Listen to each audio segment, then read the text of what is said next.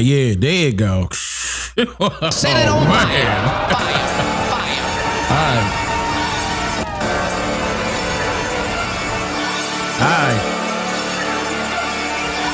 All right, man. That's crazy. Set it on fire. We in here now, though.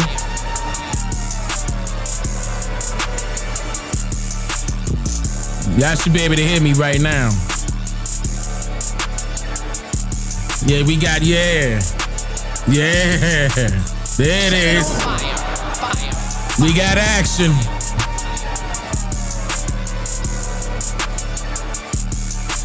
Listen.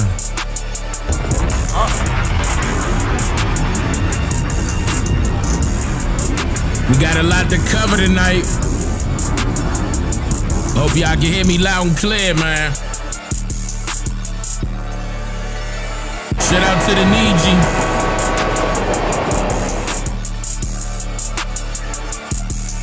Yeah, it's a lot going on, man. It's a lot going on, man. And I don't mean no pun intended when I'm doing these effects on screen. No pun intended. Listen, I've been doing these effects before Trump decided to go to war with Iran, okay? Way before Trump decided to go to war. I've been had these in the cut waiting. Shit out to the 13% also. Y'all know what time it is. Yes, sir. OCO Niji, shout out to all the Niji that's showing up. I know I'm a little late. Y'all can get on me in the comments. I'm a little late, but listen. I apologize. That's all I could do, you know? I did say, what is 7:30 Eastern time? I should have put BP beside that, huh? I heard for some of y'all it's cold out there. Huh? It's cold outside. Y'all know they messing with this weather, man. I know y'all going through, everybody going through weird weather. Out here in Texas, it was like 40, right? Then the next day it was like 90. I was like, and then later on it turned to the 40. I was like, huh? What they doing? They not only messing with the weather, they messing with so much. I gotta play these videos, y'all. I gotta show my people what's going on, man. If you haven't subscribed already, make sure you subscribe. Click that like button.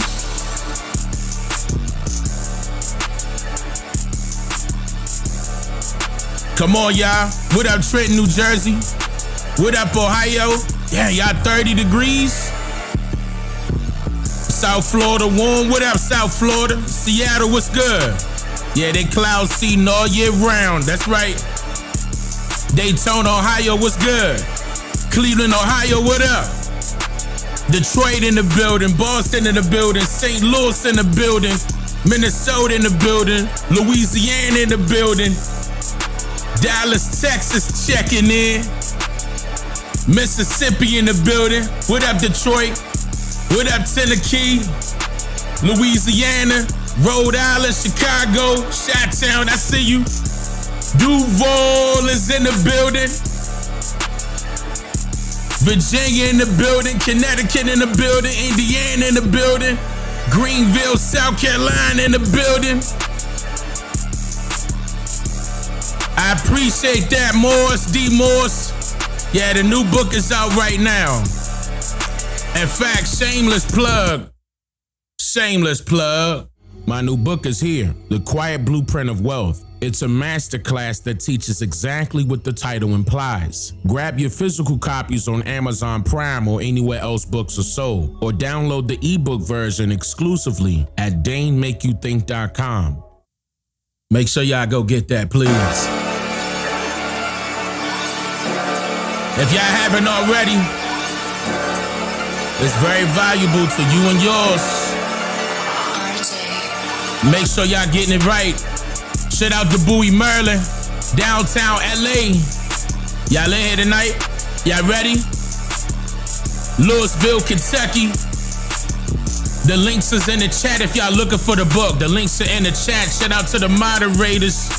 Shout out to the moderators. Shout out to the snipers and the administrators.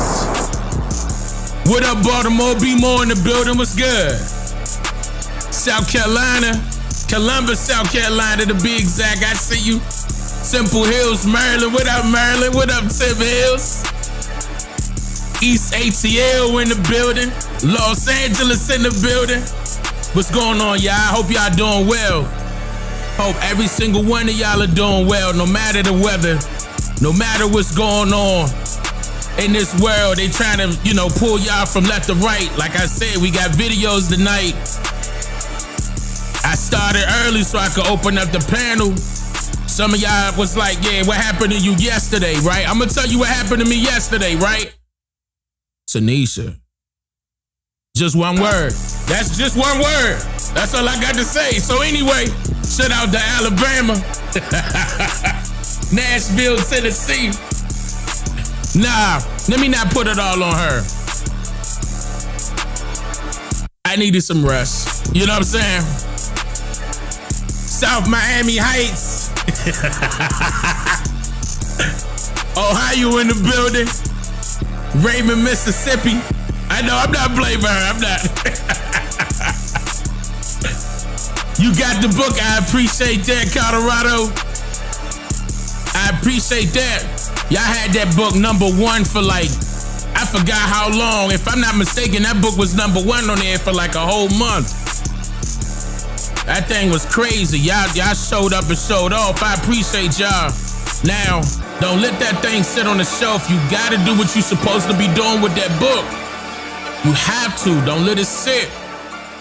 Don't let it sit. Yeah, because look, it is what it is, man. I'm definitely gonna be going over some segments with that when it comes to, starting your trust. No matter which one you pick, revocable, irrevocable. This is protecting your assets. This is protecting you and your family. That's what this is about. I know a lot of people are out there tired of having to give up the houses that their family worked so hard for, but then all of a sudden, just because of that mortgage is right there, they got to give it back to the bank that they did that mortgage with, when that should be passed down to the children. Everybody done went through that and their families. I know they have. Me personally, man, I wish I could have, had a longer, time period with teaching some of my own family members about that, because that's a part of building generational wealth. Everything that you own, you're supposed to own legitimately and for surpassing your lifespan. That's supposed to be held into the family. Period. I appreciate that. Yep, it was #1 on Amazon. Yep, and I appreciate that. I don't know if it still is or not. If it is, I thank y'all. Don't forget that I took a little break, about a week and a half little break. Me and Tanisha had to spend time together, man. We needed that. We deserved that. And shout out to you all that was showing a lot of love last live stream, when I let y'all know, that we working on that marriage, getting everything right. And I appreciate that, y'all. No, seriously, I really do. I know I didn't mention anything because we were so knee deep into the information last live stream, but no, seriously.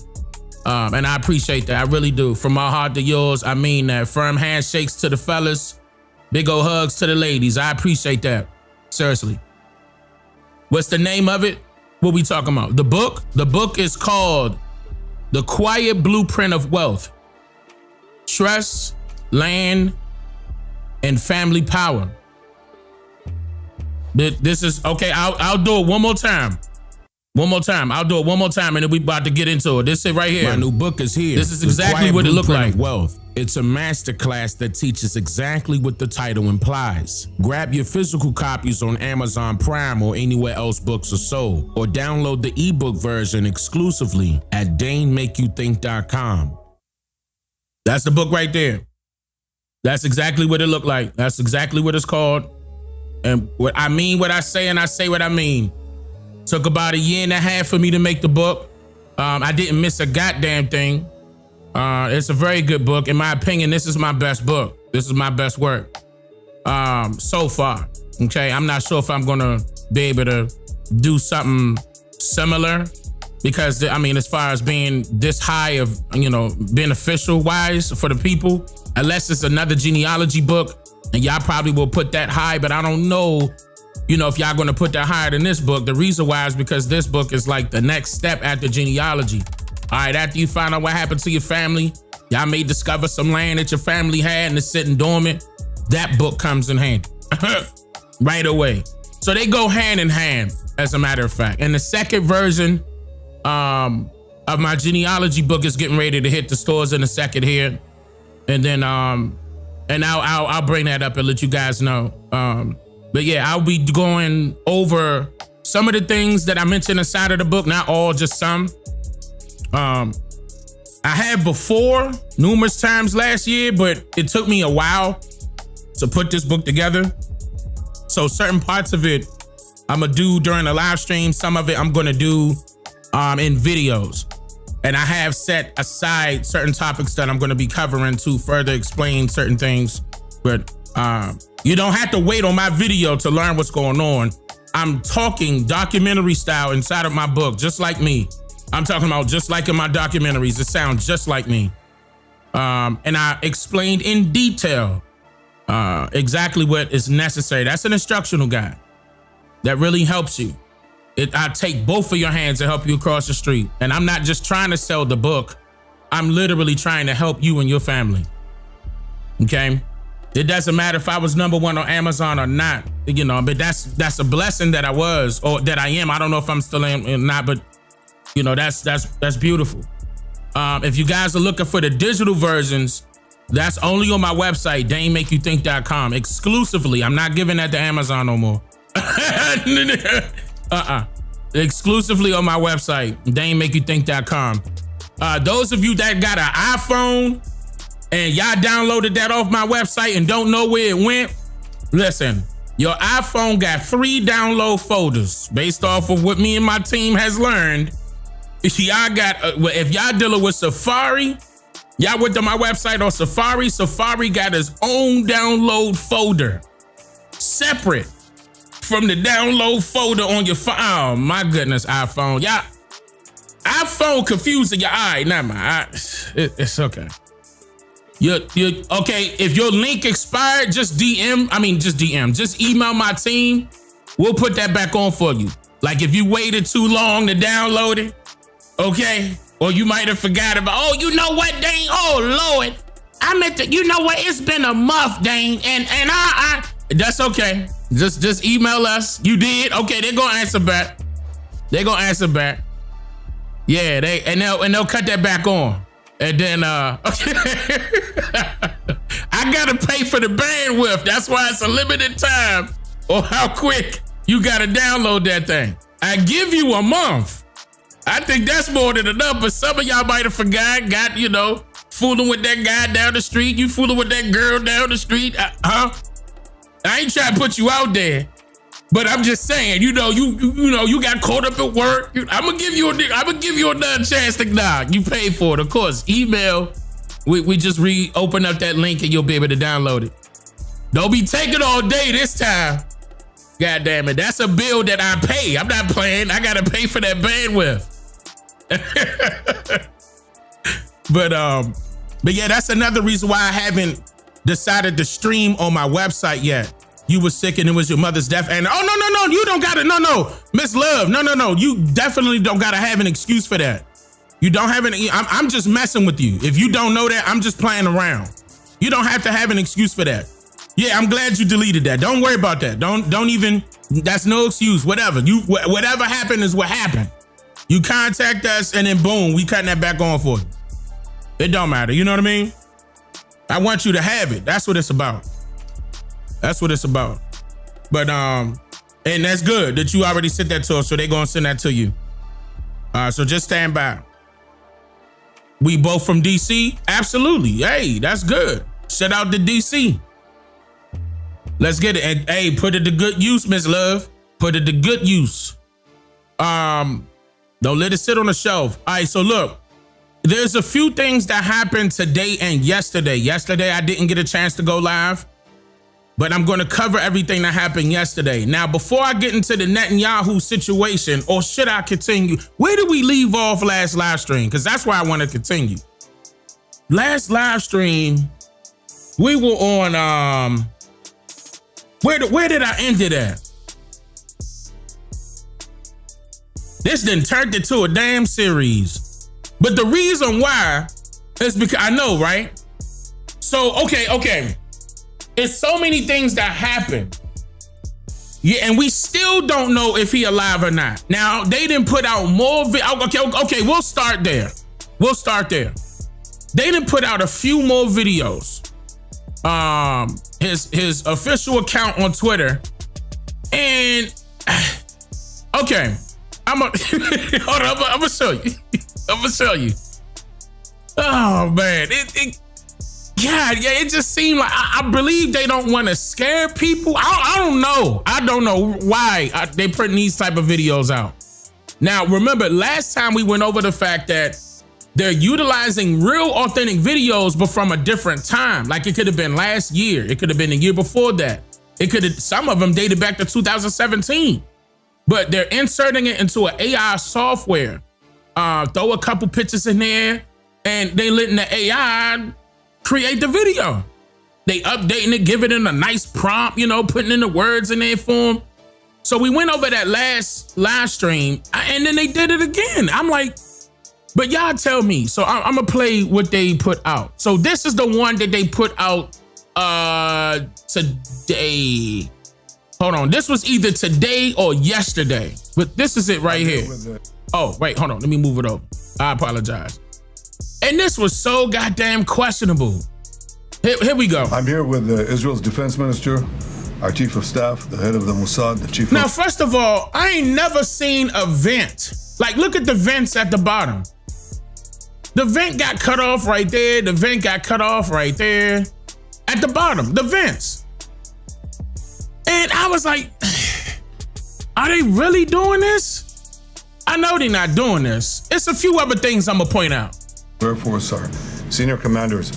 In the past 24 hours, we knocked out 2 of the terrorist chieftains, the top terrorist chieftains of the. All right, now let's rewind that back. Now I want you to pay attention to this door and watch this door start to wobbling like as if it's a flag and wind is hitting it. Watch this. I'm here with Israel's defense minister. Watch this. Soon as the cameras look at it with Chief of Air Force, our senior commanders. That door got a 24 hours, we a knocked BBL out 2 or of the something. How was that Jones shaking at home? Terrorist chieftains. So anyway, do y'all want me to point out the rest of the crap? Do we gotta go over this again? Do y'all want me to continue to? You want me to point out one other thing? Okay, I'm gonna point out one other thing. Just one more, y'all. Just one more. I want you to pay attention to his jacket, right? Now, I want you to notice the definition of the opening of his jacket, like the curved part. I don't know what they want to call it, the fly, right there where his pin is, right?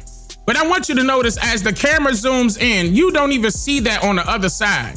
I mean, unless he got that jacket custom made. Let me just play. I'm here with Israel's defense minister. Like AI forgot to duplicate it for the side, bro. Look, zooming in. In the past 20. We see the definition right here. Look. 4 hours, we knocked out 2 of the terrorist chieftains. It still ain't come in right here. Terrorist chieftains of this tyranny. Still ain't come in. Our aircraft. Still ain't come in. Look. We see it clearly right here. Where is it right here? Where? And you mean to tell me he alive? Okay, well, whatever, So y'all want to, his head don't match his body. Listen, y'all, what more do I need to say? And they just throwing this out there. Now notice how any other platform, when there's a content creator out there that utilizes AI, they purposely tell us that we have to let folks know that video was created with the use of AI. Man, why can't it go for these, you know what I'm saying? That same rule should apply for any video that hit the internet on any platform by anybody, not just content creators. And I mean, they made this look real. until you look closely. I'm here with Israel's defense minister. And look at the lights right here off the glare. They're supposed to be the alleged glare of the room, right? The alleged glare. That's not in order. All of that is Our chief out. of staff, the head of the Mossad, the chief of Air Force, our senior commanders. In the past 24 hours, we knocked out 2 of the ducking in the terrorist background. chieftains, the top terrorist chieftains Coming back. of this You saw tyranny. that? What the hell? What you chieftains. taking a picture on the floor? Look at this person right here. 24 hours, we Look, knocked duck out down. 2 of Hold the on. Mossad, Right senior here. commanders. In the Then the past presser 24 duck hours, down. we knocked What you out 2 doing? of the terrorist chieftains. Then the top presser come terrorist back and what you chieftains of doing? this tyranny.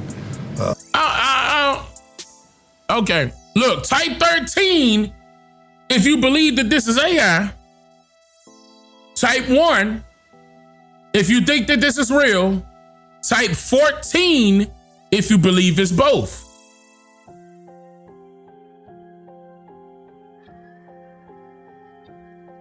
Type 13 if you believe that this is AI. 1 if you believe it's real. 14 if you believe it's both.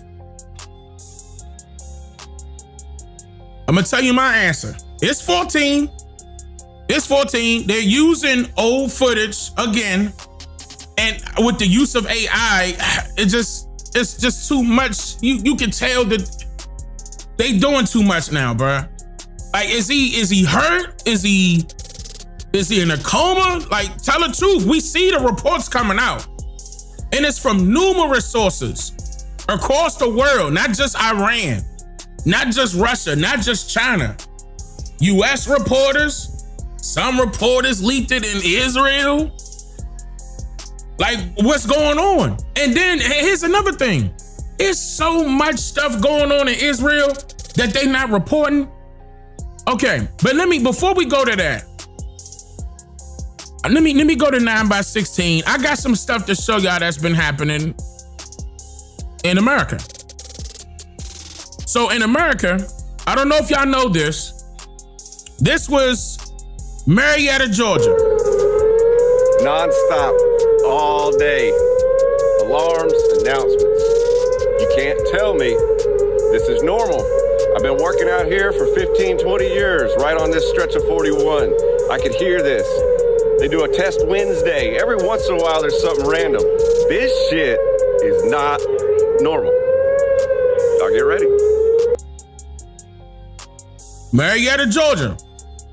Charlotte, North Carolina.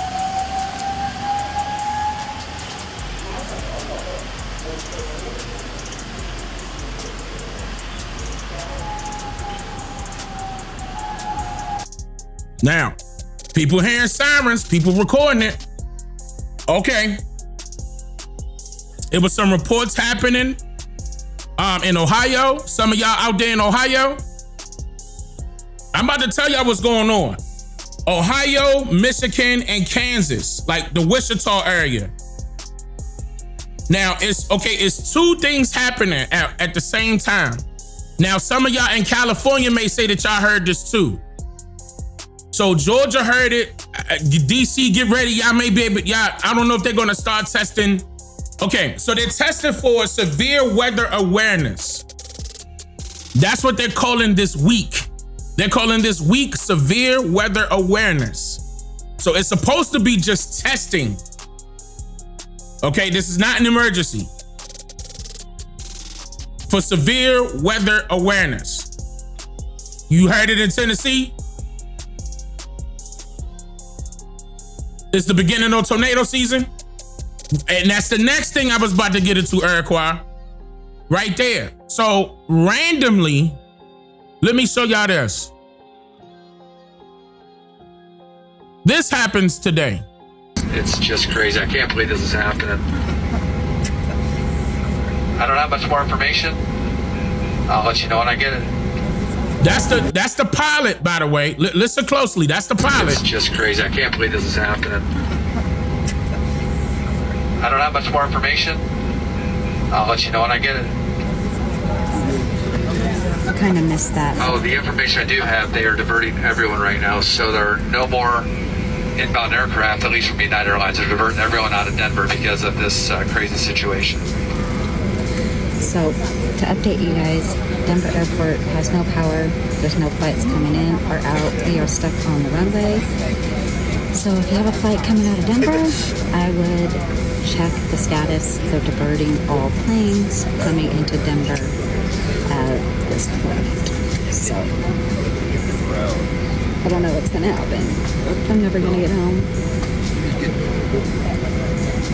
Again, if you're at the Denver airport, there is no power in the airport. No flights are landing no flights are landing or taking off. They're being diverted to other airports. So check your flights. All right. They didn't let no plane leave at the Denver airport today. Everybody, people were stuck for hours at the Denver airport. This was random. They still have not put out any information as to what happened, as to the reason why they just lost power, randomly lost power. Now, some may associate this with the TSA having a what is it called? They're having a protest. I think it's for pay or something, but that didn't affect it. That wasn't it. Unless they tried to make up an excuse and say, hey, let's just shut the power out. But that will be all the airports in order for that to happen, not just Denver. So, you know what I mean? Like, I'll put a needle in that one. You know what I mean? If I were you, I would look at look at your government, okay, as to the reason why they were shut down an entire airport. Busy airport at that. Busy hours. We talking in the AM. People trying to go home, people trying to go to work, or people trying to go see their family. They didn't even warn the pilots. You heard the pilot going on there saying this is crazy. They were just told to stay still. You know, I'm paraphrasing, but that was just wild. Okay, now, there's a few other things I want to show you. That was right here in, hold up, we're dealing with the power. Okay, here you go. Here go more images. Look at all these people at the airport. Oh my God, I will be pissed.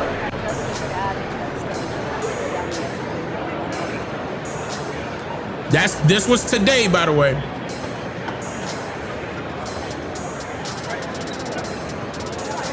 The little girl checking her hand, looking at the time. You know it's bad.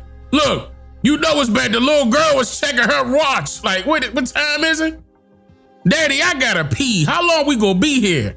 Well, you gonna have to use the bathroom at the airport. They stink, Daddy. I don't want to use them. But anyway, so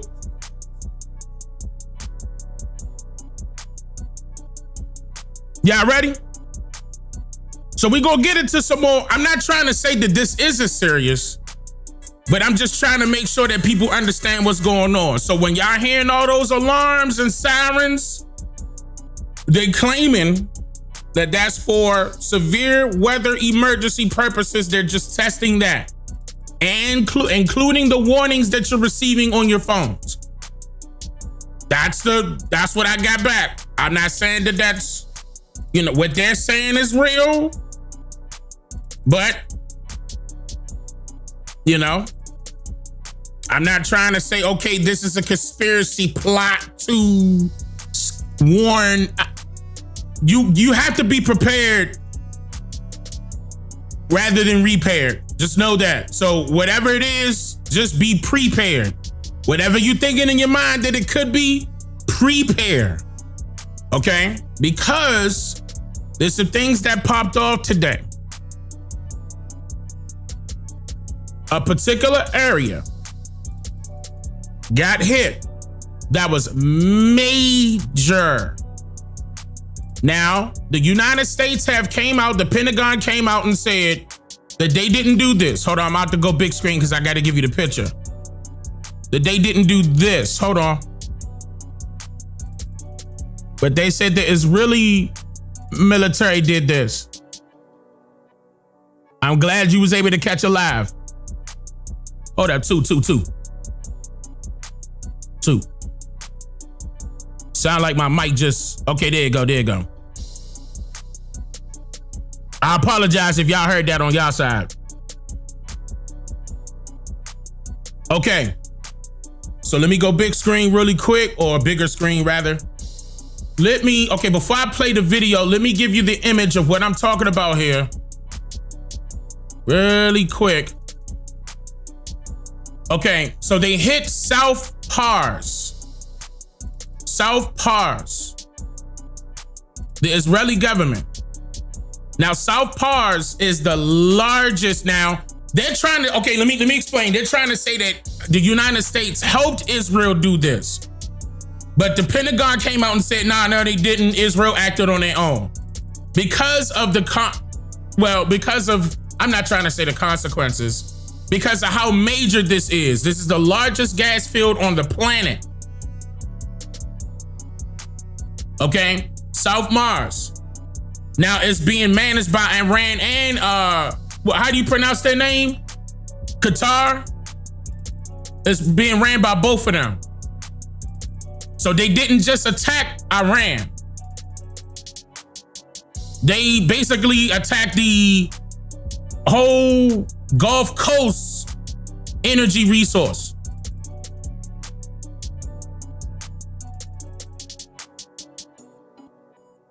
The whole one. And that's, so Qatar, I was right. Okay, so I was right. All right. So we gotta let that sink in. Because if you hit them, and you did, it was a direct impact. They issued, let me see, who was they? Iran, I'm trying to read it verbatim. They said, okay, now they warn that it's gonna be incoming strikes and they're gonna hit particular areas. They gave out a list. This all happened today. They're gonna hit Saudi Arabia's facilities, which is right there. The UAE oil terminals, right here. I'm talking about, they got scared. Saudi Arabia said, okay, everybody evacuate. The SAM ref said evacuate. Right beside them. They know what's coming. Iran said they hitting everybody. If that's the case, that's what's gonna happen. It already started. This is reported by AP News. Y'all can look this up. This is official right now. Y'all probably didn't seen this already. So this is a problem. This will cause a war. This will cause a real war. A real war. This part alone will cause a real war. They lost so much money because of this. They said it was upwards of $16 billion. And don't be surprised if your gas prices go up, because it says, okay, hold on, I'm about to read it verbatim. Correction, 1.8 billion, 1.8 billion. Saudi Arabia alone, their refineries process 12 million barrels a day. So if they strike Saudi Arabia, one strike, that's taking out 10% of the world's oil. Let's let this sink in. The sink keep knocking. We gotta let this sink in. Because the reason why I'm saying that is because that's gonna piss other people off. Not just within this region, but who they doing business with, chat. Who they doing business with?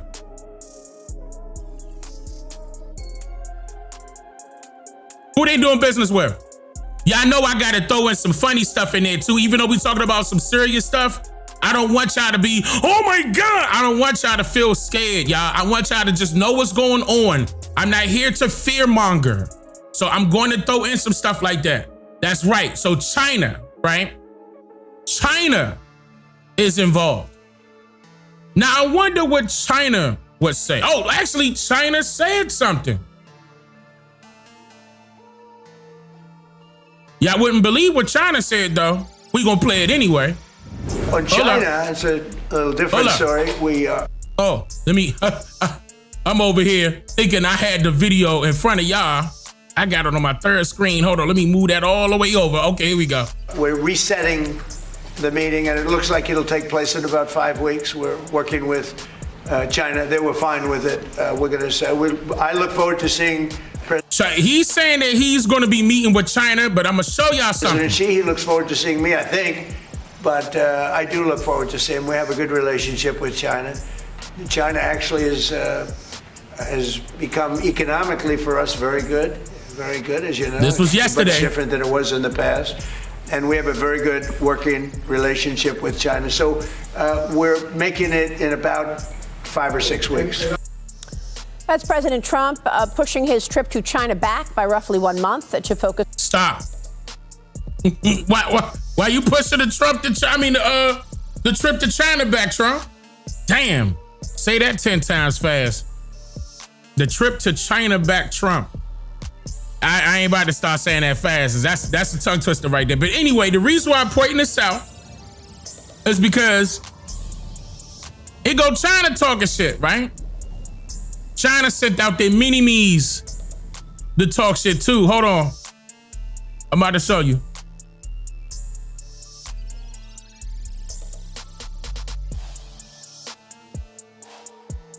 Let me play this one real quick. China will lose the US market, which, as I've said, is 15%. We don't care. We don't care. China has been here for 5,000 years. Most of the time, there was no United States, and we survived. And if the United States wants to bully China, we will deal with the situation without the United States. And we expect to survive for another 5,000 years.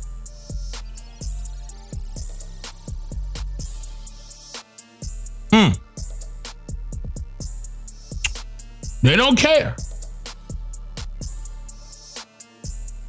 The only way they wouldn't care is if they got something up their sleeve. The only way they wouldn't care is if they got something up their sleeve.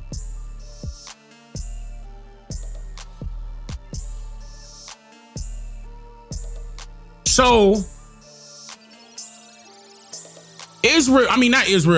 Iran, one of the Iran officials came out and said this. این هشدار قاطع و خط و نشان برای جنایتکارانی است که تعرض به بخشی از زیرساخت‌های سوخت و انرژی ایران در جنوب کشور داشتند.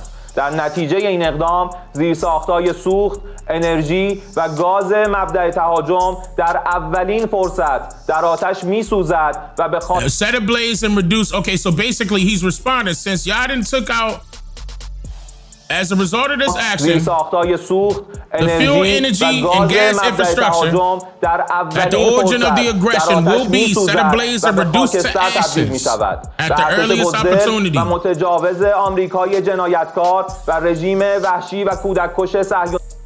Wait a minute. Look at what he said. We declare to the cowardly and criminally aggressive American military and the savage, child-killing Zionist regime, you are compelled to throw your soldiers into their doom and lose your dignity. They not backing down. I said this last live stream. I said this the live stream before that one. Iran is not backing down. They were surprised that Iran did not submit. Why would Iran submit when they got more power than you think they do?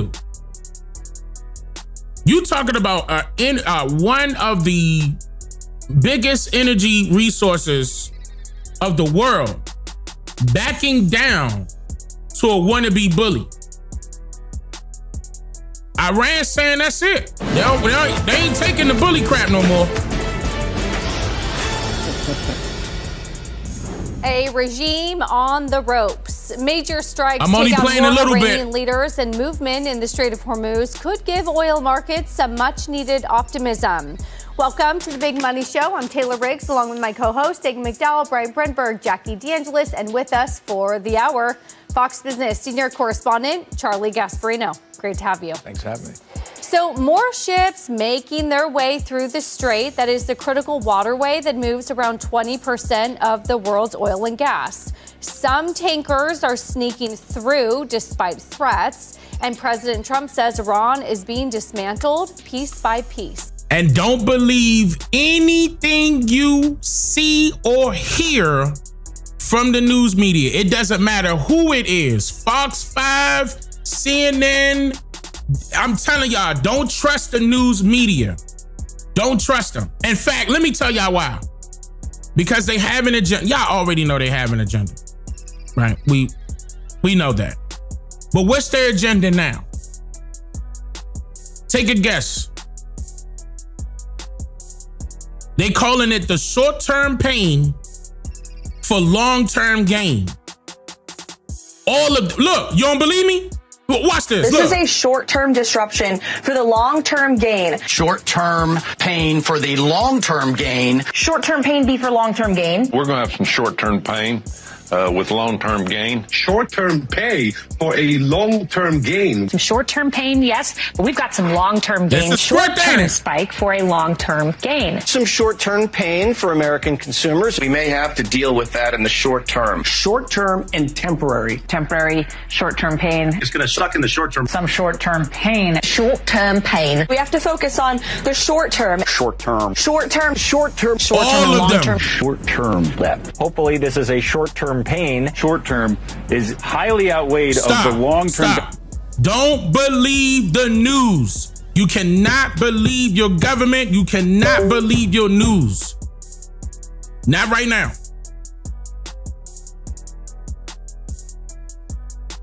You can't trust none of them.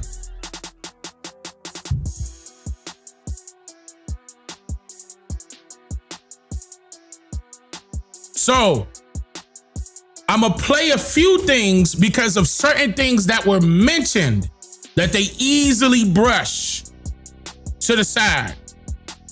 Some things are said with the underlining message that I have to point out. Since they're all reading from a script, they're all doing a job, y'all. These are paid actors and actresses. If you don't know that by now, you got to know that now. I'm not trying to get on you. This ain't the time to get on you. We need to be together. We need to be together right now as Americans. The government went rogue. The government went rogue. So rogue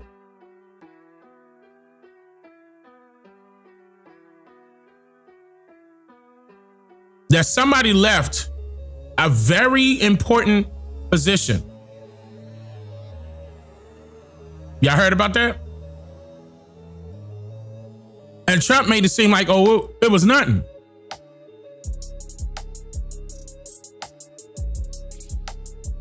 The guy's name that I'm talking about, his name is Joseph Kent.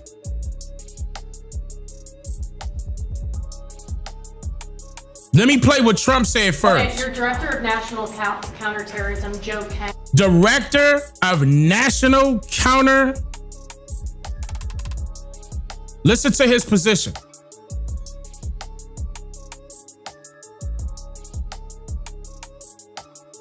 Listen to his position. And he left because of the war on Iran. Your Director of National Counterterrorism, Joe Kent, he just resigned today. He said he can't support your conflict with Iran. This was yesterday. What's your reaction to that? And did you? Well, I read his statement. I always thought he was a nice guy, but I always thought he was weak on security, very weak on security. If he was weak on security, why you put him in that position?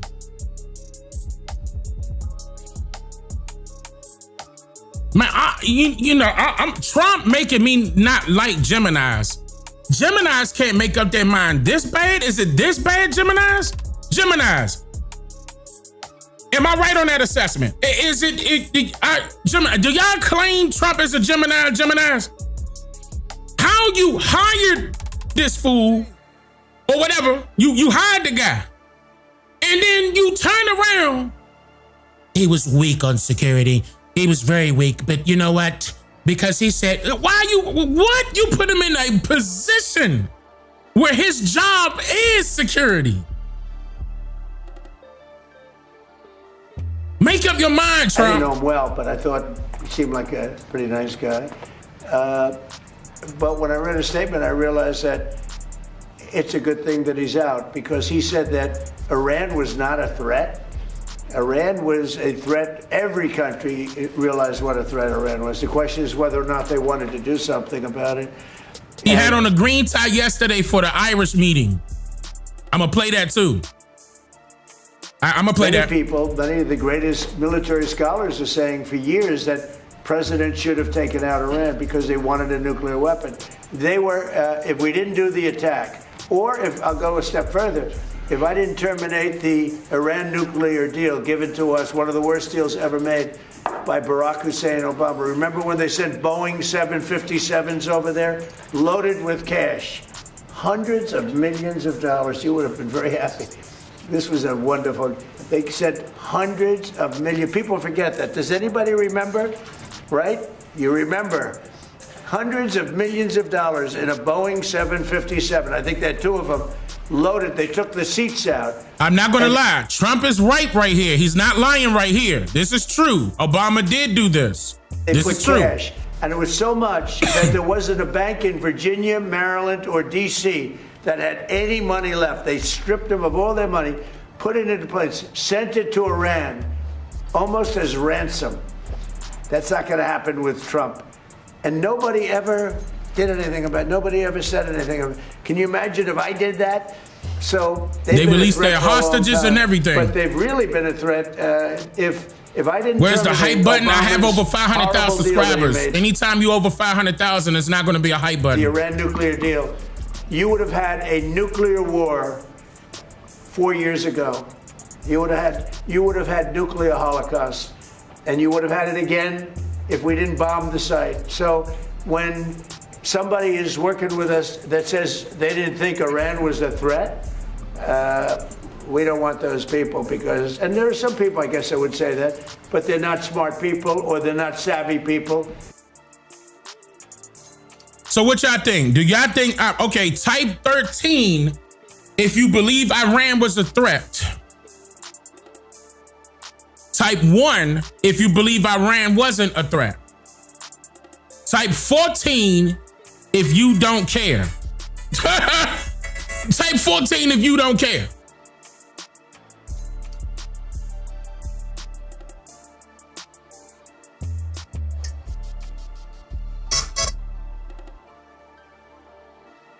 Okay. A lot of 14s, a lot of 1s.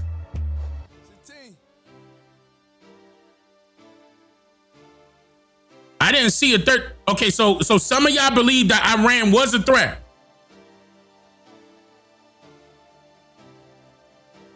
Okay. A lot of y'all don't. You need evidence to go to war. I agree with you. All right, now. So this is what he said yesterday. At the same time, I'm going to insert this in. The UN claimed that they ain't got no money. I'm throwing this in randomly. Look. The Secretary General has, as you know, repeatedly made clear the problem both of non-payment of Jews by member states and the related problem of the UN being forced to repay member states for budget expenses that it does not budget money that it does not spend, so those two factors have put us on an unsustainable trajectory. Although more than 150 member states paid their dues last year, we ended 2025 with a record $1.56 billion in outstanding dues, which is more than double that of the previous year. So unless either the payments come in, or we're not compelled to spend, to return the monies that we are not able to spend because we didn't receive the budget. Unless one of those two things happen, we face a real danger of running out of money. Listen, look at what's going on here. Y'all already know it was like he's pushing for regime change, right? But working in whose favor? At what cost? And how many American lives are gonna be lost? Do we want the regime to fall? Yes. But guess who's trying to put themselves in? So if you stop payment, these are the Jews. Notice he said the Jews stop paying their dues to the UN. That's what he said. And that happened this January. I'm tossing this in. And then it's so-called Jews, Israel, right? So-called, that's fighting against Iran because they believe Iran is a threat to them. And somehow the United States snuck in and got their back. Nobody from NATO, no European Union member is stepping up to assist the United States or Israel. What does that sound like to you? Now, I said this during the first live stream on this and the second live stream. That sound like out with the old, in with the new. And behind the scenes, there are a couple billionaires, and y'all can start naming them, including BlackRock, that was getting land, right? Cloud seeding territories where they caused tornadoes, hurricanes, just to land grab. And do you know Bill Gates and BlackRock and Nestle came together to buy water? To buy water? I never thought water was for sale. Me too. But let me say this again. Bill Gates, BlackRock, Nestle got together to buy the lands that's closer to where the waters are located, so they could control the water. When you control the water, you control everything. What that sound like? Now, throughout my entire channel, I told you that. I said not only was a land grab, at first they needed to control the waterways in order to conquer a territory. Because once you control the waterways, you control the land. When you control the land, you control the resources. They're trying to make history repeat. That was their agenda. Agenda 2030. Agenda for the 21st century. They're trying to really make that happen, guys. A lot of people were calling Trump a dictator, but he's not the only one dictating. In the first live stream, I played not in the live stream, in the video, the VOD on my channel, I played the segment where Netanyahu had the interview with Sean Hannity on Fox. That was the last interview we seen him, actually. And he said that they're trying to make Trump the world leader. He came out his mouth and said world leader. If Trump is still they saying that this war is going to be longer than 3 to 5 years. Just that number alone, if Trump is still at war with Iran, can they pass his presidency over to the next president? I'm glad you brought that up. He does have his sights on Cuba. I've been mentioning this. And you know why?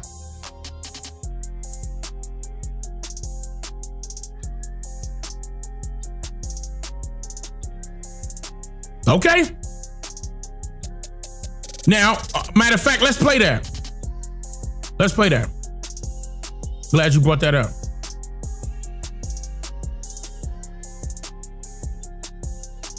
This is Trump. President Trump is hinting that he has eyes on another country in addition to Iran. What can you tell us there? we can't forget about it, right? I mean, and we can't forget about Venezuela. I mean, these are major international events that have happened just within a span of a few weeks, and all signs are pointing to Cuba potentially being next. We're in this window of time in which conditions in Cuba are very, very difficult, and that's an understatement. There was.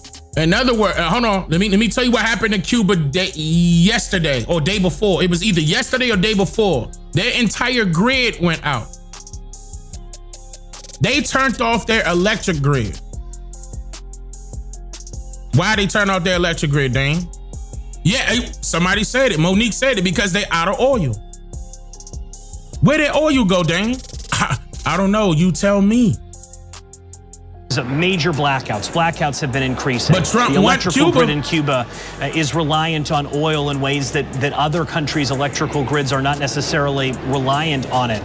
They've seen major power outages in Cuba. The United Nations has warned of a looming humanitarian disaster. You know how many people are dying in Cuba right now? Why? Because for so many years it was Venezuela, it was Maduro that was helping Cuba. Maduro's out. Venezuela's now working with the U.S. Cuba essentially has been blocked off from much of the world. What the president said in the Oval Office yesterday, extremely remarkable and important, and perhaps telling of where we're going next. Take a listen. I do believe I'll be having the honor of taking Cuba. That'd be good. That's a big honor. Taking Cuba. Having the honor of taking Cuba. Well, I do believe I'll be having the honor of taking Cuba. Wait a minute, y'all. Is this modern day colonization? Y'all said Trump a dictator. Is Trump a colonizer? That should be the question. You know, doctrine of discovery. Let's go back a long time. I said a little bit, but a long time.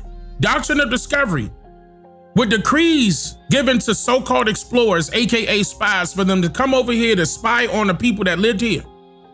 And then they sent their missionaries over here with those decrees, those same decrees, doctrine of discovery, to take the land from up under the indigenous people. Not quietly, but through war. But what kind of war, Dane? Because their military or their militia at that time wasn't afloat to the point where they could handle that much territory. They pitted the people against each other. That is the easiest way you could colonize. Listen, that is the easiest way you could colonize a territory. You pit the people against each other. Now let's go to today's time. What if Israel is actually bombing these particular places, in which they admitted to today that they bombed South Pars, and U.S. said, nah, that ain't, the Pentagon said that wasn't us. What if Israel are purposely bombing these areas in order to pit the people against each other, especially the Muslim community? Because at that point, everything would crash and burn. They learned from history. So why not make history repeat itself if they have no clue about it? And that's what they're riding off of. We talking about a brand new territory. Israel just got made in the 1940s, trying to take over, but they can't do it without the U.S.'s help.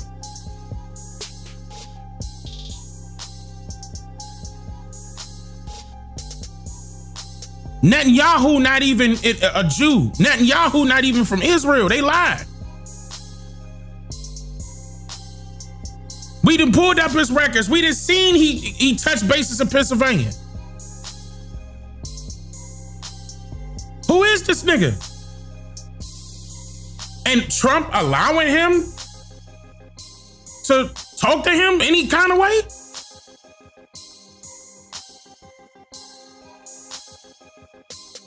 Or is that just what we see on the surface and there's a bigger agenda behind it? You don't see Elon Musk coming out saying anything about Iran, do you?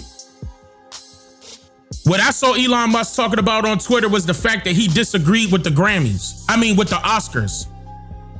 He was trying to get people riled up about the Oscars because Michael B. Jordan won an Oscar. and not that other guy that was in Dune, the movie. They mad because Aniji won an Oscar.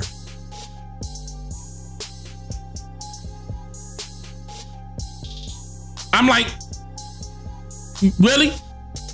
So y'all gotta understand, all these billionaires Trump got in his pocket. He got Elon.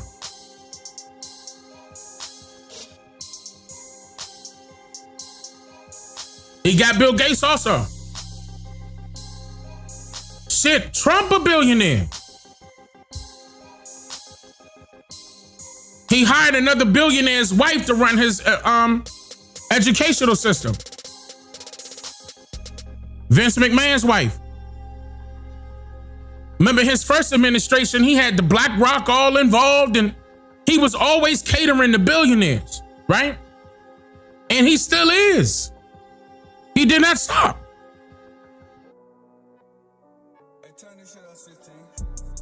And he turned around and telling you that it will be an honor for him to take Cuba. And some people gonna be out there thinking that's okay. Yeah, but because we're America, Dane. We're America. We're based on immigration. We're based on colonization. America was America before your folks got here. And decided to cause division and confusion amongst the indigenous people. Yeah, her name was Linda McMahon. Y'all could go back to where y'all came from. I mean, if you scared, say you scared. If you want the division and confusion and distraction and all the rest of that crap, go somewhere else. See, because Trump not fighting this war, he's sending Americans. And now they're getting ready to put boots on the ground. And you know how many people gonna die? I tweeted a couple, I'm gonna say a couple days. I wanna say, what day was that? I'm gonna have to pull that up. Hold on, let me pull that up real quick.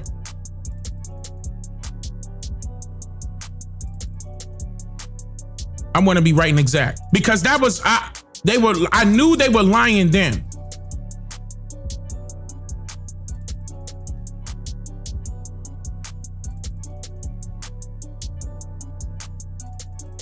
Okay.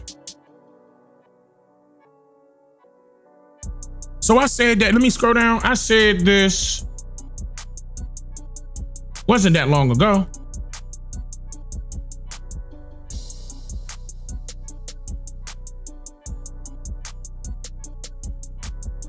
Wait, did they get rid of my tweet? Oh no, here it is, March 3rd.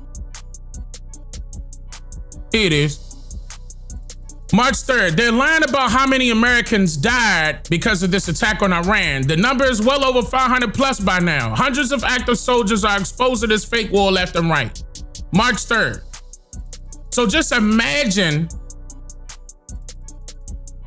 how many people it is now. And then imagine how many people it will be once they put people on the ground. You talking about Iran. You did the same bullshit to Iraq, Afghanistan. Leave these people alone, bruh. Well, like you, okay, they said that Iran is an imminent threat because they have the possible, the capability of having nuclear weapons. Y'all, doesn't China? Doesn't Russia? North Korea? What's up with them? You targeting Iran.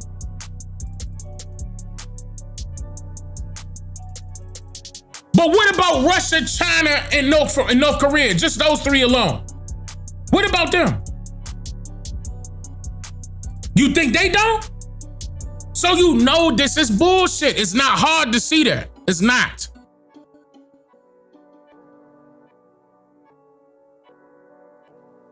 But what they did was they made it hard for y'all to see that this fool gone. I'm gonna show y'all something. This another video they put out. I'm gonna be jumping back and forth. This another video that they put out of Netanyahu as proof of life, saying that he here. What's Huckleberry first name? Is his first name Michael? And this is old, by the way. Again, remember I told you they're utilizing a particular software, that's AI, that allows you to insert old footage and try to make it look brand new by adding new stuff to it. They doctoring it up. Michael Huckleberry. Okay, that's his name. Look, they tried to say that this was yesterday. Mr. Prime Minister, I want you to know today. Make sure you were okay. Yes, Mike. Look, listen to the conversation. Mr. Prime Minister, I wanted you to know the president asked me to come and make sure you were okay. Why they get on camera? They wait till the camera rolling, and he said the president. Mr. Prime Minister, I wanted you to know the president asked me to come and make sure you were okay. Yes, Mike. And that glitch right there, that's the famous AI glitch. Yes, Mike. Look at that famous AI glitch right there.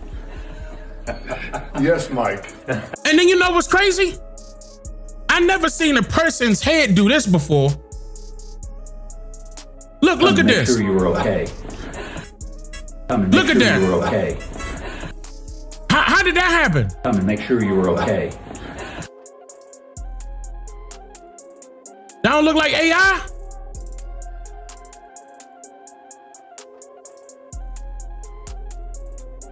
Look at that. And you mean to tell me that? Okay, I'm just saying. His whole face is morphing. Who does that? Okay. So if this is real, they're so reptilian. Reptilians are real, y'all. They're alive and well. They all around. Reptilians are real.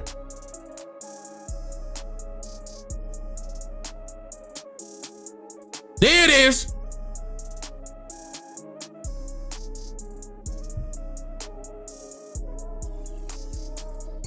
We cracked the code.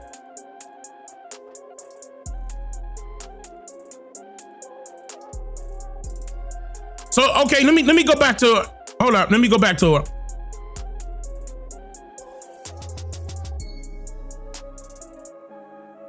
President Trump is hinting that he has eyes on another country. Right here. The honor of taking Cuba. That'd be good honor. That's a big honor. It'd be an honor of taking Cuba. It'd be a great honor. Wow, bro. Now people just let this. Taking Cuba in some form, yeah. Taking Cuba. I mean, whether I free it, take it, I think I could do anything I want with it. You want to know the truth? They're a very weakened nation. Now, when you're the President of the United States, words matter. That phrase, take it, is being looked at from all sides of the political universe this morning. Trump not helping the news media. The news media helping Trump. They just coming up with some excuses for Trump's saying anything out his mouth now, and he don't care. And the news is actually coming out left and right, trying to give an answer to his actions. I find this to be hilarious. Democrats criticizing that form of language, but clearly the president is riding high on this confidence, even though it looks as look at the excuse. Look at the excuse. Well, I mean, this is truly the potential for a reshaped world, at least from a global stage, from what we were seeing. A reshaped world. Reshaped world. Why that sounds so familiar? I'm about to show y'all something. Be quiet. I ain't gonna say nothing. Be quiet for a second. A reshaped world. Don't say nothing. Hold up. Shh. A reshaped world. What that sound like, y'all? Y'all remember this? Reshaped world. Don't say nothing. Shh. Don't say nothing. Just read. Just look at what I'm posting up. Hold on, I'm gonna zoom in. Oh yeah, that's too far. I'm gonna zoom in. I'm gonna slowly scroll down. A reshaped world. Listen. Scenarios of U.S. and global society reshaped,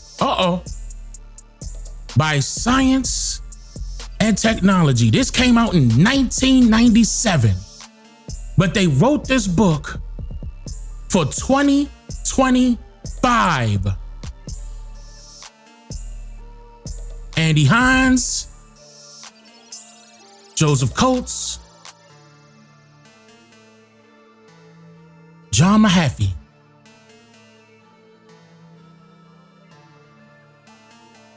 Written in the form of a history book, 2025. That's what they named it. They named it 2025. It's an engaging retrospective of the years 1990 through 2025, through examining trends in medicine, housing, food service, economics, entertainment, industry, education, and other key aspects of society. This book paints a fascinating picture of the future. These are futurists that wrote this book. Hold on. And do you know they predicted? Did they predict or did they plan? They predicted, see, February 1997. I got the whole thing. Anybody want it? Who want it? 500 pages long.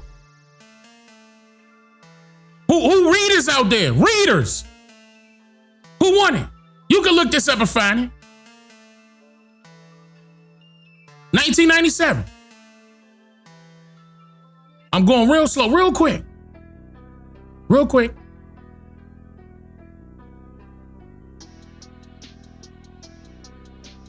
Look.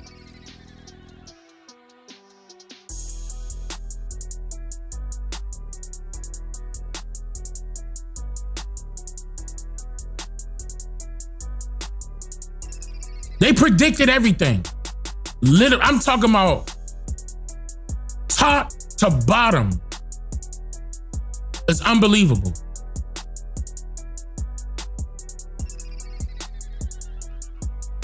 They specialize in the study of the future. I don't want y'all to think I'm playing. I want y'all to take this seriously. Y'all want this? I'll drop this to you inside of the 13% community server. I'll give it to you. Because it's a PDF on my computer. I wish I could click and drag PDFs to the right, either predicted or scripted. I agree. Because they got this to a T, y'all. They got it down to a T. And that's why I'm like, something up. All the way to the robots, population trends.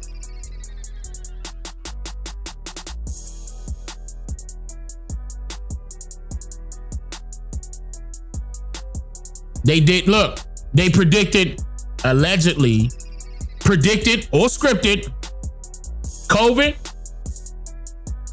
what we going through right now with Iran.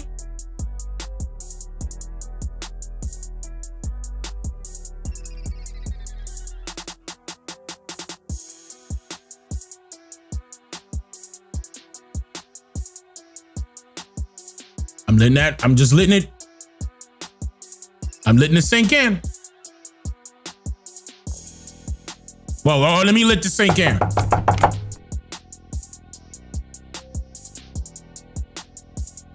Once again, okay, because somebody asked, okay, here we go. Let's go on over it all.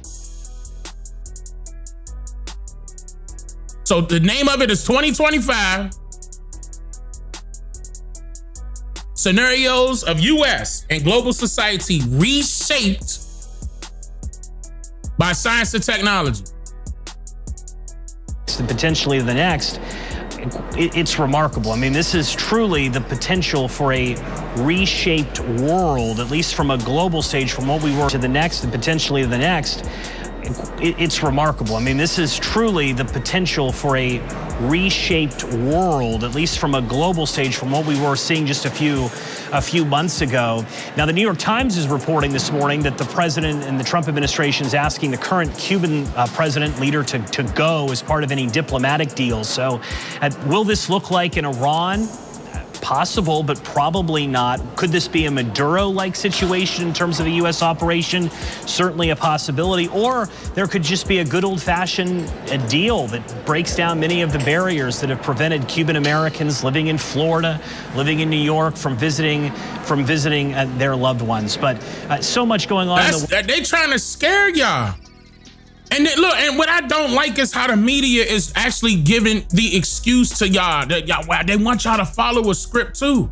Look, you have the people who are talking to Iranians in Iran saying, you know, they're most afraid of the bombs stopping because if the bombs stop, they believe the United States might be done. Absolutely. And when they have the moment to tweet, they're tweeting and saying, please don't stop. Because the worst thing that could happen to us is if you leave this regime in place, which means who is going to pay the price? We, the Iranian people, are. They're going to torture us more. They're going to kill us. They're going to throw us in prison.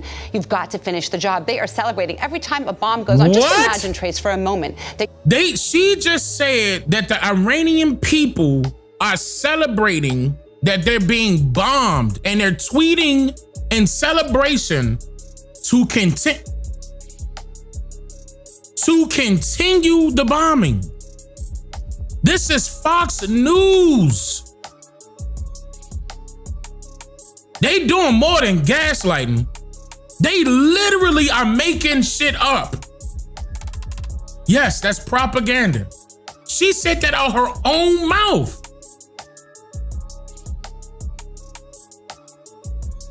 Like she speak for the Iranians. Bombs stopping because if the bombs stop, they believe the United States might be done. Absolutely. And when they have the moment to tweet, they're tweeting and saying, please don't stop. Because the worst thing that could happen to us is if you leave this regime in. How do we know that she's capped? Because Iran foreign minister came out and said that he cut off the internet. They cannot tweet. And when they do put something out, when they get a chance to, it gets removed off the internet.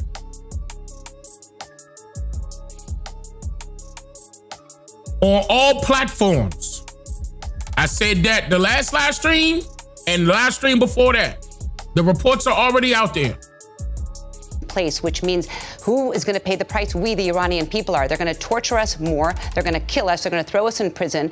You've got to finish the job. They are celebrating every time a bomb goes on. Just imagine, Trace, for a moment that you'd be celebrating when you hear a bomb go off, because that is a freedom mission. It's a freedom mission for them. This is not a war. They are finally going to be free from their oppressors that have held them hostage for the past 47 years. Yeah.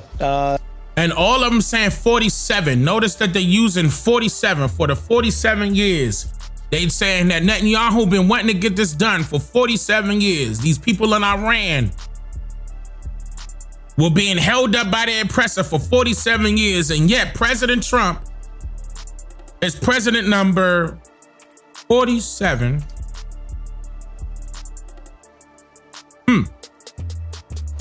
Nah, that don't mean nothing, Dane. Dane, don't give him gematria. All right, don't give him gematria. You lucky Zach not writing my chat, because he'll pop up on this panel and cuss you. But all right. In gematria, by the way. Okay. But we ain't supposed to believe that. You know, that's what they want us to. But meanwhile, they not reporting on. They not reporting on what's going on in Israel. Look, y'all. I'm going to show y'all a few of them real quick. כוחות של מג"ב פה רודפים פה אחרי עלות. האם בקפלן ככה הם מתנהגים? תראו מה הולך פה, בלגן אחד גדול. תראו איזה... שזה מדובר בחרדים, הכל טוב, נופלים פה. כוחות של מג"ב פה רודפים פה אחרי עלות. האם בקפלן ככה הם מתנהגים? תראו מה הולך פה, בלגן אחד גדול. תראו איזה... שזה מדובר בחרדים, הכל טוב, נופלים פה. They said protests in Israel are continuing.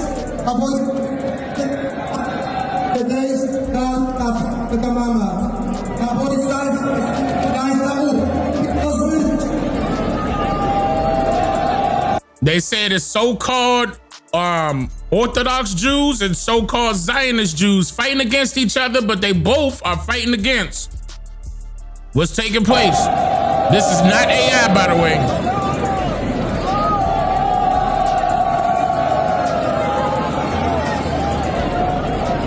But there are also reports coming out saying that Netanyahu ordered that all street cameras be taken out of any part in Israel. No more street cameras. They don't want nobody recording. Anybody get recorded getting arrested. They don't want to report or have reports come out that they're protesting out there right now.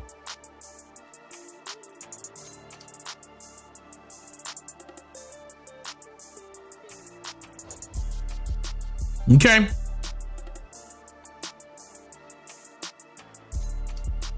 I want to play this one real quick. Hold on, let me go bigger screen.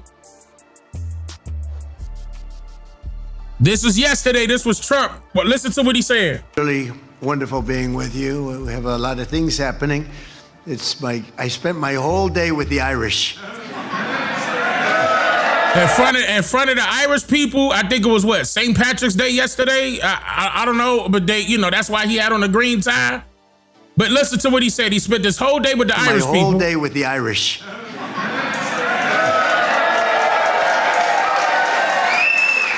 And I should have been spending it with the Iranians, but that's not, in a different sense. We're doing very well.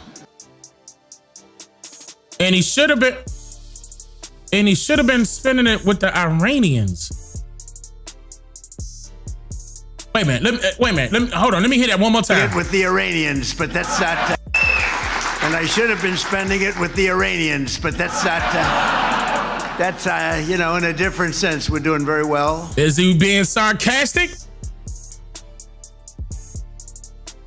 Now, right next to Trump, that same day, he go. I don't know if he's the Irish Prime Minister. I don't know what his title is, but here he go, right in front of Trump. The United States is the largest economy in the world. Ireland is small. We need free and open trade to make our way in the world. And we like to see as few barriers and tariffs get in the way of that as possible. He's smiling. Trump's smiling. Something about the tariffs. Right? Peep game. Like other small countries, we see international rules and order, including the United Nations, as essential to our peace and security and to that of the world. Our own recent history has convinced us that dialogue, negotiation and de-escalation are the ways to make progress. And we especially want to see progress and peace in the Middle East, as I know you do. And we also need a just and sustainable peace in Ukraine. Too many people are dying as a result of conflict across the world, and we owe it to them all to create a better future. Trump's body language. Y'all saw that? Listen to, okay, now look, Trump's smiling. Now, everything that he's saying, just watch Trump now. From this point forward, watch this. Our own recent history has convinced us that dialogue, negotiation and de-escalation are the ways to make progress. And we especially want to see progress and peace in the Middle East, as I know you do. And we also need a just and sustainable peace in Ukraine. Too many people are dying as a result of conflict across the world, and we owe it to them all to create a better future. Trump ain't like that. He ain't like that at all.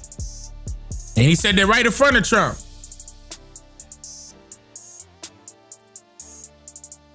All right, hold on. Let me pull up this. Hold on. I want to play this real quick before we move any further.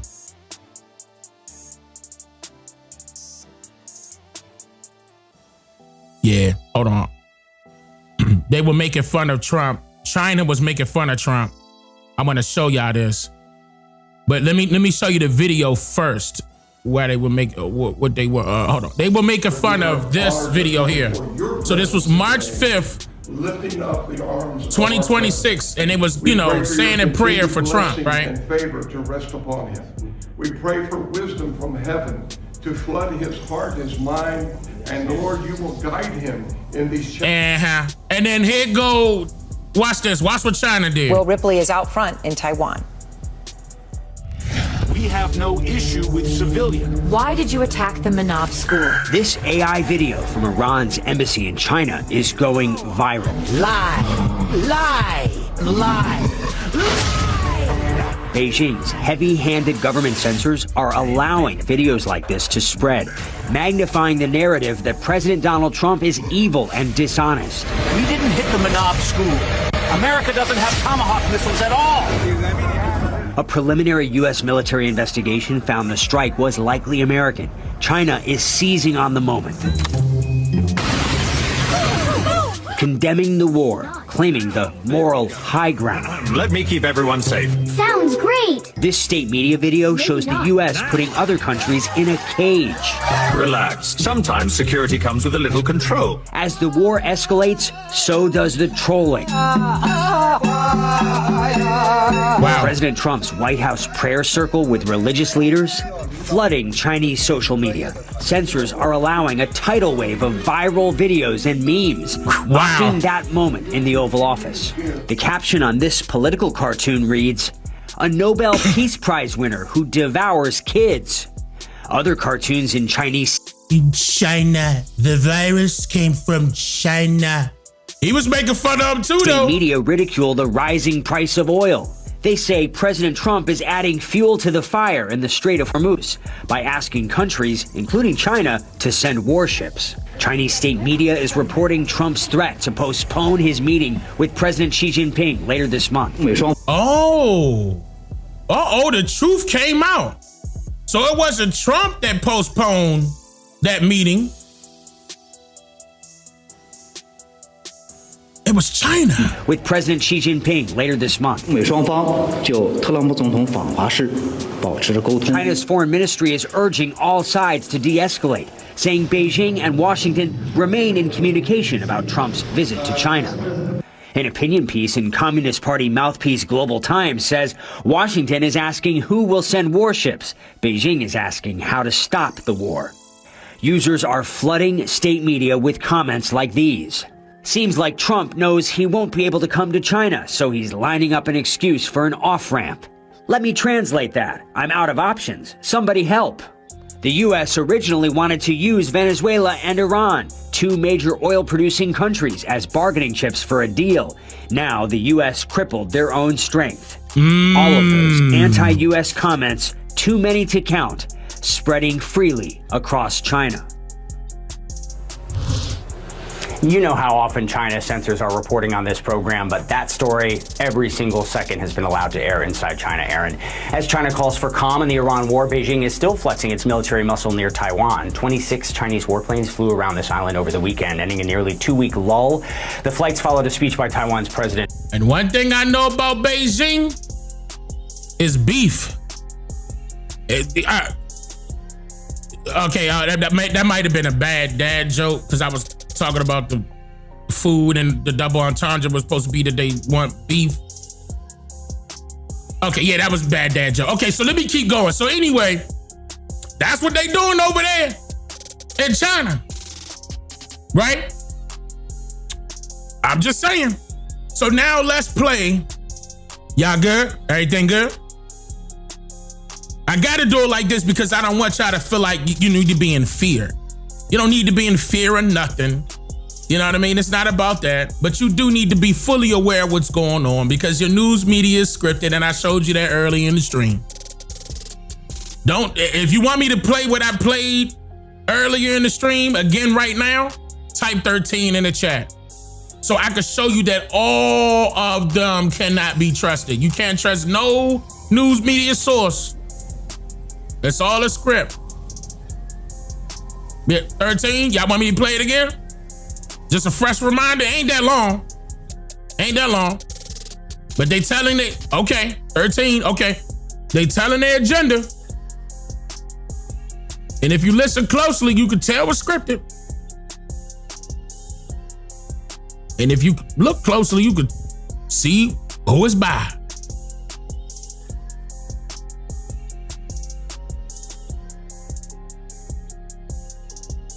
Okay, here we go.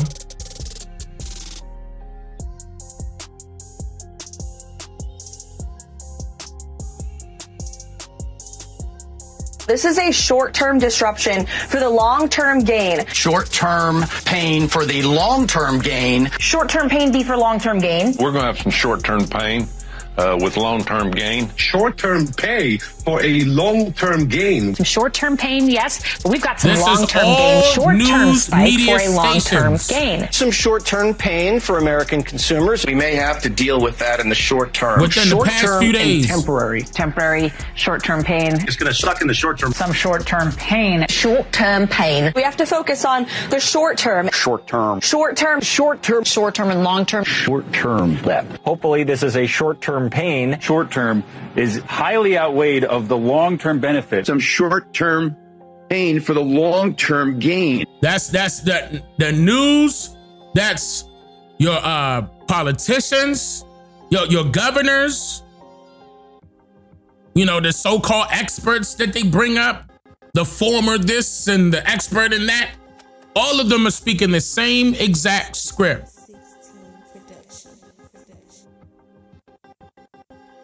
And they're talking about inflation, ladies and gentlemen, right here in America. They're saying that that's going to be the short-term pain for a long-term gain. They know what's coming. I hope you do. Prices are going up and they're not coming down. Trump told you that the oil prices are going to come down. I'm going to look, I'm going to drop that. We're going to take that up. All those plans fell through. He does not have control over that oil, at least not that oil. Then he turned around and said that we don't need them, remember? He said we only get 1% of our oil from them. So the blame should be placed on the government again, right? Oh, if we only getting 1% of our oil from them, according to Trump, I played that last live stream. Number one, then what we doing over there? And number two, why are the prices up, Trump? If you paying under $3 for your gas right now, type 13.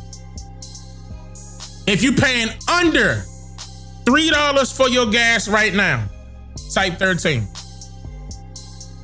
And if you type 13, type what state. Let me see. Under $3. What state?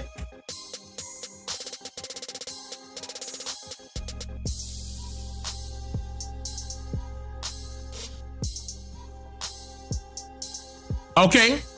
Oklahoma, Arkansas, Alabama, Kansas City, Houston. Nah, I know that's cap.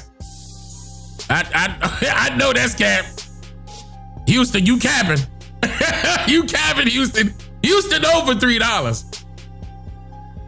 You said it's $5 in Seattle, $4 in Michigan, $3.26 in Tennessee, $4 in, wait a minute, I didn't see that one. San Antonio, $3.70. Y'all got it. Look, I'm talking about if it's under $3, where you at? Type 13. And then look, and I want you to wet. You said you swear in Northwest Houston. Okay. Okay. California, don't even say nothing. Cali.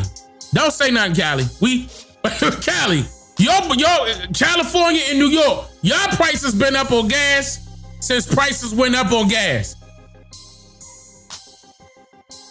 E85 is cheaper. Yeah, but people can't put E85 in their car. That's not, they don't got the fuel lines for that. That's gonna destroy their car faster. Don't tell them that. Don't you dare talk about some E85 and them fuel lines go out. Them cars can't handle that. $4.59 in Florida, $4.30 in Arizona. All right. Okay, so roundabout, a lot of, based off of what I was seeing in the chat, a lot of people are over $3.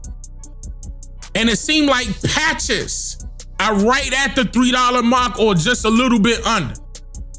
Patches, not all, just patches, right? Let's just say it's between the $2.60 range to $3, right? You just paid $3.80 upstate New York. Now that's cheap. New York, that's cheap. I apologize. That's cheap. New York, I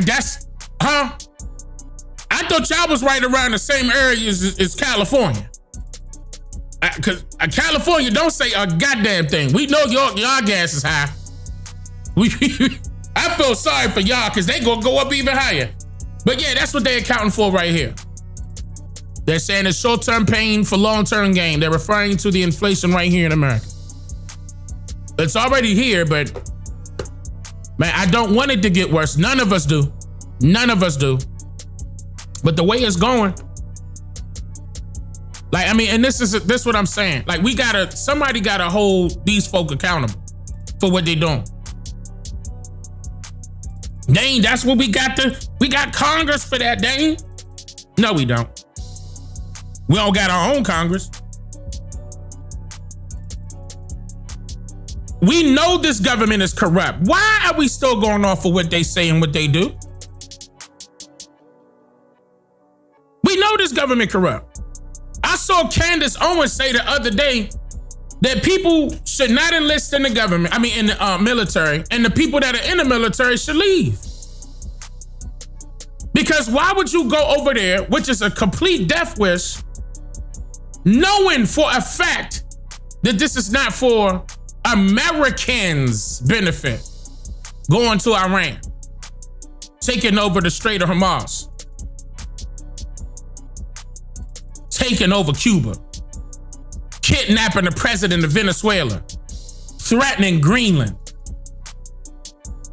You think this is cool? This is all for America, Dane. This is all for America. It's for America. What we benefiting at? Show me a benefit. Let me see it. I'm waiting. Where is it at? What we benefiting at? We ain't benefiting at the grocery store. We ain't benefiting at the gas station. Sooner or later, we ain't about to be benefiting with the bottles of water. They done already charged us $1.20 for the bottle. Now they want control of the water. I said that earlier. Look that up. BlackRock, Nestle, and Bill Gates. Look it up. This is the Federal Reserve Chairman, Jerome Powell. Watch this. But the implications of events in the Middle East for the U.S. economy are uncertain. In the near term, higher energy prices will push up overall inflation, but it is too soon to know the scope and duration of the potential effects on the economy. In other words, he can't give you a number, but they know it's about to go up. This is the Federal Reserve Chair. But the implications of events in the Middle East for the U.S. economy are uncertain. In the near term, higher energy prices will push up overall inflation, but it is too soon to know the scope and duration of the potential effects on the economy. Okay.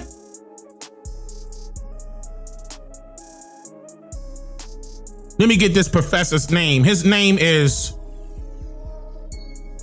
Morandi, Professor Morandi. Hold on, let me play this real quick. He talking about the Pentagon is lying. Let me play this real quick. We're back with Professor Morandi from Tehran, Iran, about what exactly is happening inside of that country, again, amidst this massive media blackout that we're not getting to see. Why he look like, okay, I'm not trying to be funny, but I'm gonna insert something funny right here.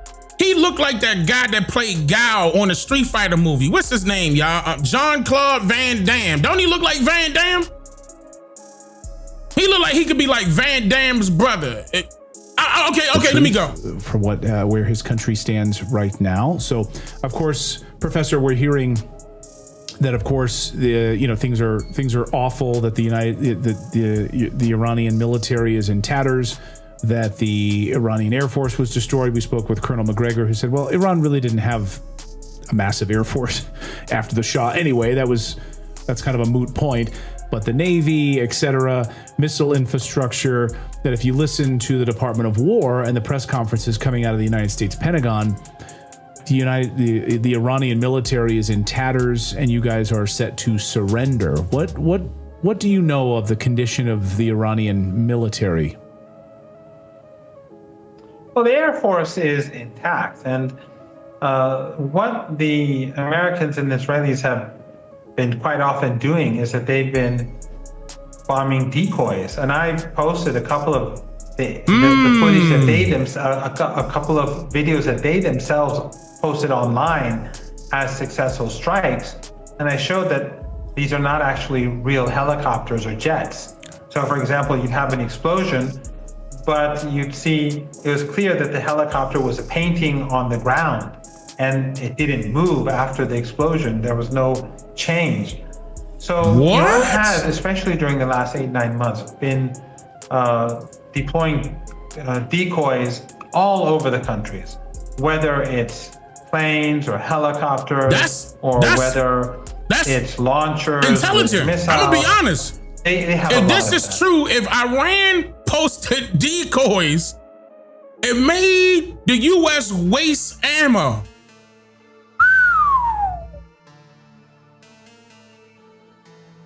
The Navy, they did strike Iranian naval ships, but the real Iranian naval strength is underground. They have these underground bases full of speedboats that fire missiles, surface to sea missiles and sea to surface missiles. And those bases I posted on Twitter. So bases underground, they shoot missiles, those are all submarines? The Iranians have not yet deployed any of those. So Iran's Navy, the Navy that would be used for a war, an asymmetrical war, or for asymmetrical It's warfare, somewhere else. that is entirely intact. The Iranian Air Force is not used a lot, but they're mostly in the bases to the east of the country, the northeast of the country, where U.S. access is much more limited. But the missiles and the drones are being fired day and night.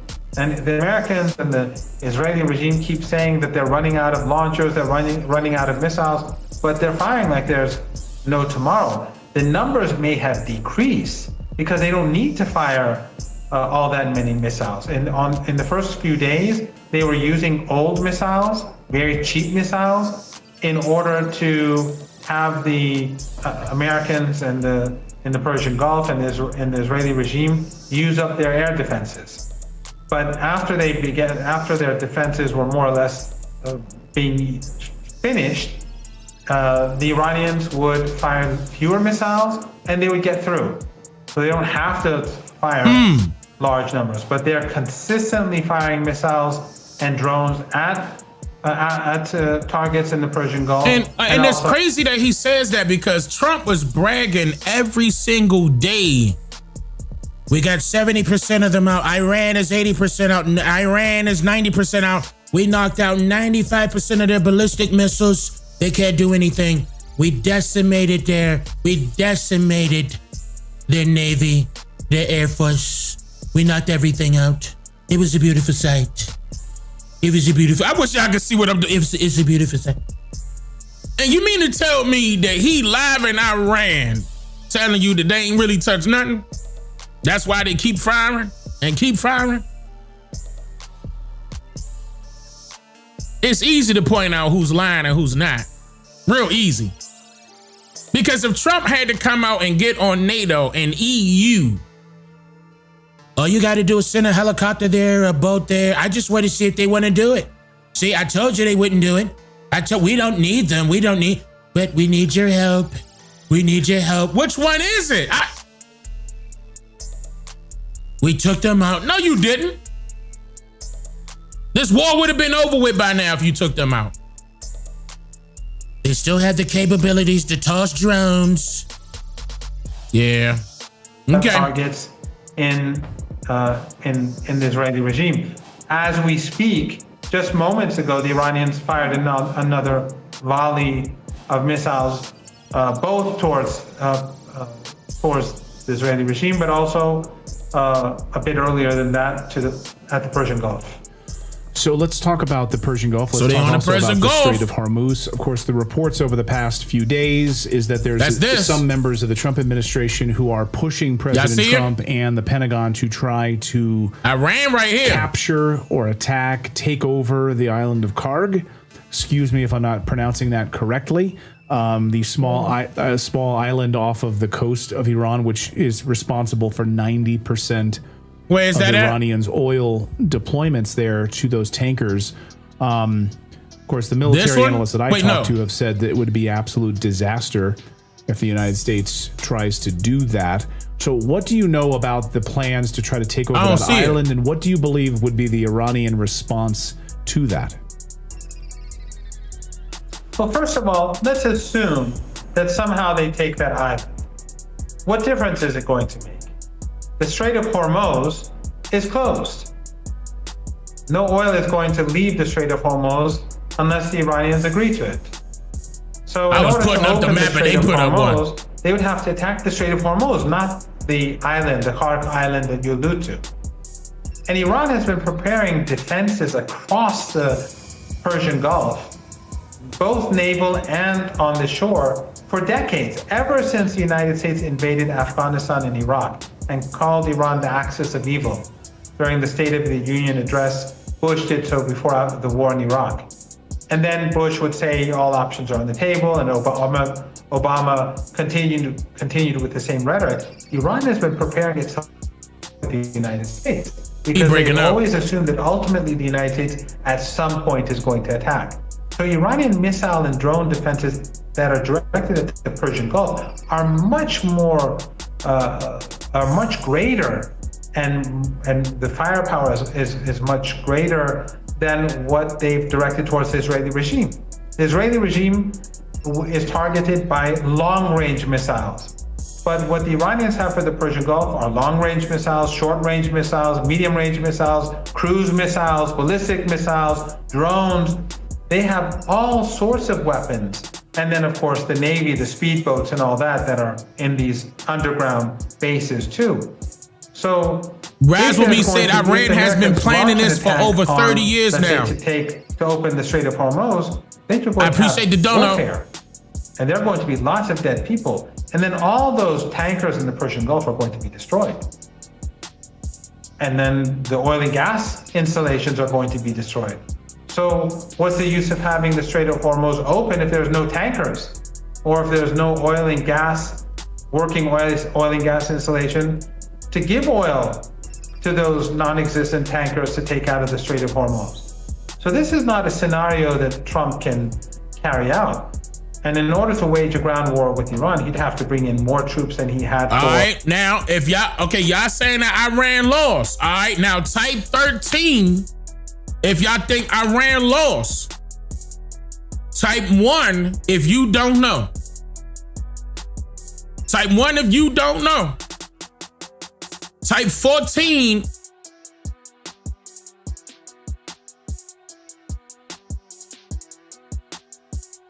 look at the chat. Type 13 if you think Iran lost. Type 1 if you don't know. Type 14 if you think Iran's winning. How about that? Type 14 if you think Iran is winning.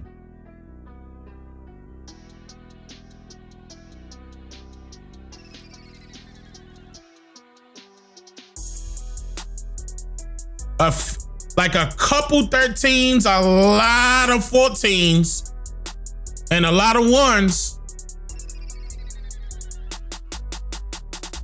Okay. Than the United States had for the first Iraq war. It's just not doable. And Iran is much more powerful than Iraq ever was. I think if you want to compare Iran, you'd have to compare it to Afghanistan, Vietnam, Iraq, all of these combined, and you still don't have Iran. So, and if something happens in the Persian Gulf region, if the oil and gas installations are destroyed, that will bring down the global economy.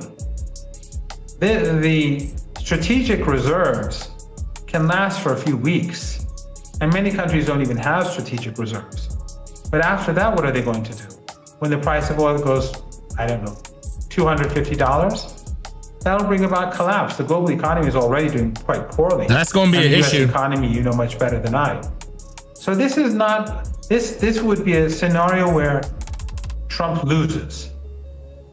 The only solution is for the United States to back down, for compensation be given to Iran by these regimes in the Persian Gulf that allowed the United States to have those bases to attack Iran from Secretary about to talk. They have to compensate Iran because they are complicit in the war. And Iran has to have assurances, real assurances, facts on the ground assurances that there will be no more attacks. Department of War. A piece of paper, because Trump last time around tore up the JCPOA. Oh no, that says 8 a.m. We've already had 2 rounds of negotiations with the United States, and during those negotiations, they kept moving the goalposts, and then ultimately, it turned out that they were secretly conspiring to attack us. So negotiations in the traditional sense don't work anymore. We don't trust Trump. And why would you? Yeah, why would you? Only thing that Yeah, you show up for peace negotiations or some sort of a negotiation, and then you're bombed in Qatar. So yeah. And here we go. Speaking of which, this is CBS. Hold up, let me grab this for y'all. This is CBS. I'm watching everything.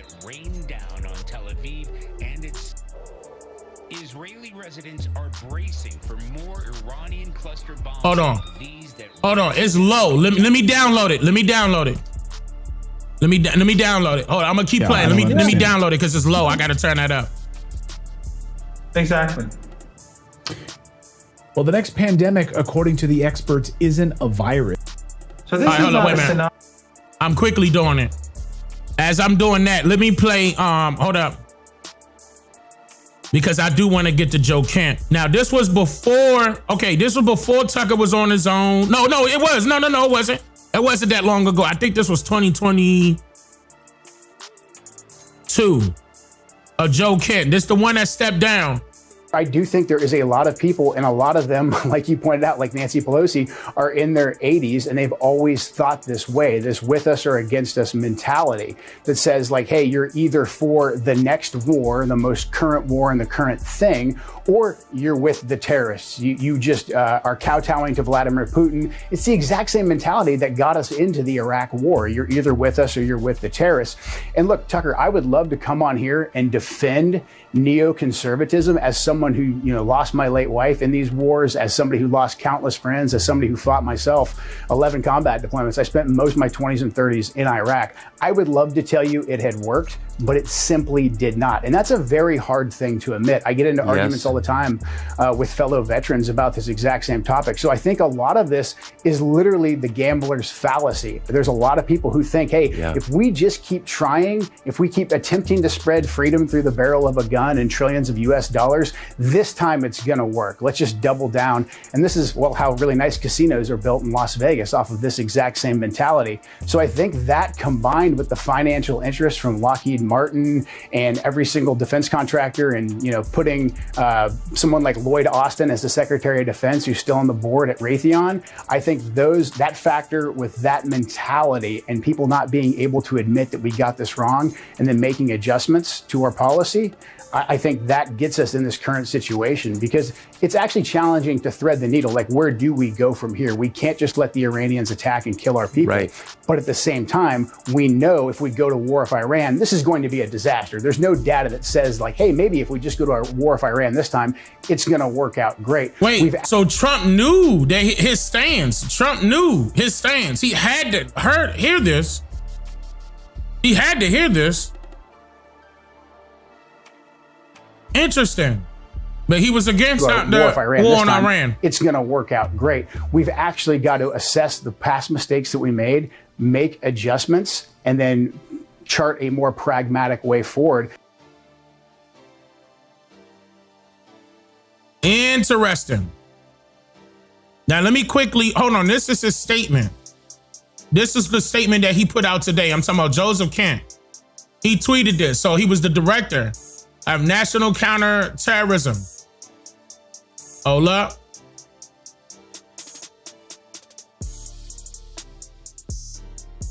I cannot. Hold on.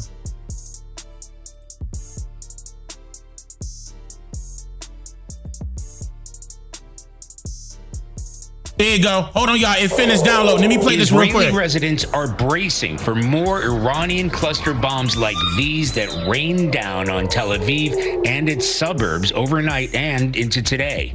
Emergency teams raced to the scene of an attack this afternoon, searching for survivors and surveying the damage.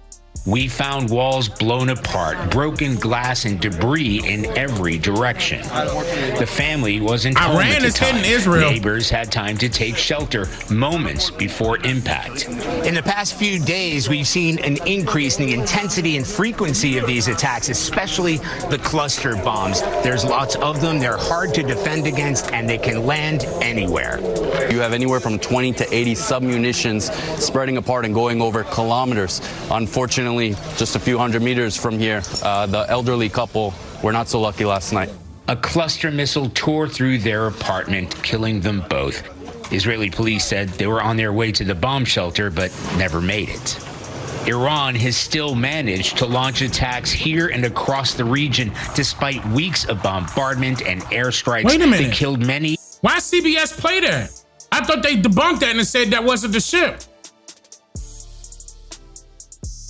Why is CBS playing that? Because see, okay, they was reporting that this was one of the ships, U.S.'s ships, that they bombed. Even Trump came out and said that that they didn't do this. This was the video.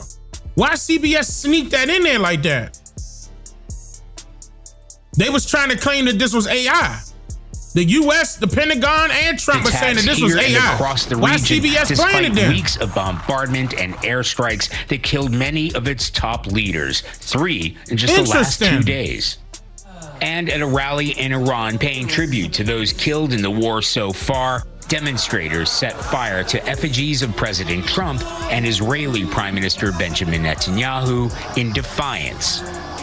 Israeli military officials had their own message of defiance tonight, saying they'd continue what they called the series of eliminations of senior Iranian officials after announcing earlier today they'd killed the regime's head of intelligence. Tony?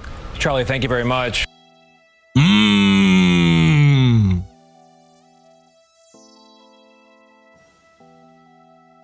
So that was today. That was probably a few, oh no, let me see.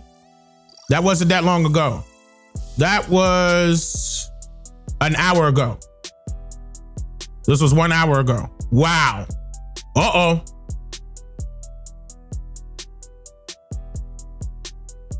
Okay. Nah, I'm going to talk about that.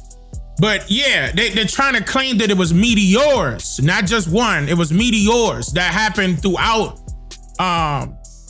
March. It's still happening. There's more than one. But they were claiming, I'm just reading your comment. I'm replying to it. I didn't pull that to the side, but I will. That's going to take time. But they were trying to indicate that that was Iran reaching over here. Matter of fact, what y'all think about that? Do y'all think that Iran has the capability, some type of way, whatever way you can think of hitting America? Type 13 if you think so. Type 14 if you think not. Do you believe that Iran has the capability of hitting America? Type 13 if you believe so. Type 14 if you believe not. Like if you don't think so. Do you think that they could reach America? Y'all don't think they had it? Wait, so let's go back and forth. Wow, it's going back and forth, 14 to 13.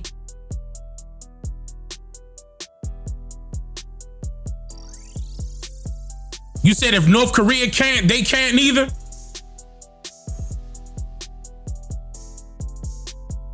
Somebody said yes, sleeper cells. Don't forget about the sleeper cells.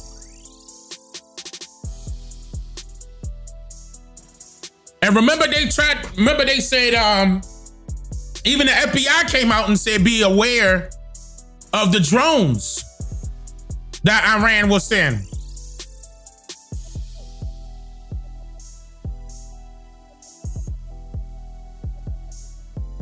Sleeper cells. So, okay, so just sleep. Y'all don't, just the sleepers, not the missiles. Okay. I mean, that's still technically bombing. That's still technically touching America. So if you think Iran could reach America, type 13.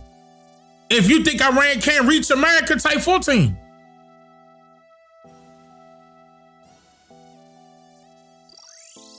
It's gonna take too long?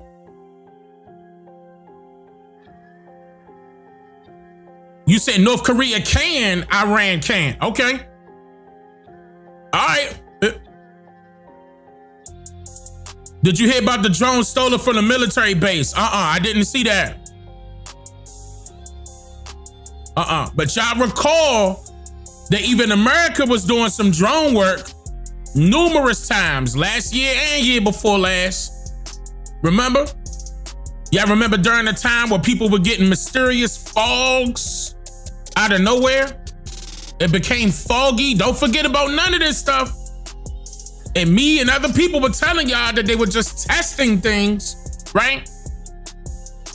Remember when I went over to Bill Gates' mosquito and I showed y'all the patent on that robot? And it was a drone that dispersed robot mosquitoes. Okay? Don't forget none of that. All this stuff. Go back on my channel. Every single thing I mentioned is on the channel. Don't forget nothing that America could do. Don't forget that. That's the most important part.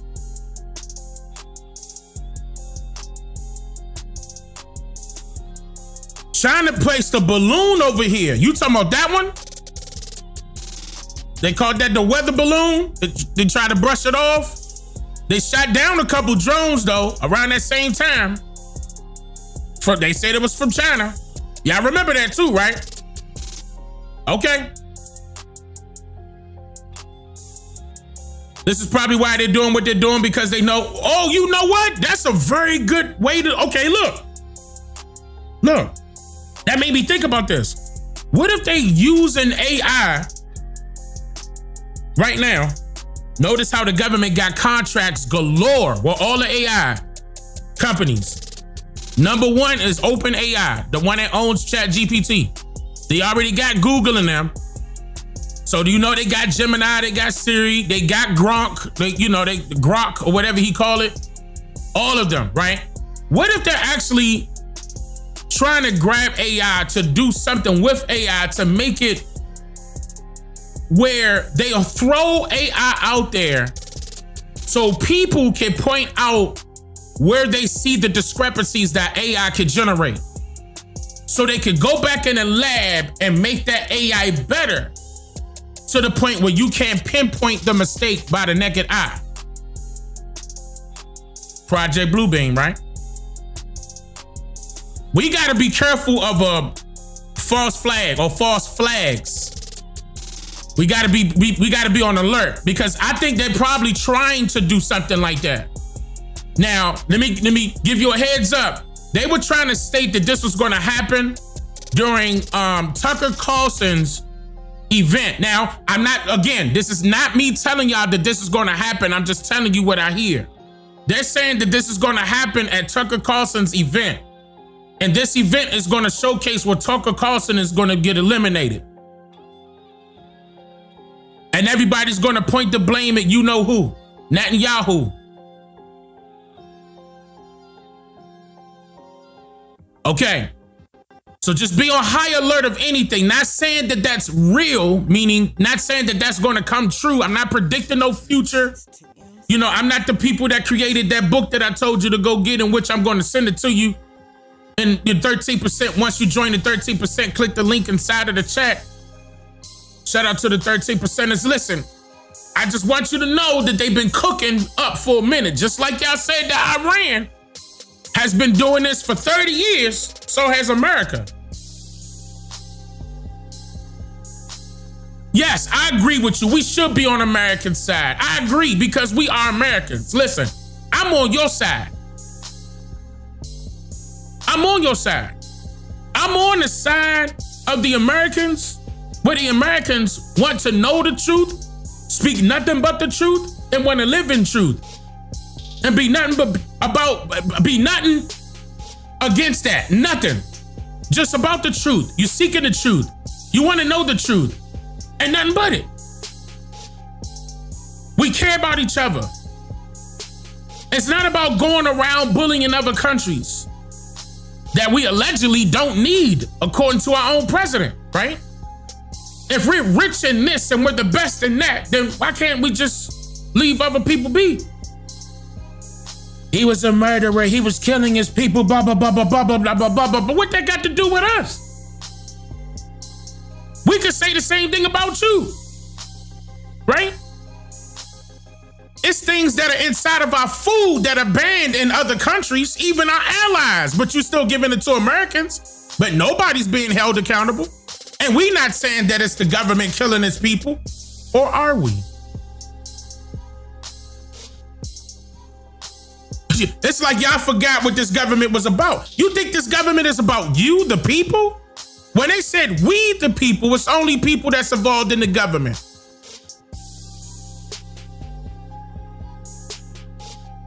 They want the people against each other, black, white. Remember, they came up with it. They ain't white, we ain't black. Our skin complexions are various shades of the color brown. It could go from darker to pale. The fuck? Yeah, we're different versions, meaning different races. Yeah, we got different cultures. Yeah, we got different beliefs. Yeah, we different people, but why can't we just be prejudiced? Why we always gotta be racist? Why can't we just love our people and love people in general? Because there's always a factor that stands against that. Religion. I know y'all gonna be mad that I said that. So what? Religion is holding us up. Religion is separating the people.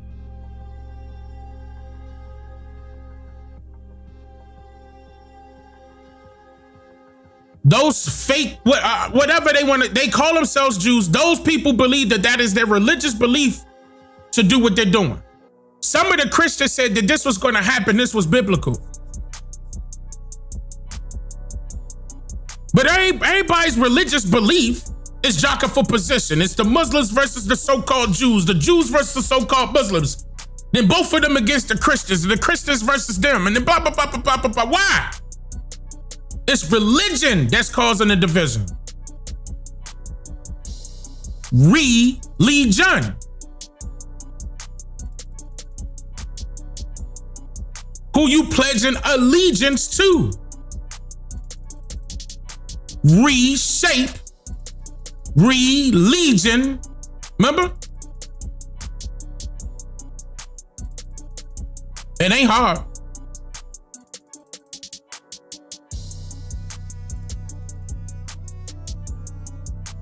And you don't believe it's religion? Okay, here you go. Let me play this. I'm not going to say nothing. I'm going to just play this and listen closely. This here is Rabbi Baruch Rosenblum, a leading rabbi, well accepted throughout all of Israel. Let's hear what he has to say. God willing, Rosh Chodesh is this Thursday. There's going to be an announcement. What's going to be the announcement? It's going to say, the radio is going to blast out saying, Kol Yisrael from Jerusalem. In 5 minutes, you're going to hear a warning. The Mashiach has arrived. No, they pronounce Mashiach, we call it Messiah over here. I hope y'all getting this, because this is a message. I hope y'all getting this. This is on that religious topic. This is what they believe. This is one of the top rabbis. This is not Dane Calloway making this up. He's translating the Hebrew. In 5 minutes, you're going to hear a warning. The Mashiach has arrived.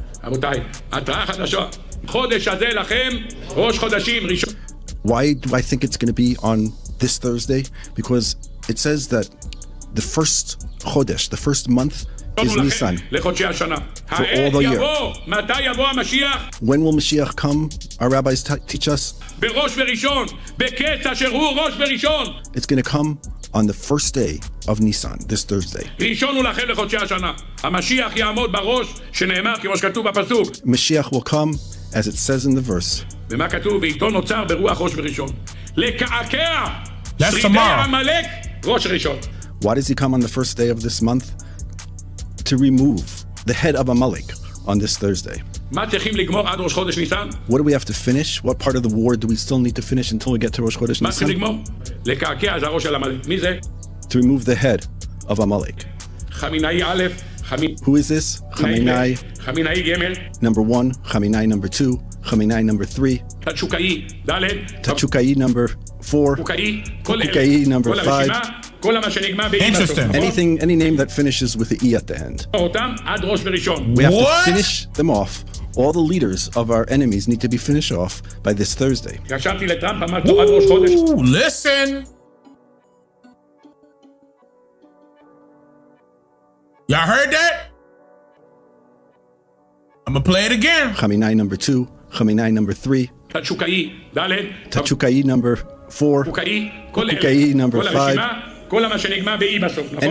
Any name that finishes with the E at the end. אותם עד ראש וראשון. We have to finish them off. All the leaders of our enemies need to be finished off by this Thursday. ישבתי לטראמפ, אמרתי לו עד ראש חודש. He's joking. He says, I called Trump and I told him, you got to finish the job by this Thursday. אתה גומר את כולם. בעזרת השם, אתה מביא B2, יש לך מספיק. He says, God willing, you'll bring a B-2 bomber. You have enough of them. And you'll finish the whole thing. תגמור את זה צ'יק. We'll finish it 1, 2, 3. לעורר צורים החצובים מראש וראשון. לעורר את הקדוש ואת מי? את האבות הקדושים.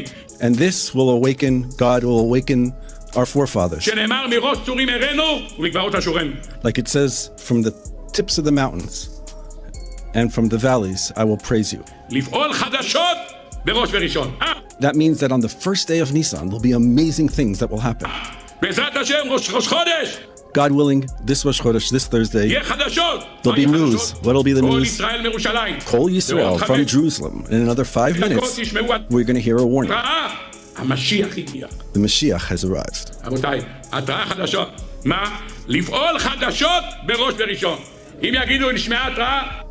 To tell you that there will be special things, amazing things happen. If I were to tell you that there was a sound, a siren that was heard, להיכנס לממ"ד זה לא חדשות. to tell you to go into the safe room, that's not news. זה כבר ישנות, נכון? That's already old news. Everybody knows that. ברוך השם. Thank you. לעשות מה שנקרא מיגון מיטבי. To make a complete protection around ourselves, that we know how to do. ברוך השם. We know אם how יש to do. לכם מיגון מיטבי, חדשות המשגיח מגיע, יהיה מיגון. לרצות חידוש שורת ראש וראשון. This is to awaken the redemption on the first of the first. נביא לקדוש ברוך הוא קורבנות, To שיבוא bring משיח. the offerings that are in Ezekiel 46 that we bring for the Melech HaMashiach. This here is Rabbi In Baruch Ezekiel, look, hold on. 46. Let me. For the Christians out there, so they can look this up. See how they using. Listen, y'all. Look how they doing it. Look how they. I'm not talking about your spirituality. I'm talking about that religion. I'm not telling you not to love your God, not to love your creator. I'm not saying that. You're not going to ever hear me come out of my mouth and say anything about your creator, about the source. Ever. I'm talking about the religion. Okay?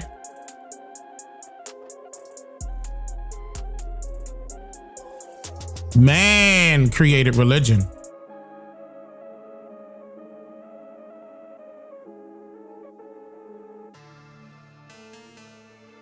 And some people are twisting and turning it so it can fit their narrative, of course. And whatever they feel as though was written down, they consider it the doctrine. And don't forget that they said that the Bible was translated from Hebrew. I'm gonna stop right there.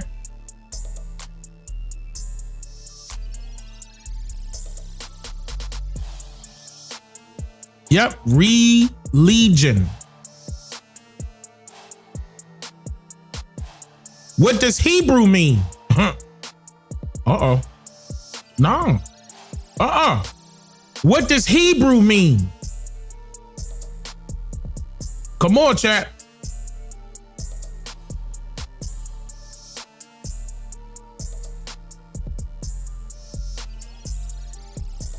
All right.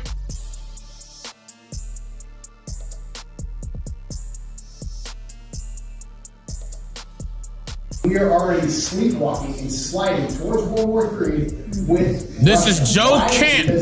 in 2022, March 22nd, 2022. We are already sleepwalking and sliding towards World War III with Russia. Why? Because the elites, the establishment, they want war. It's profitable and it distracts. The West has been pushing democracy on Ukraine for a very long time and encroaching right up on the Russian border. Continue to poke Russia at their border, they will strike back. We just, without the authorization and the consent of the American people, sent the Ukrainians $14 billion of legal aid. We continue to fund the Ukrainians and lead them on to believe that someday the West is coming to their salvation because we so deeply believe in democracy that they continue to fight, they continue to be slaughtered, we continue to fund them up to the point that Vladimir Putin says, well, you guys have essentially declared war on me, so I am going to strike back.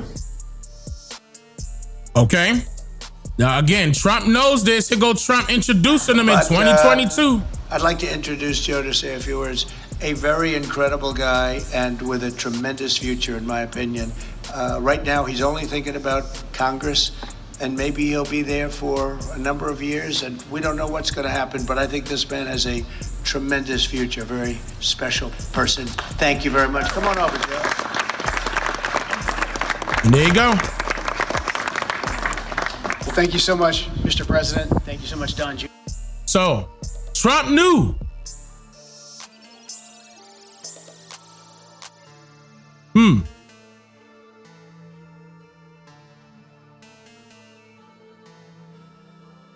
So last night, the assassinations, and now Iran says, oh, yeah, look what we're going to do to you. So I guess the question, Charlotte, is what did they do? Well, what they did, Rick, was send 4 salvos of missiles. That was just overnight. We've had more today.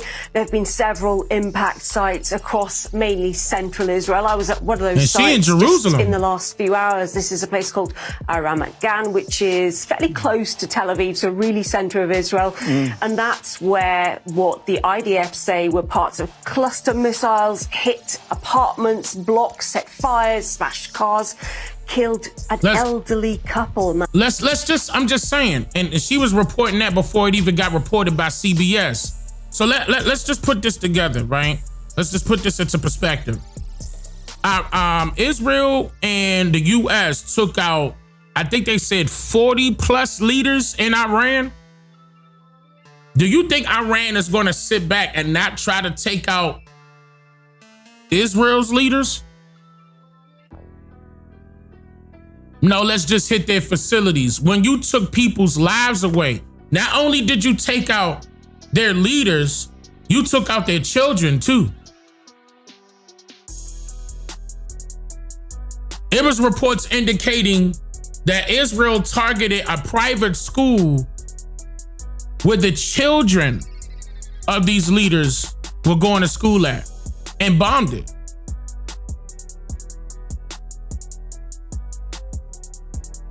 Write that down and look it up.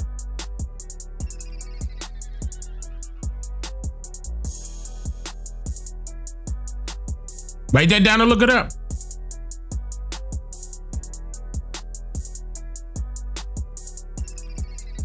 This is getting out of control, right?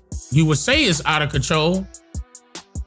But I'm going to tell you, it's just part of the script. That's where what the IDF say were parts of cluster missiles hit apartments, blocks, set fires, smashed cars, killed an elderly couple. Makes you think Iran ain't going to hit them apartment. We're told the same way. Simply didn't have time to get to their I don't safety believe room. This is a Netanyahu couple here. in their 70s. They were found both together, one of their walkers right next to them. Just not enough time. And that is something I'm hearing from so many people now on the ground, is that yes, we're getting emergency alerts. Yes, the sirens are ringing, but they're not always giving people the time that they need to get to safety. When this all started, well, just under 3 weeks ago, we were normally getting these alerts about 10 minutes before anything was impacting Israel. Now that's down sometimes to 1 to 2 minutes. It's simply not enough time. Wow. Let that sink in. Let him in. I'm just trying to understand how Netanyahu was able to survive all of that. They're not reporting everything, y'all. Of course not. They're just not.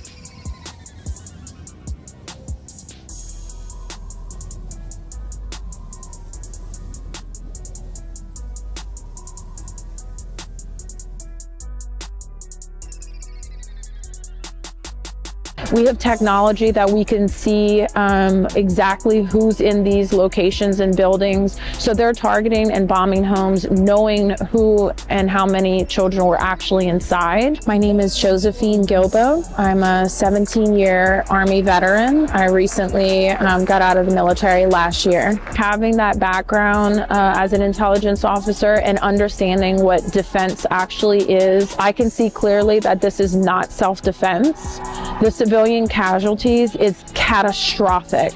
They're targeting homes filled with children. The elite that sit in Capitol Hill sit there and lie over and over and over. I just want to highlight one of the biggest awakenings that I think I've had the last few weeks coming here and lobbying with the senators and the congressmen is just how corrupt our government is, and that anyone that's in the military is simply just one chess piece that they use at their leisure for their own internal gain. That's a nicer way to say that you're a pawn. That's why she said chess piece. But you know what she's trying to call you. She's trying to call you a pawn. And I'm not being disrespectful. I love you, my brothers and sisters out there that's in the military. I love you. I do. I don't want you to fight for a war unless you have to, or fight in a war unless you have to. And this is one of the wars where you don't have to. There is no imminent threat. They lied. They want that oil. They want them resources. Look at everywhere else that Trump has been hitting. We could say Netanyahu got control over Trump because he helping Israel. Yeah, we could say that, but before he made that move, he made a few other moves that was questionable too.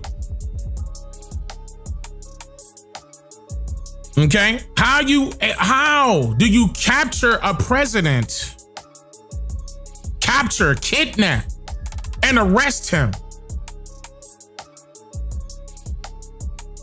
Meanwhile, they pausing the Jeffrey Epstein files right now, as we speak.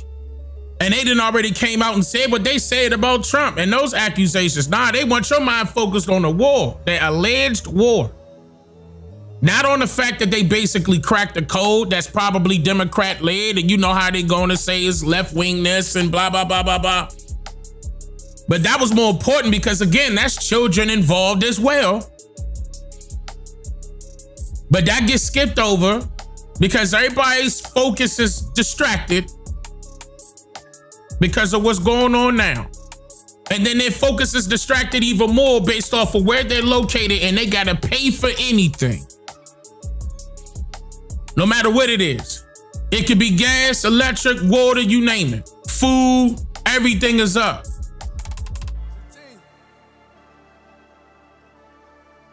If you want to use ChatGPT for anything, ask ChatGPT, does America actually see a realistic number that's higher than 5% on the cost or the price of things out here? You just pick the utilities, whatever, food. It's this stuff go down since from Joe Biden's era.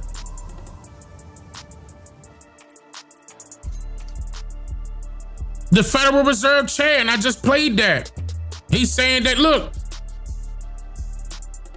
prices about to increase, but they don't know by how much. Why the Americans gotta suffer? Because you want to pay for an expensive ass war in hopes that you about to get a territory that you can't get.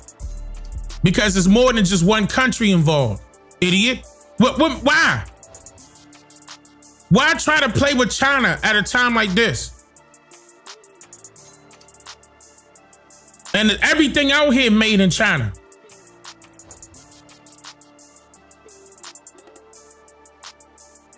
Why? That's That's why China, like, we don't care. As long as you ain't touching their stuff or stopping them from doing what they gotta do.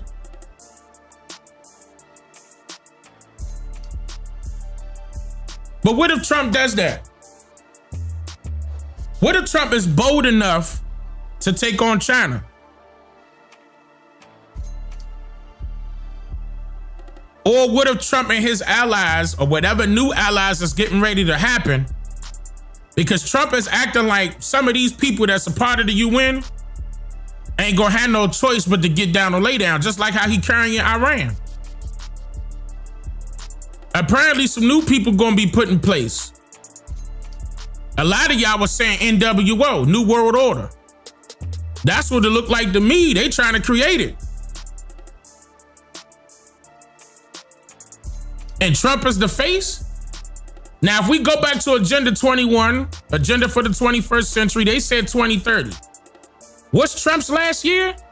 They said this stuff been going on for 47 years. 47, they keep saying 47. And Trump is president 47. And again, I asked that question earlier. If we still at war, can the new president take his stance after Trump's 4-year term? Or is that it?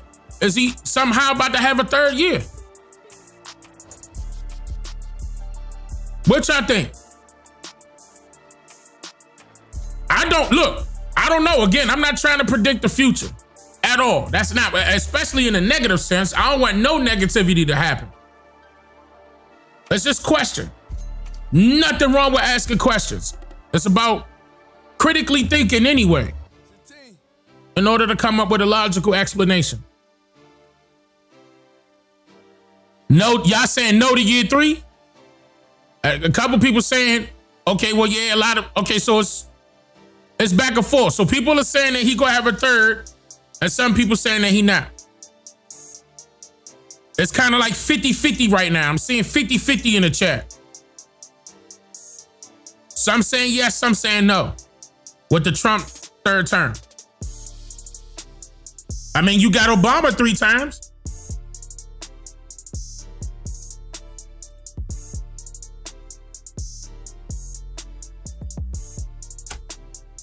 As many times as I was pointing out the AI with Joe Biden, ain't nowhere in the world you gonna be able to tell me that was Joe Biden here.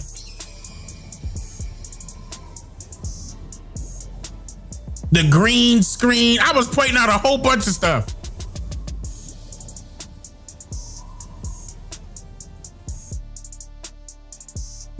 Somebody said he will be the last president.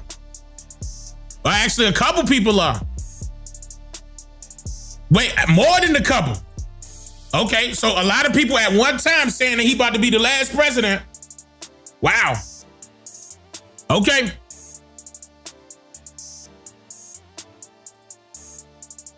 Let's keep it pushing. Jeffrey, we have just heard from the supreme leader of Iran, Ayatollah Mojtaba Khamenei. His statement was the first since he was elected by the Assembly of Experts. It was read on... Michael Kroger, thank you so much for joining us. Significant development in Iran with the Iranian security chief Ali Larijani being killed. Of course, this is the biggest hit to Iran since Supreme Leader Ali Khamenei was taken out. He was a central figure who oversaw the violent crackdown of anti-government protests in January. Can you talk to us about just how significant this is and how much this weakens the regime even further?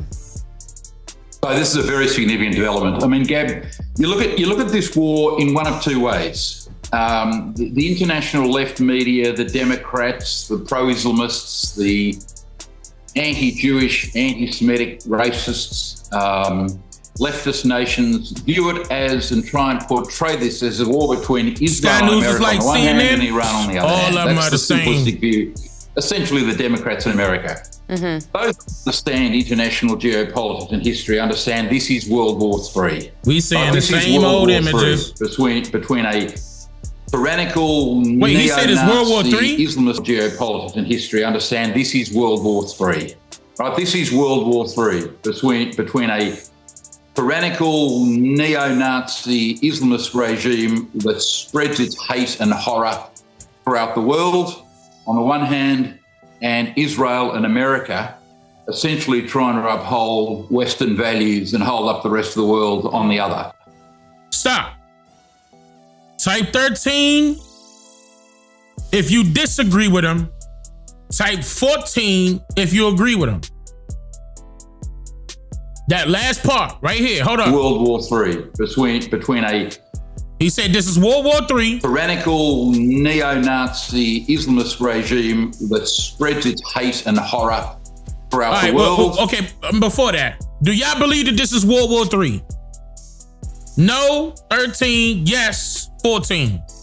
Is this World War III right now?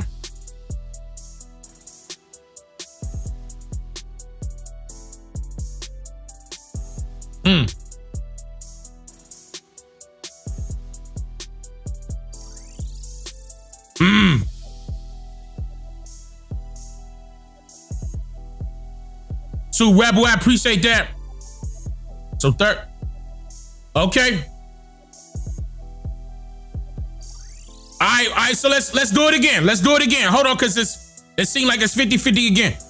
If you believe that this is yes, World War III, type Y. If you believe no, type N. Let's do it like that. So Y for yes, N for no. Let's do it like that. Let's try one more time. Let me just see. Do you believe this is World War III? There we go. Now we can really tell a difference. Okay. Okay, and it's a lot of N's. And it's a lot of Y's. Damn, I thought it was gonna be. Damn, should I do a poll? That's what I should have did.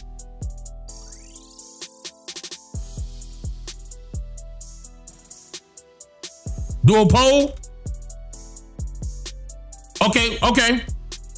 We'll do a poll real quick. All right, I just started the poll. Let's see. Let's do it this time. It's in the chat.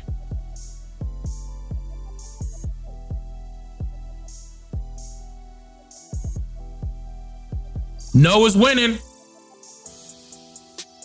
Wait a minute. No is at 52%. Yes is at 4. Okay, wait a minute. It's changing again. I'm gonna give it like 30 more. Damn, a lot more votes coming in. Hold on, wait a minute. Is this World War III? Yes or no? But no is winning though. Yes is going back and forth, but no is winning. No is at least 10% more or 10% higher than yes. Did I say that correctly? No is 10% higher than yes. We got a lot of people in here tonight. I wish y'all could vote real quick. It's only 400 votes. It ain't gonna take but a quick second. Let me see y'all opinion for real. Come on. After you vote, go ahead and hit that like button real quick. Come on now.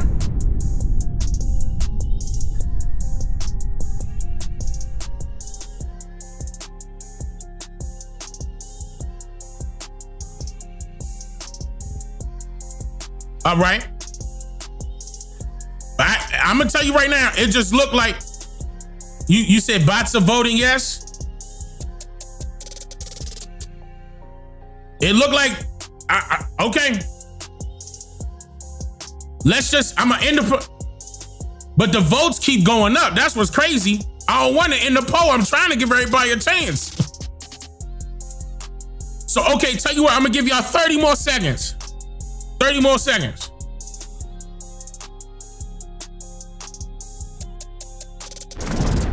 I'm about to end the poll. No still won though. Let's be real. Ending the poll. No won. 56. Yes was 44. All right. On the one hand, and Israel and America essentially trying to uphold Western values and hold up the rest of the world on the other. And so The killing of these two overnight is extremely significant. Larijani was basically running the country. The Basij, as we know, are this sort of group of extra paramilitary supporters. So killing their leaders will send shockwaves through the IRGC. It's immensely damaging for the Iranian regime. And it's very good news for those that want to see this regime defeated. The great irony is that you see all these massive demonstrations that, of Iranians throughout the world. Keep in mind, what are y'all talking about? Y'all act like Iran is running something else. Iran is running Iran. Or Iran. I don't... Y'all act like they the leaders of the Muslim community, and they not. They came out and said that they wasn't. They said they not even trying to lead the Muslim community. And they even came out and told the Muslim community that whatever side y'all gonna take is whatever side y'all gonna take. They standing firm on that now.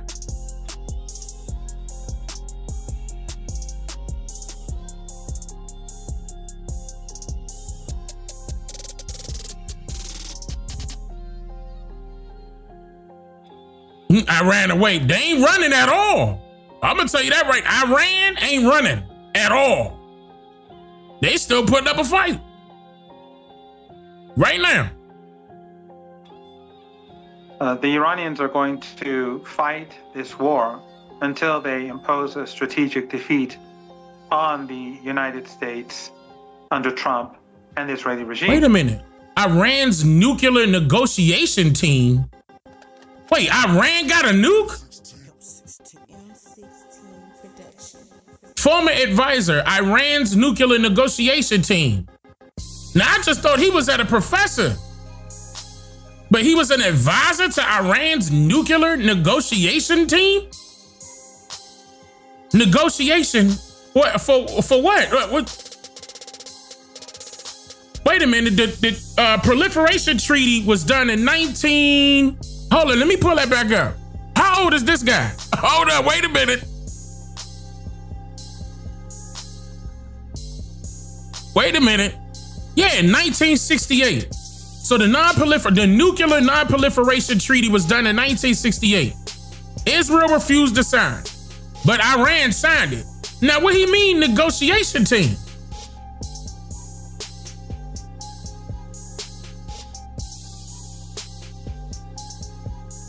You said self-titled?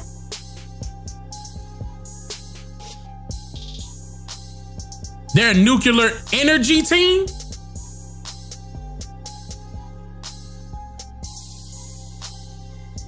Uh-oh. Some of y'all like, yeah, Dane, see? Trump was right. Iran got nukes. But wait a minute. Israel didn't sign that nuclear non-proliferation treaty. So does Israel. Shit, and again, so does the US, right? So does China. So does Russia. So does North Korea. What is why? Why come at the Iran? Why single them out? But everybody else get to have their nuke, but not them. No, not them. They're too radical. Something not right. They've already murdered Ayatollah Khamenei, and his martyrdom has not changed anything, nor has the martyrdom of the commanders that were martyred alongside him. What I actually think is more important and shows that the Titanic is sinking is the fact that Joe Kent has resigned, and he has basically he brought it up. Admitted as a Trump appointee that it is the Israeli lobby and the Israeli regime that has imposed this war of aggression, despite the fact that Iran was no threat to the United States. I think that this in the coming days is going to make things more difficult for the Trump regime, especially since on the battlefield he's failed. The Iranians are pounding with missiles and drones the Israeli regime and US assets in the Persian Gulf region, and the Iranians will not allow the United States to control the Strait of Hormuz. You have said that Iran is preparing for a much, much longer conflict, that this could go up to and past the midterm elections, which are scheduled to take place in the United States in November. What more can you tell us about that? Well, we have to keep in mind that Iran has prepared itself for this war for 25 years, ever since the United States invaded Afghanistan and Iraq and surrounded Iran and started calling Iran an axis of evil and talking about all options are being on the table. Iran began to develop. He telling the truth. Hold on, y'all. Y'all gotta hear that. Wait a minute. Let's hear that one more time. Is this turned up? Let's hear that one more time. Well, we have to keep in mind that Iran has prepared itself for this war for 25 years, ever since the United States invaded Afghanistan and Iraq. I was saying this too in the chat. Iran and started calling Iran an axis of evil and talking about all options are being on the table. Iran began to develop these underground bases for missiles and drones and develop these underground bases technology is what he said for making drones and missiles. And the factories are underground, and many of the bases are not even touched yet. So the Iranians are fully prepared to continue fighting for a very, very long time, into next year, in fact. But I think that the United States completely misread the situation. They misread Iran's will. They've misread Iran's capabilities. And now Trump is paying the price. The delusional statements that Trump was making yesterday, I think, and all the inconsistencies and the contradictions in his statements, I think, reflect that.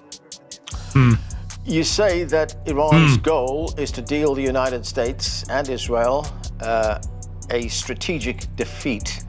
What are the bottom line conditions that Iran has for there to be a cessation of hostilities? The security of Iran and its regional allies must be something that is recognized. Iran must know, and its allies must no longer feel threatened in the years ahead. When the Israelis carried out their blitzkrieg attack 8-9 months ago, we defeated them, and after 12 days there was a halt. Look, listen, he's saying we. They wanted the ceasefire, yet they regrouped and they attacked again. We're not going to accept that anymore. President Trump said in the White House He's speaking up for him, he huh? was not told by any of That's why his he getting put everywhere. advisors that Iran may adopt a strategy which some called asymmetric warfare and close that vital Strait of Hormuz through which, as I pointed out earlier, 20% of the world's oil supplies pass. There are other very important commodities that pass through through there as well. Are you surprised that he wasn't told about that? Either he's lying, or it just shows how ignorant and arrogant the political establishment in the United States is. I think you and I have spoken over the years. I've probably said this repeatedly on your show over the years, and I've said it many, many times, countless times on different programs. And everything that I said turned out to be true. And I'm not a genius. It is clear that this is what Iran was going to do. So either the United States is utterly ignorant and it has much less intelligence than they claim, or they're just lying and they underestimated Iran's capabilities, which is also a sign of ignorance. No matter how you look at it, it doesn't look good for Trump, U.S. intelligence, or the United States. What about We've already Netanyahu? seen the impact of the closure of the Strait of Hormuz. Oil prices are now over $100 a barrel. We've seen It's the like they're not even saying nothing about stock him. markets around the world. No, Now, yeah, I know he's from Iran. He out there now. Added pressure on the United States by declaring that it will allow some supplies, some commodities, including oil, to pass through the strait as long as it is paid for in Chinese yuan. Explain that condition and how it fits into Iran's broader strategy.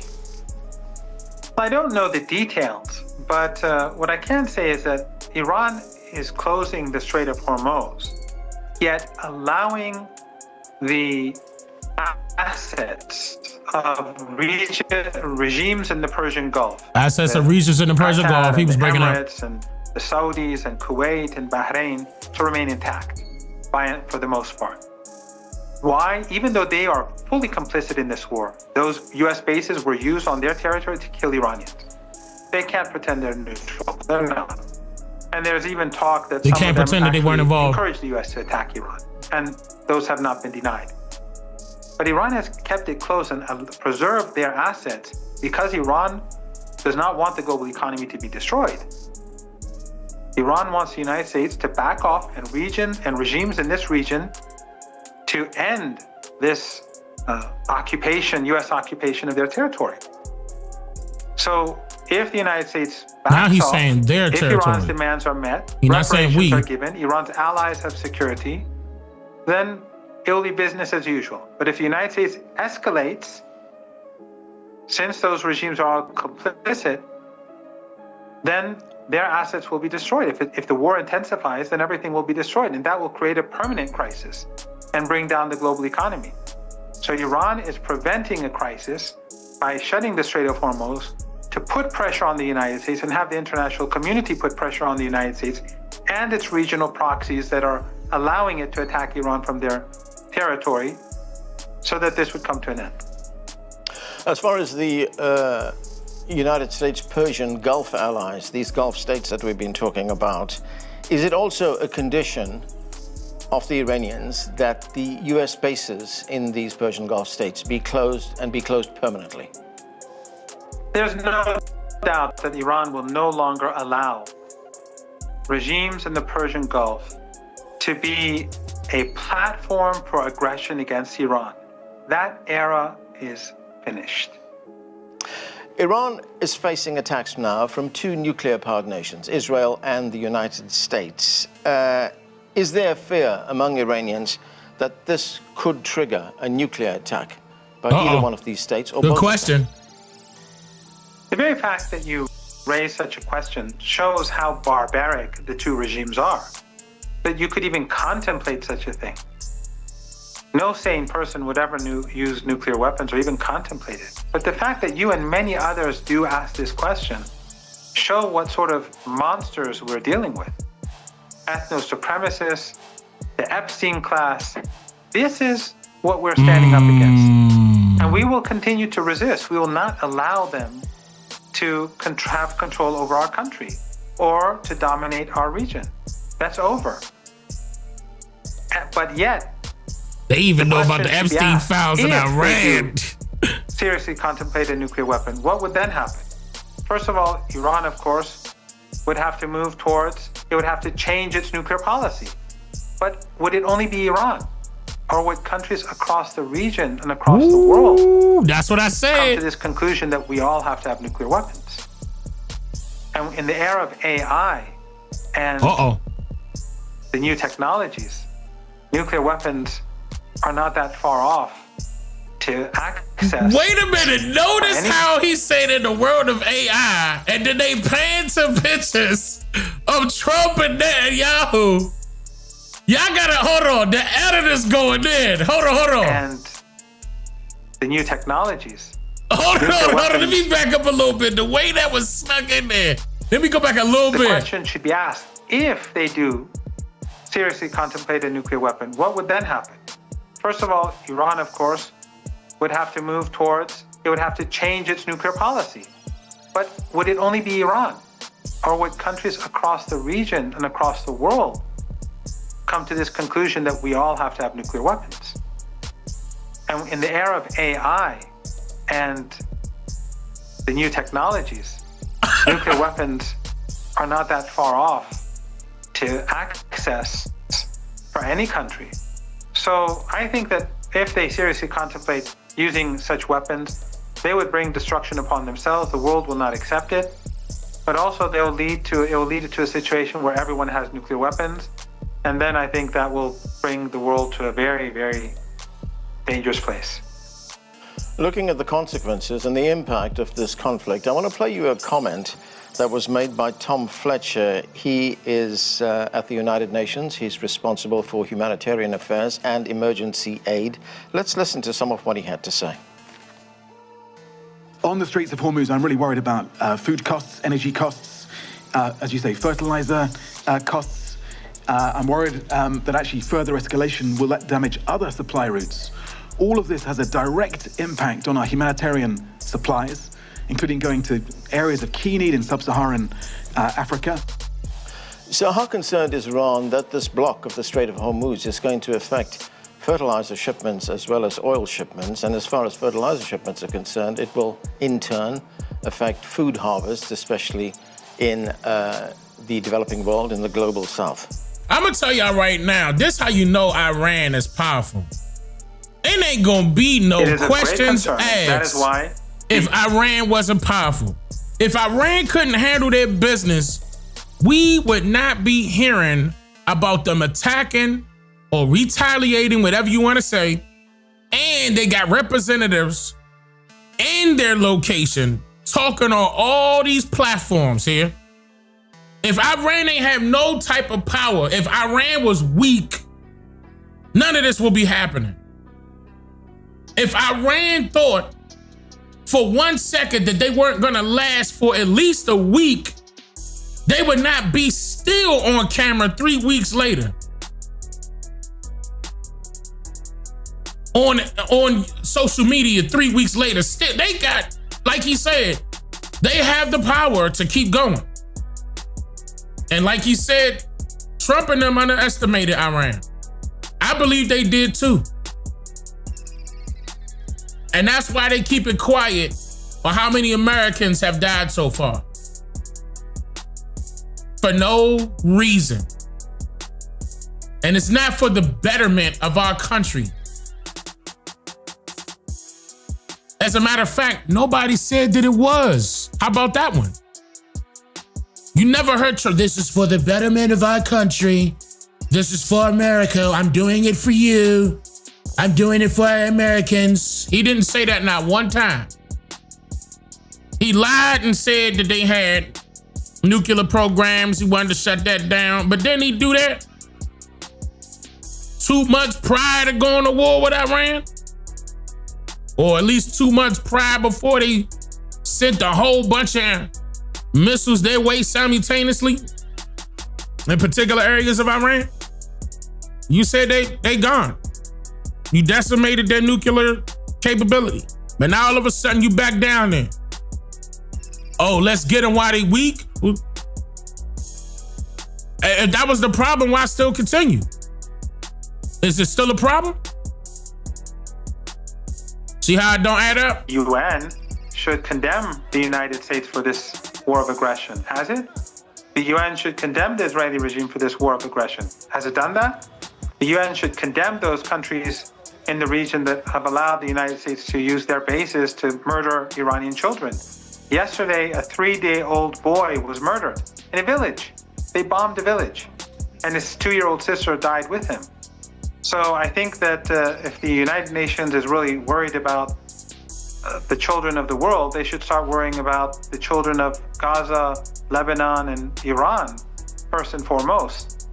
And if they did that, then I think that would help force the United States to back down.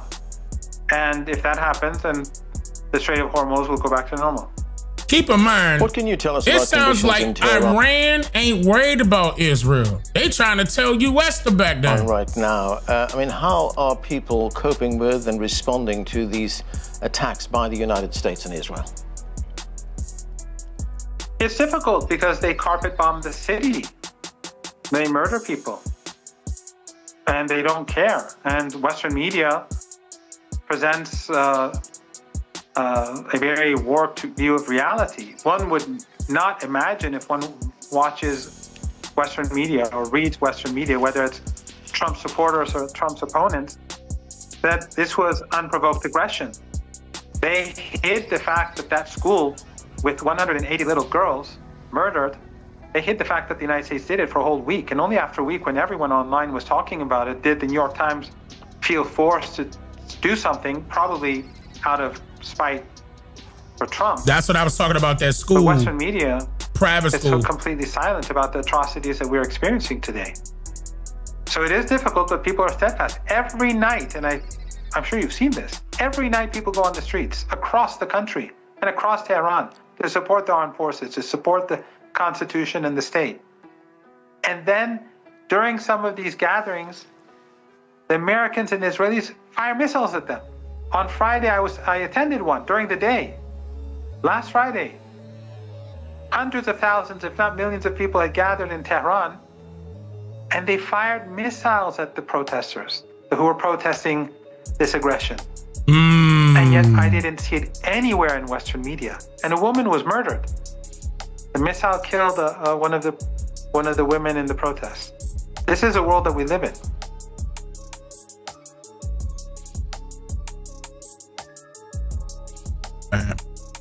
We gotta let that sink in. The sink just knocking. We gotta let that sink in.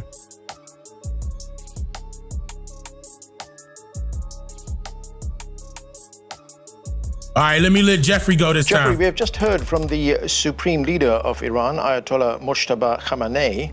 His statement was the first since he was elected by the Assembly of Experts. It was read on Iranian television. He called for unity among Iranians, and he said the martyrs will be avenged.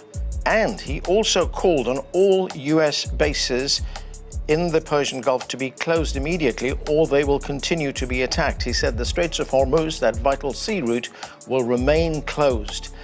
Seems like he's taking a very hard line, not in the mood for any kind of compromise or negotiation. Given that, where do you see this heading?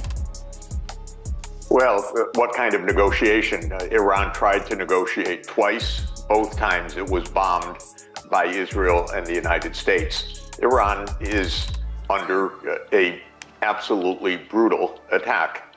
It's under carpet bombing. The U.S. and Israel are destroying infrastructure.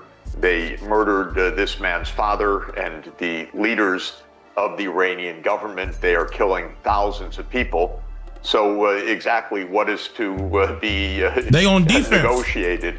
This is a brutal war of aggression by Israel and the United States. And Iran is responding. And I like how he's saying Israel they are first. Responding. They're under threat of conquest, basically. That was what Trump said, that he would pick the new leader, that Israel and the United States would Oh, no, run Jeffrey Iran. don't play. Well, I played him last time. We going to play him again. People have a different view, clearly. They're showing up by the millions to say that they don't want to be run by the United States and Israel. Right, and President Trump is also claiming that the United States has won this war. That's what he says. Yet we see the missile attacks continue by Iran, by Israel, by the United States. I mean, do you envision any scenario in which the United States can declare victory when we don't even know what its objective is? Come on, bro. Well, yes, I see a scenario where they can declare victory. Trump does so. He says things for the immediate moment or for show. He claiming it every day. We're never absolutely He's trying to manifest it. Which it is. But is there a way to real victory by the United States? No, this is a disaster for the United States. It is a disaster for the whole world. The U.S. and Israel have thrown the entire world into turmoil, perhaps into World War III. This was a That's what we don't brazen, want. Violent, ill thought out, to say the least, move by these two countries, and now we're all suffering the consequences of this. You say we could be in World War III. There are already more than a dozen countries involved in this conflict, most of them in the Persian Gulf. Do you see it expand to other parts of the world as well?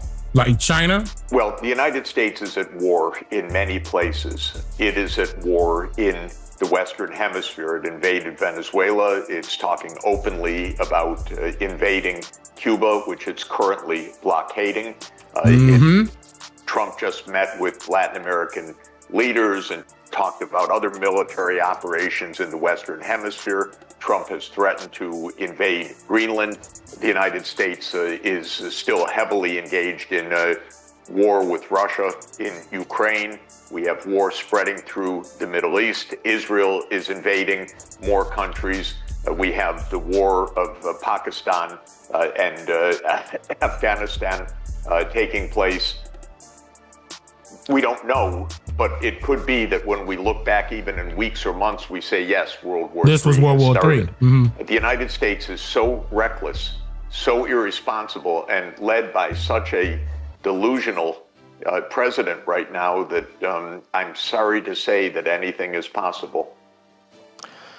There are more than 1,500 Iranians who've been killed in this conflict so far, but we're also facing another crisis, that is an energy crisis. The world is facing an energy crisis right now. Oil prices are spiking. Energy experts say the full impact of this is yet to come, and we've just heard from the International Energy Agency, which says that this is the worst energy supply disruption in history. How will this affect and impact the global economy? The way it's going, this year will be an economic catastrophe if this continues, and it looks like it will continue. But that's what they wanted, remember? Hold on, that's not act surprised. They wanted this. They wanted this to happen. They wanted it to reset so they can make everything digital. Don't forget this, y'all. We talked about this numerous times. So they can have even more control. They already have rules in place and federal banks, Federal Reserve, and the banks you bank them with right now are already up under that. That came through Biden, by the way. Right now, they already up under that. That is lawful right now with digital currency. That's lawful right now. Of course, they want things to crash and burn. Why? Because they want to be at the forefront to restart it digitally. They already said this. Right, the smart cities, they making everything so-called smart, and you remember the original definition of smart means harmful. And that's exactly what they're doing. Yes, and I mentioned that. Yes, I'm not, you see, I'm not playing no, sir. You see how I'm being very unbiased here. I'm not a Democrat nor a Republican. You notice how I put it on Biden because that's where it happened at. I'm not gonna lie. If Obama did it, Obama did it. If Bush did it, Bush did it. Clinton did it, Clinton did it. You see what I'm saying? Or at least the administrations. I'm gonna tell the truth. Right, they're pushing for NWO, and that's gonna be their currency. Digital. They wanted that. That's why I was hesitant with crypto. Because I ain't like that term. Remember last live stream, I told you what a crypto Jew was? We know that there are massive disruptions of oil supply. That's the point that the International Energy Agency just made. We know that only selective tankers are passing through the Strait of Hormuz, those that Iran is allowing to pass through for China and reportedly for India. But we know that there is a dramatic decline in availability of both natural gas and oil. And history has shown, especially in the 1970s, when there were two such oil supply disruptions, that the consequences for the world economy are extremely severe, sharp, and relatively rapid in arriving. So I think we're in for a very, very significant global crisis brought to you by Israel and the United States.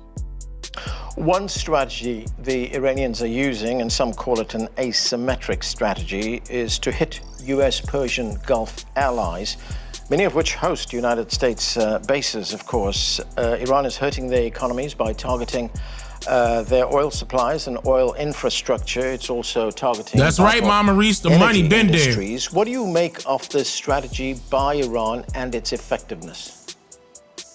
Well, Iran has been hit repeatedly by the United States and Israel, actually for decades. We can go back to 1953 when the United States deposed a democratically elected prime minister and brought in a police state for several decades. We can go to the war that the United States supported against Iran by Iraq in the 1980s. We can go to a long list of assassinations by Mossad and the CIA in recent years. What Iran is saying is we are under attack. This is existential. And the countries in the Gulf, by hosting the enemy of our country that is trying to destroy us, are part of this war against us. Now, Iran has said, and the new supreme leader has said, that this is not a war against the neighbors, it is a war against the United States, which is trying to destroy Iran. And just listen to any of the words of Trump or Netanyahu. It's not hidden. It's very, very brazen. Who will run Iran? Trump or the Iranians. This is what's at stake. So from the Iranian position, this is existential. If the world stood up and told Mr. Trump, go home, you're not going to pick the supreme leader, and said to Netanyahu, live within your borders, stop making so many wars in the region, it would help us to get past this very, very dire crisis. To what extent did both the Prime Minister of Israel, Benjamin Netanyahu, as well as President Trump underestimate the Iranian military, not just its battlefield effectiveness, but also the strategies that it is using? It is taking on two countries, both nuclear-armed countries in this conflict, vastly superior military forces. The United States, during my entire lifetime, which is getting on, has underestimated its adversaries from Vietnam onward. The United States repeatedly has declared victory in days or weeks, only to find that the wars extended years or decades, with the United States crawling back home afterwards, having failed in all of its stated objectives and having squandered trillions of dollars and cost hundreds of thousands of lives. So this is very common. Yes, they completely misjudged Iran. Totally. They said so, that this would be one decapitation strike, that people would come out on the streets against the regime, Trump would pick the new leader. This is the fantasy world of American leaders, especially Trump, who has the most delusional perspective of all. But we've had many presidents that are quite delusional in this regard. They are so drunk with military power that they completely misjudge the rest of the world. As I mentioned, more than 1,500 Iranians have been killed in the conflict so far. That also includes 168 school children who were killed in perhaps the most egregious of those attacks when their school was attacked in the south of the country. Preliminary investigations show that the United States was responsible for killing those children. It was one of its missiles that landed on that school. We look at South Lebanon, where the Israelis have been bombing the Lebanese there. 200 children have been killed there. And I was wondering, to what extent or how great is the risk, the likelihood that we could see Israel do to Tehran and Iran what it has done in Gaza? Yes, Israel has committed a genocide in Gaza because its doctrine. You taking out generations of people's generations. They're going to come after you. Kill them in mass numbers, kill the civilians, kill the women, kill the children.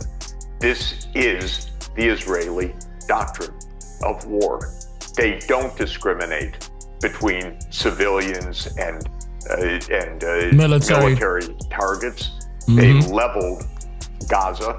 They destroyed all its infrastructure. They destroyed all the schools, the clinics, the mosques, the hospitals, the housing, the water, the sanitation. And we don't know the full death toll, but it almost surely is in the hundreds of thousands if you take not only the bodies that have been collected, which come to around 80,000, and those under the rubble, but people who have died of exposure, of lack of safe water, of nutrition, lack of access to health care, and so forth. This is a brutal regime. I'm sorry to say it. It's terrible. And I'm going to tell you right now, I can't confirm the numbers he just gave. It's doing the same in Lebanon now, and it's doing the same with its carpet bombing of Tehran in Iran. And the world needs to stand up and stop accepting this as something even remotely normal or acceptable. Israel needs to go home and live within its own borders and get its head together again, because it's acting in a completely insane way. It needs to stop this. This is mass murder with U.S. complicity. So this is something that absolutely needs to stop. Jeffrey, as you point out, the world needs to stand up and stop this. But when we look at the number of children, for instance, that have been killed, and the fact that it's not receiving wide attention in the media, I mean, is there also a danger that the killing, the murder of children in this way, mass murder, as you point out, is being normalized. Oh yeah, they don't care. It has been normalized because, at least in my country, in the United States, and in much of Europe, and thanks to CGTN for telling the news as it really is, our so-called legacy media or mainstream media do not report the truth. And we are subject to so much propaganda all the time, so much normalization. It's beyond imagining for me. I attended a UN Security Council meeting a week ago, the day, more than a week ago, the day that like button, y'all. Started. And what did all the Western countries do? They attacked Iran for being bombed. You know, this is propaganda. This is so-called narrative control. So yes, mass murder has been normalized. You're told, oh, if you say that Israel committed a genocide, oh, that's anti-Semitic. It's not only not anti-Semitic, it has nothing to do with anti-Semitism. It is the grim reality that needs to be understood so that it doesn't continue to happen. President Trump is not discounting the option of a land invasion, and of course this recalls the Iraq invasion. But if we look at Iran, Iran is much bigger. It's a mountainous country. It will not be an easy country for anyone who invades on the ground. That's another thing they're not mentioning. They're not mentioning how big Iran is.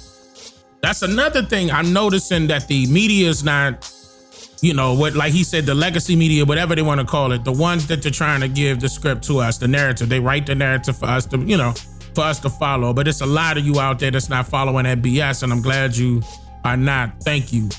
Thank you. That's the start of it, but we got to do something about that. But anyway, or at least about this, and we the people can, meaning us, we can do that. We can do something about this. We can stand up against this. We can, even those that's in the military. Don't try to pretend like these people got that much power, because they don't. Especially when we all band together. They don't have as much power as you would think they do. Not when the people say no.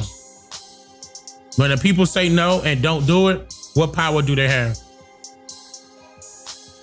Oh, they will force everybody into war, Dane, or they're gonna throw them in concentration camps. And then who gonna fight for them? AI? How many robots they got? How many vehicles that they could control by remote? That's why I don't like Tesla. I'm just saying, they don't have enough technology for that. They're not trying to get all of us, at least not right now. They still need us. Yeah, they're replacing you with certain AI in certain jobs, but that's another reason why we should be stepping up and saying something about that. This AI stuff is not always done at your convenience. It's done in somebody else's convenience, because they're getting rich off of it. To the point where they were able to save money, where they don't have to pay for human labor. They got an AI right there to do it for. And we sitting back like, that's technology, Dane. It's over with. We just letting it go, not saying nothing about it. We got to stop it. It's getting out of hand. AI is like a superpower that's in the wrong hands right now. Like Marvel, for example. Thanos then grabbed all the stones. We got to get that back from Thanos. Get every stone back from Thanos. Thanos should not have all the stones. I mean, whatever way you want me to say it.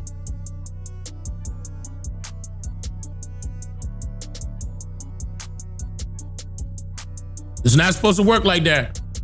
And at the snap of a finger, take out half of the world's population in order to reach. That's how it's supposed to be. That's who died and made them king. Who died and made them God. That's what they're trying to do. They are trying to slowly make our people die in that way, where they could just take us out in one swoop and be done with it and restart the population over with the half that's left. Right? That's the Thanos, right?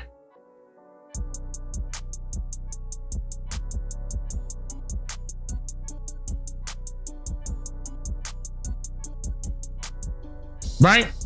Oh, is it Thanos? It's Thanos? I thought it was Thanos.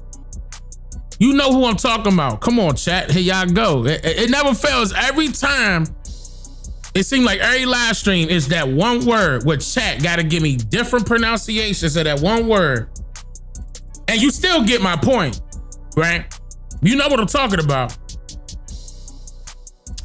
Don't be laughing. So Thanos. Okay, all right, so Thanos. But you got my point. Look at it, he said Thanos. I only watched that movie one time. But that's all I needed to see. You see how I recorded it though? I'm just saying. The Infinity Gauntlet, okay, that's what it was called. All right, bet, see? I remember it was some stones that he took. All right, so you see what I'm saying? All right, come on now. Point made, I bet. Long as we there. All right. Let me finish up. Go ahead, Jeffrey.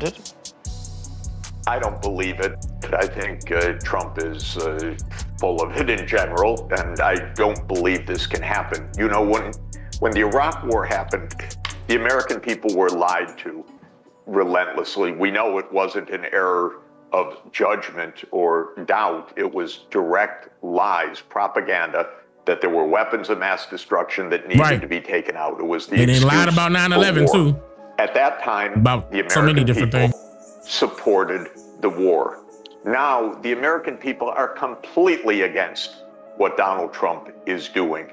And that opposition will rise over time as their gas prices go up and as their incomes go down and as their jobs disappear and so on. So for Trump, I was just talking about this. Think about putting troops on the ground.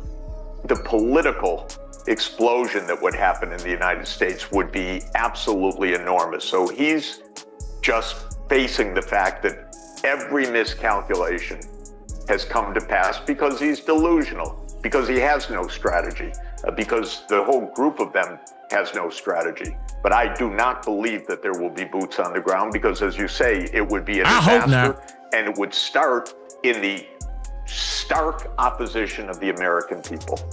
When we look at the U.S. history of military assaults, invasions, assassinations, just in the past 25 years, it's left a trail of mass death and destruction.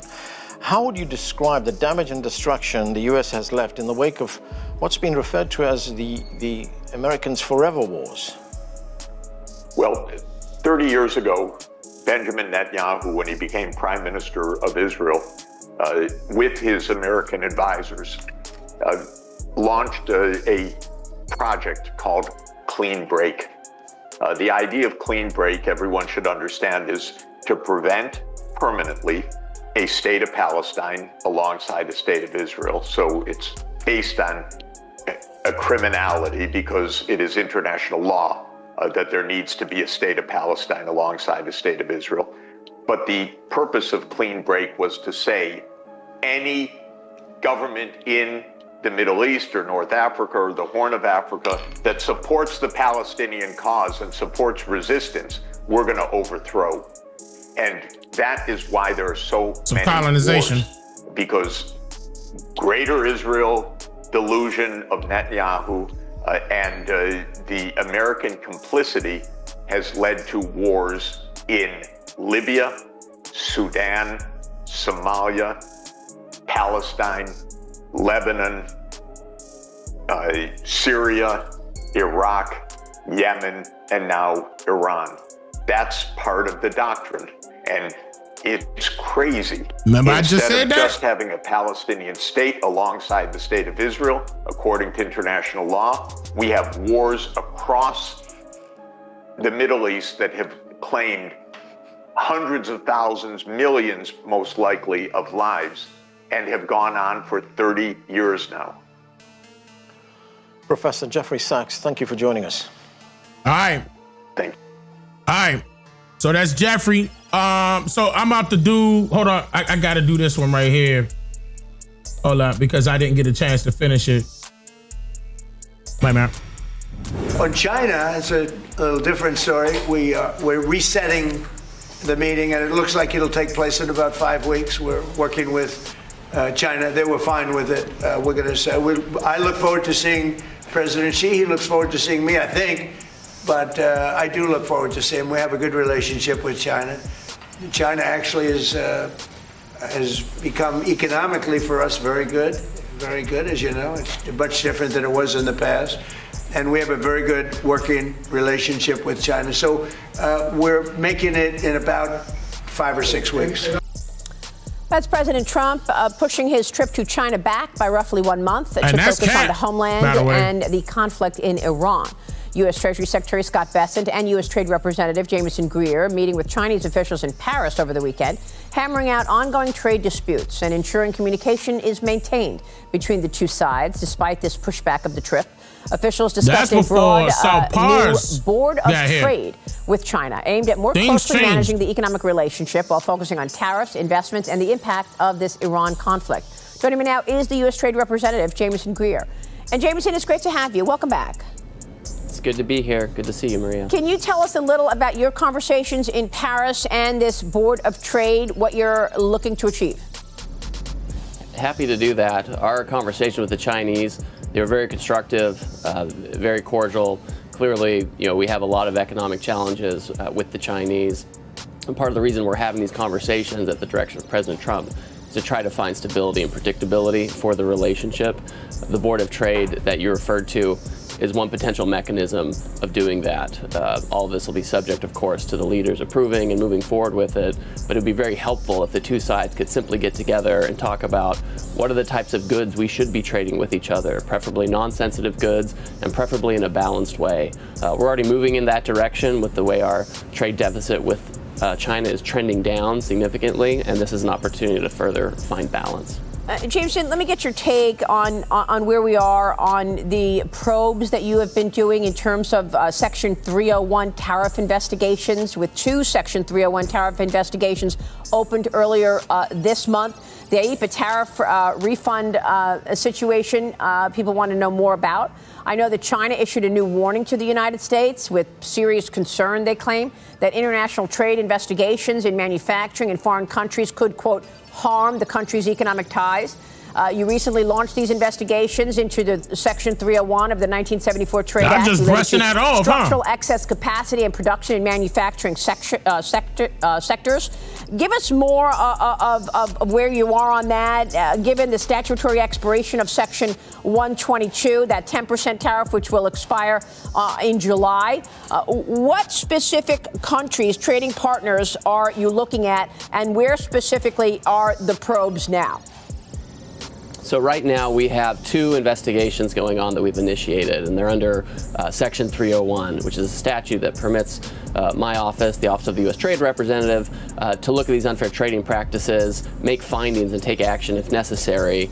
One is on structural excess capacity you've talked about, and one is about forced labor, making sure everyone has a law against importing goods made with forced labor.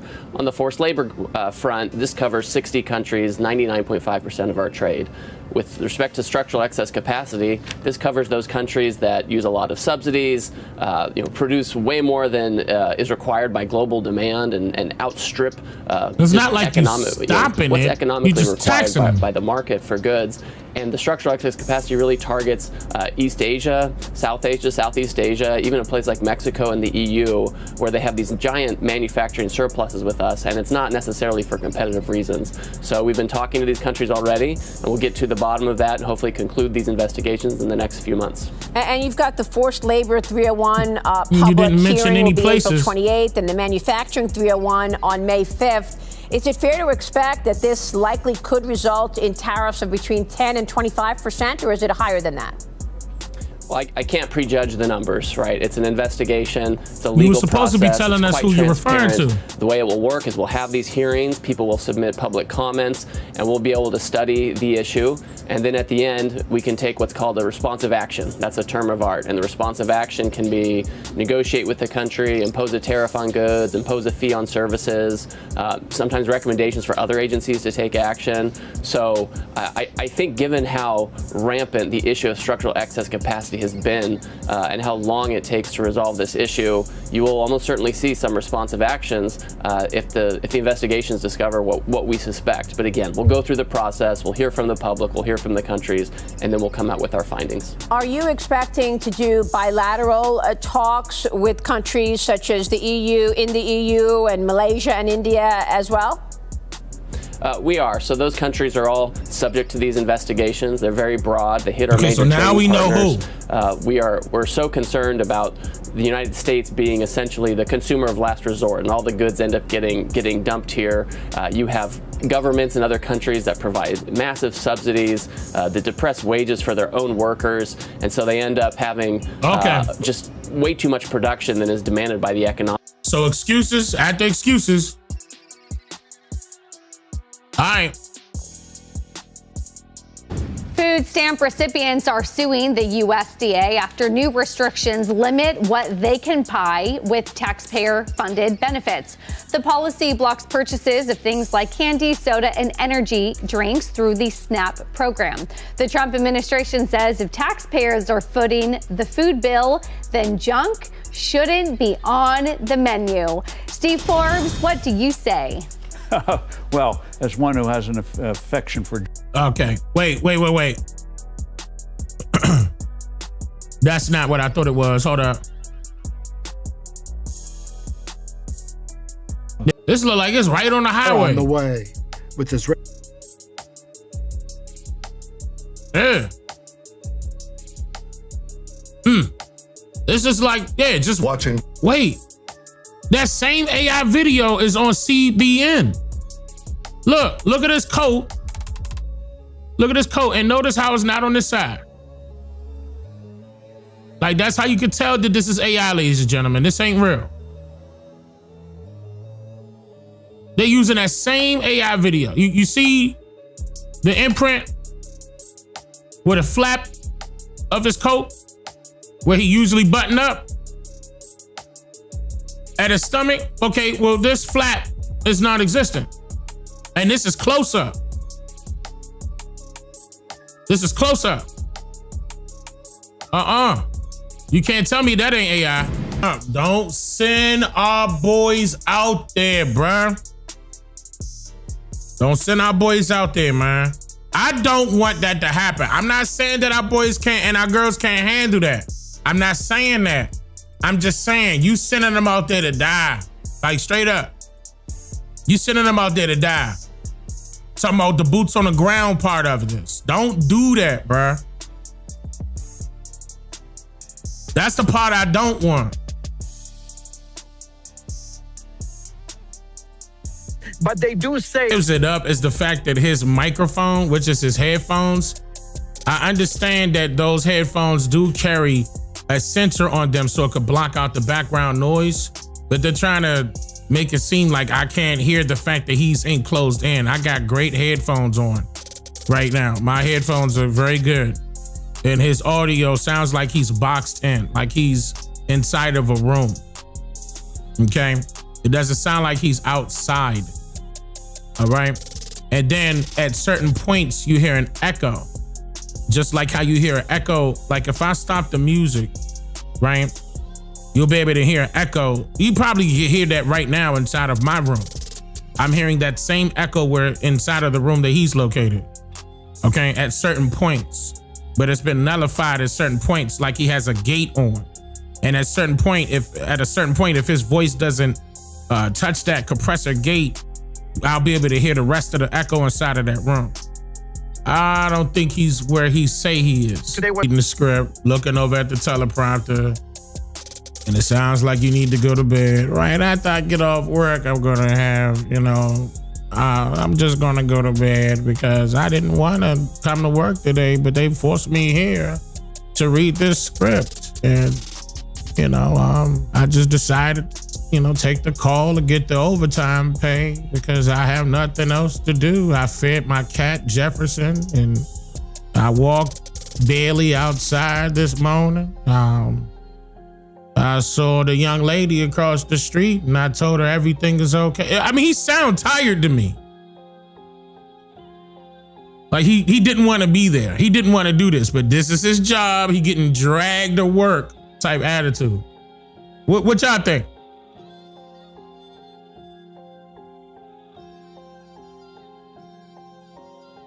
All right. So this is what we gonna do. Let me use I didn't get a chance to see this all the way. I wanna play Candace part real quick, and then I wanna go to what Tucker did with Joe Kent. He interviewed Joe Kent tonight or earlier. I wanna play that, but hold on, let me. On March 10th, Bibi had a very verified visit. It was very Bibi Netanyahu. I obviously watch a lot of his stuff by nature of the fact that he is the president of the United States. And he visited the National Health Command Center. And I will show you that here. And there's the clip of him, if you guys have, of him with kind of sitting at the health center. I don't know if you guys have that. You can run that. And yeah, so anyways, he was there. Can you guys pull that up? Trying to pull it in. Yeah, there he is. Perfect. And it's muted here, but you can see like Bibi just looks worn and torn, and this is the Bibi I'm used to seeing.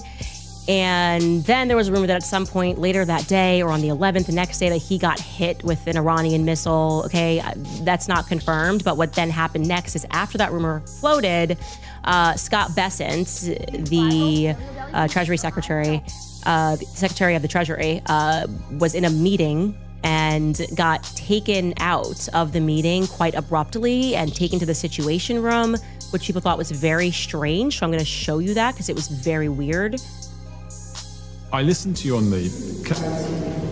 The president wants you. Sorry, the president wants you right away. Oh, okay. Okay. No problem at all. See you shortly, Mr. Secretary. You can work that in. Mr. Secretary, I have to say, it's a first, I'm sure a last as well, that an interviewee's been pulled away to go to the Situation Room. How is the president? How do you know it's our last?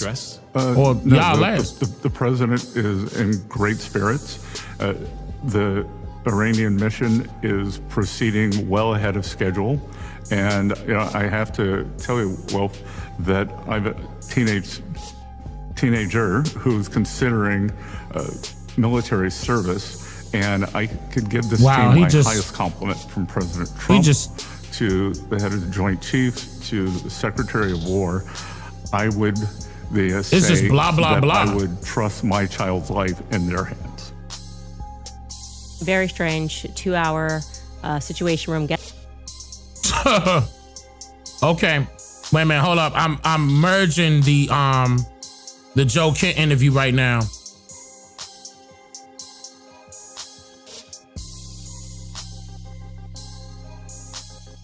Yeah, I mean, he basically danced around trying to say what happened. Of course he was capping, for sure. He was dancing around that, for sure. No ifs, ands, or buts about it.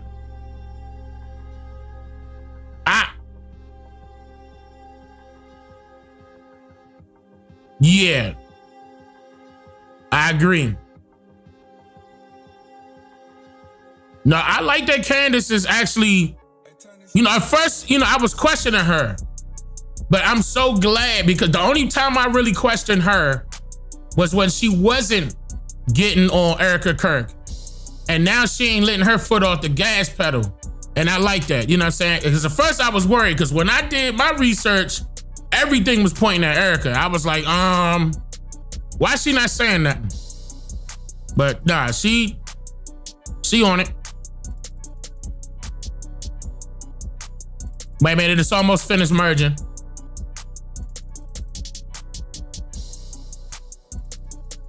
So who, you think Netanyahu in the bunker, chilling? You think Candace Owens a clone? You simping? Nah, how? I just said at first, I was like, why she ain't saying nothing about Erica? I'm not simping over, what you mean? Like,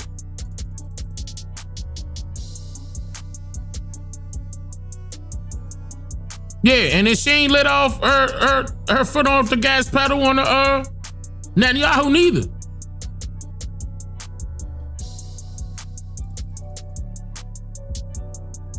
Now, I feel like she had a relationship with Charlie Kirk, though.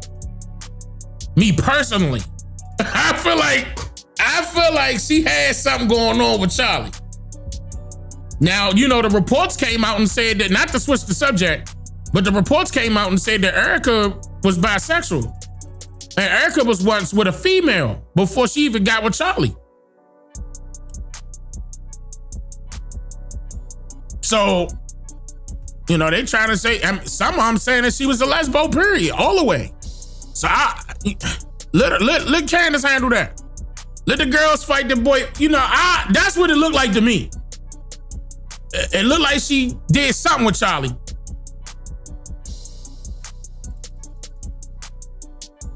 In my opinion, I don't think they was just friends. In my opinion. It's almost finished. It's at 89%. This got to be like, I'm not gonna play this whole thing, but I think this is a little lengthy. Oh, it's 2 hours long. That's at 94%. That's why the interview, and you know I don't like to play the clips, it's gonna piss me off. It's at 98%. 99, here we go. Yeah, it's 2 hours long. It's 2 hours long. All right, hold up. I got it, it's finished. Hold up, I'm moving it over.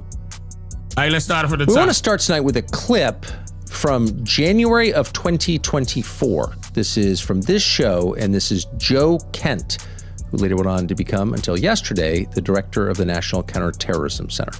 All right, now this is today. So this interview happened today with Joe Kent. I just want to hear it. I'm just interested. What do you think the immediate and then longer term effects of a... He going back. He going back to when he had that interview. I played this earlier. Let me skip up. We played that already. He not playing a lot of it. He just playing a clip of it.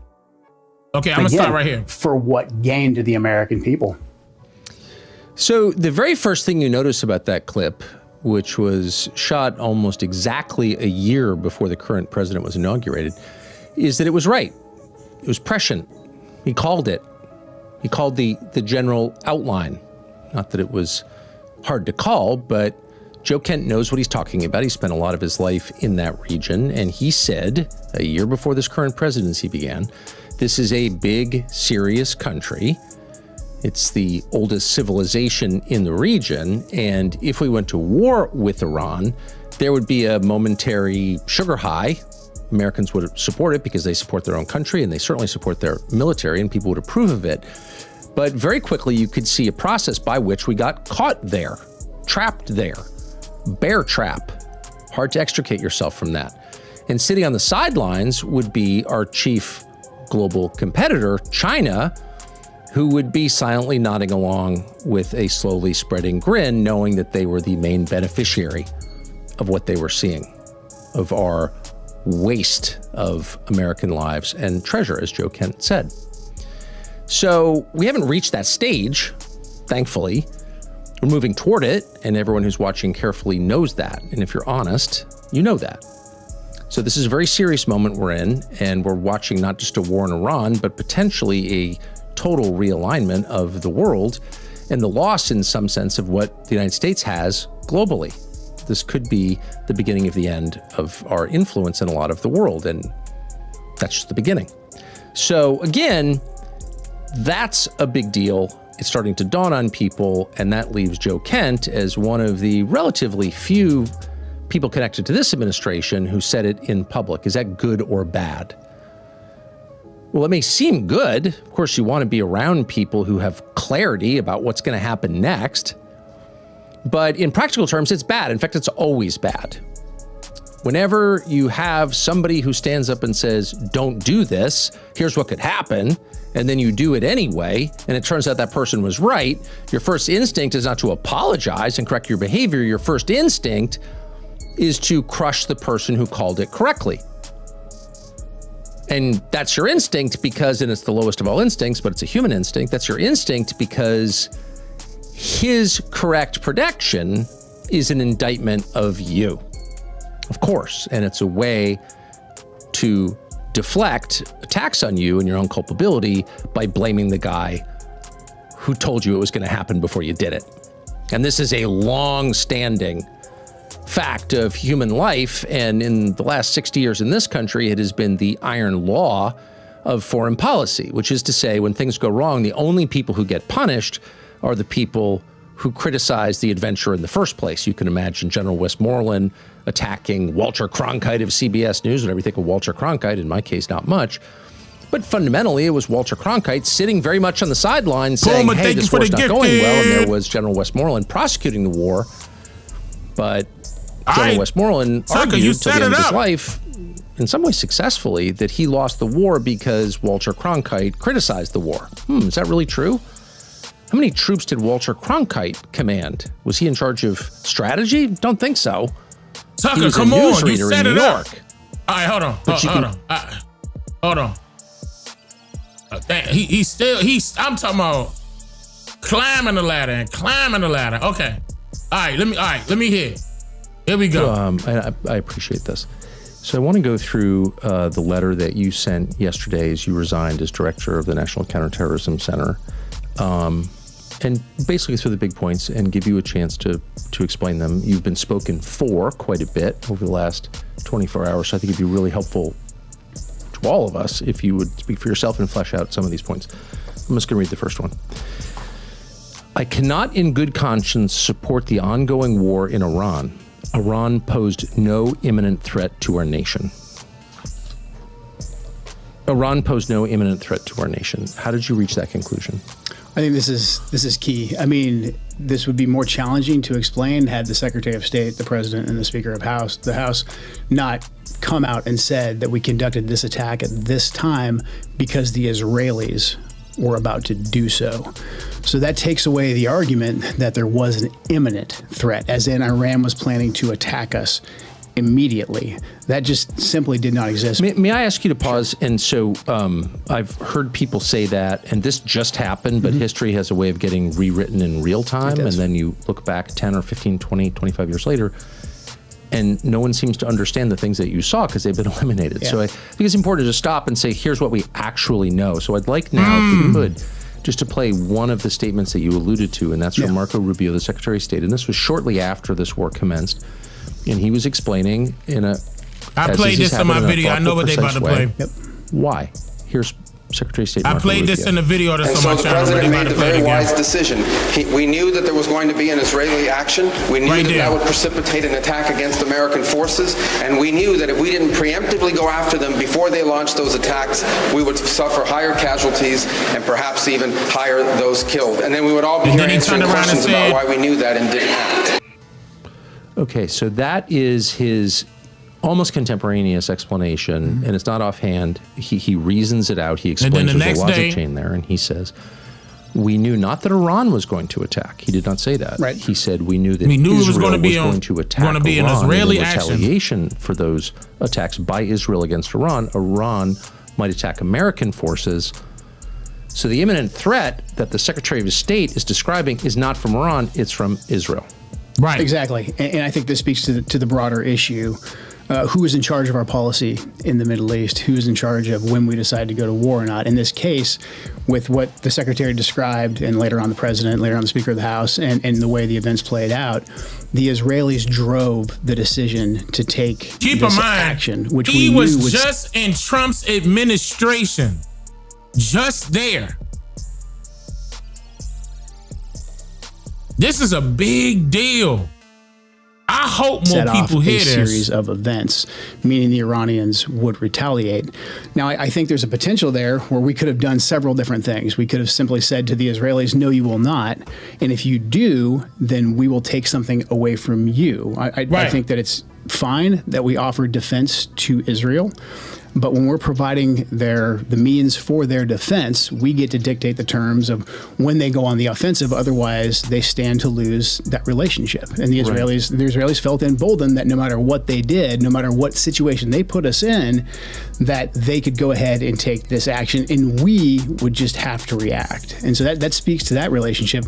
But also, it just shows that okay, people were saying he's feeling this way because he's younger. He's 45 years old, by the way. I just want to mention that. A lobby pushing for us to go to war. I know we'll get into that later on in the statement, but we had a real potential, I think, knowing what we know of the Iranians and how they react, and in particular, how they react to President Trump's leadership. The Iranians, under President Trump's leadership, especially in his second term, they have shown that they take a very calculated approach to the escalation ladder. For instance, in the lead up to the 12-day war before Midnight Hammer, the Iranians didn't attack us. They were engaged in negotiations with us. When President Trump came back into office, they stopped their proxies who were attacking us under the Biden administration because they knew Biden was weak. They stopped their proxies from attacking us as well.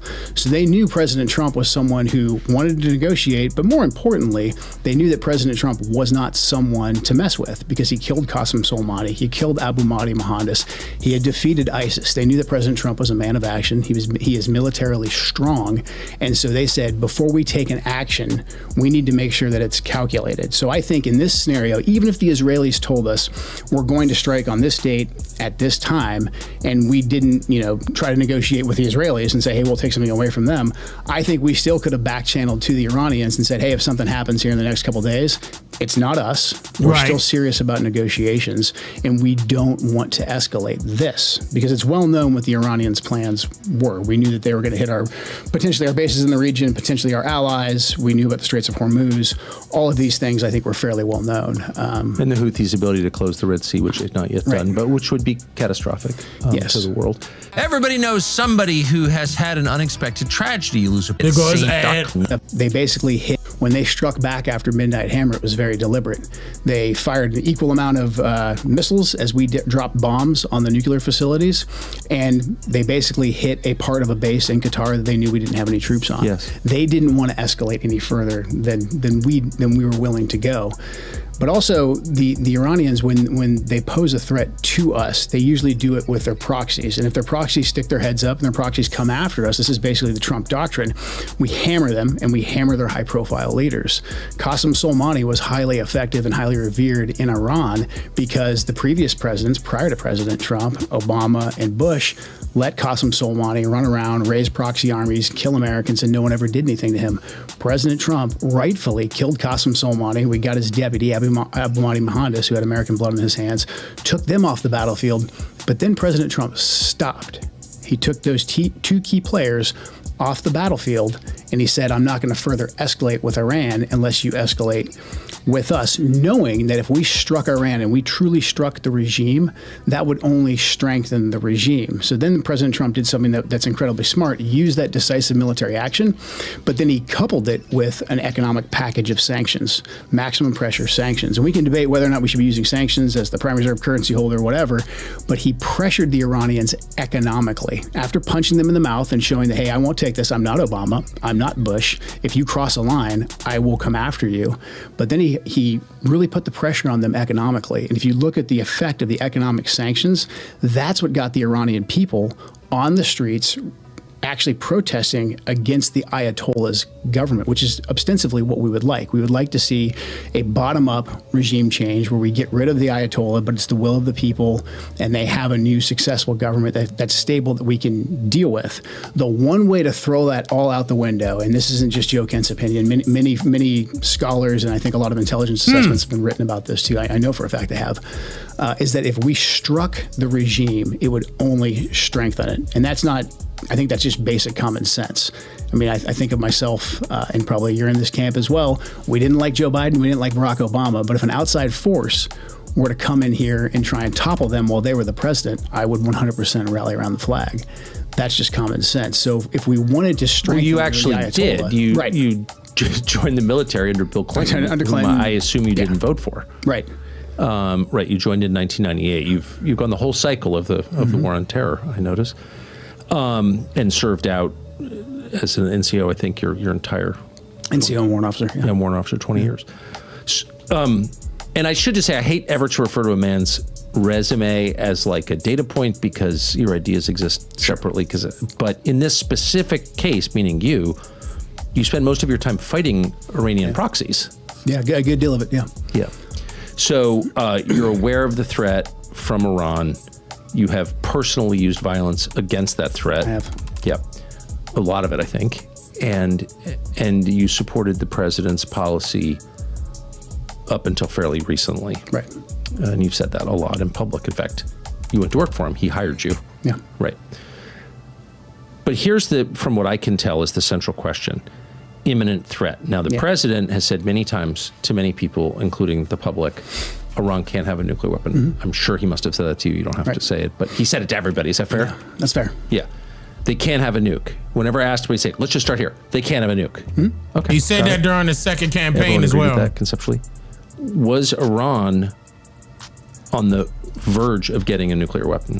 No, they weren't, 3 weeks ago when this started, and they weren't in June either. I mean, the Iranians have had a religious ruling, very important, against actually developing a nuclear weapon since 2004. That's been in place since 2004. That's available in the public sphere. But then also we had no intelligence to indicate that fatwa was being disobeyed or it was on the cusp of being lifted. The Iranian strategy, it's actually pretty pragmatic. The Iranians are obviously aware of what's taking place in their region. And their strategy was to not completely abandon their nuclear program, because they saw what happened to Muammar Gaddafi in Libya when he said, hey, I've got no more nukes. I'll do what you say. I'll give up my nukes. And we gave him the Nobel Peace Prize? Yeah, we regime changed him, and he was executed by his own people in the most horrific way. Sodomized by a bayonet. Right. Okay. Yeah.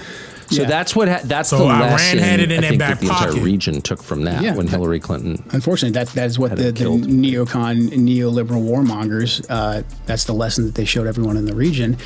And then conversely, the Iranians also knew that if they came out and said, "Okay, we've got a nuke," whether they were bluffing or not, Saddam Hussein, Iraq right next door. So they kind of had he this, hung. I think he was hung by his own people. After a bloody war that's still essentially going on inside of Iraq.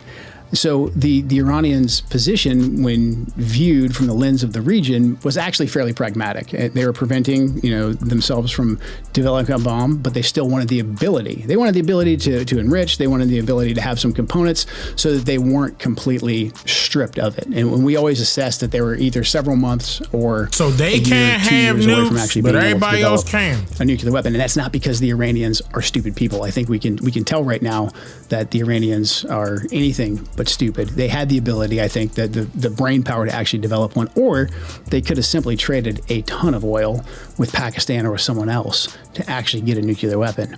They were not doing that. We had no intelligence to indicate that they were.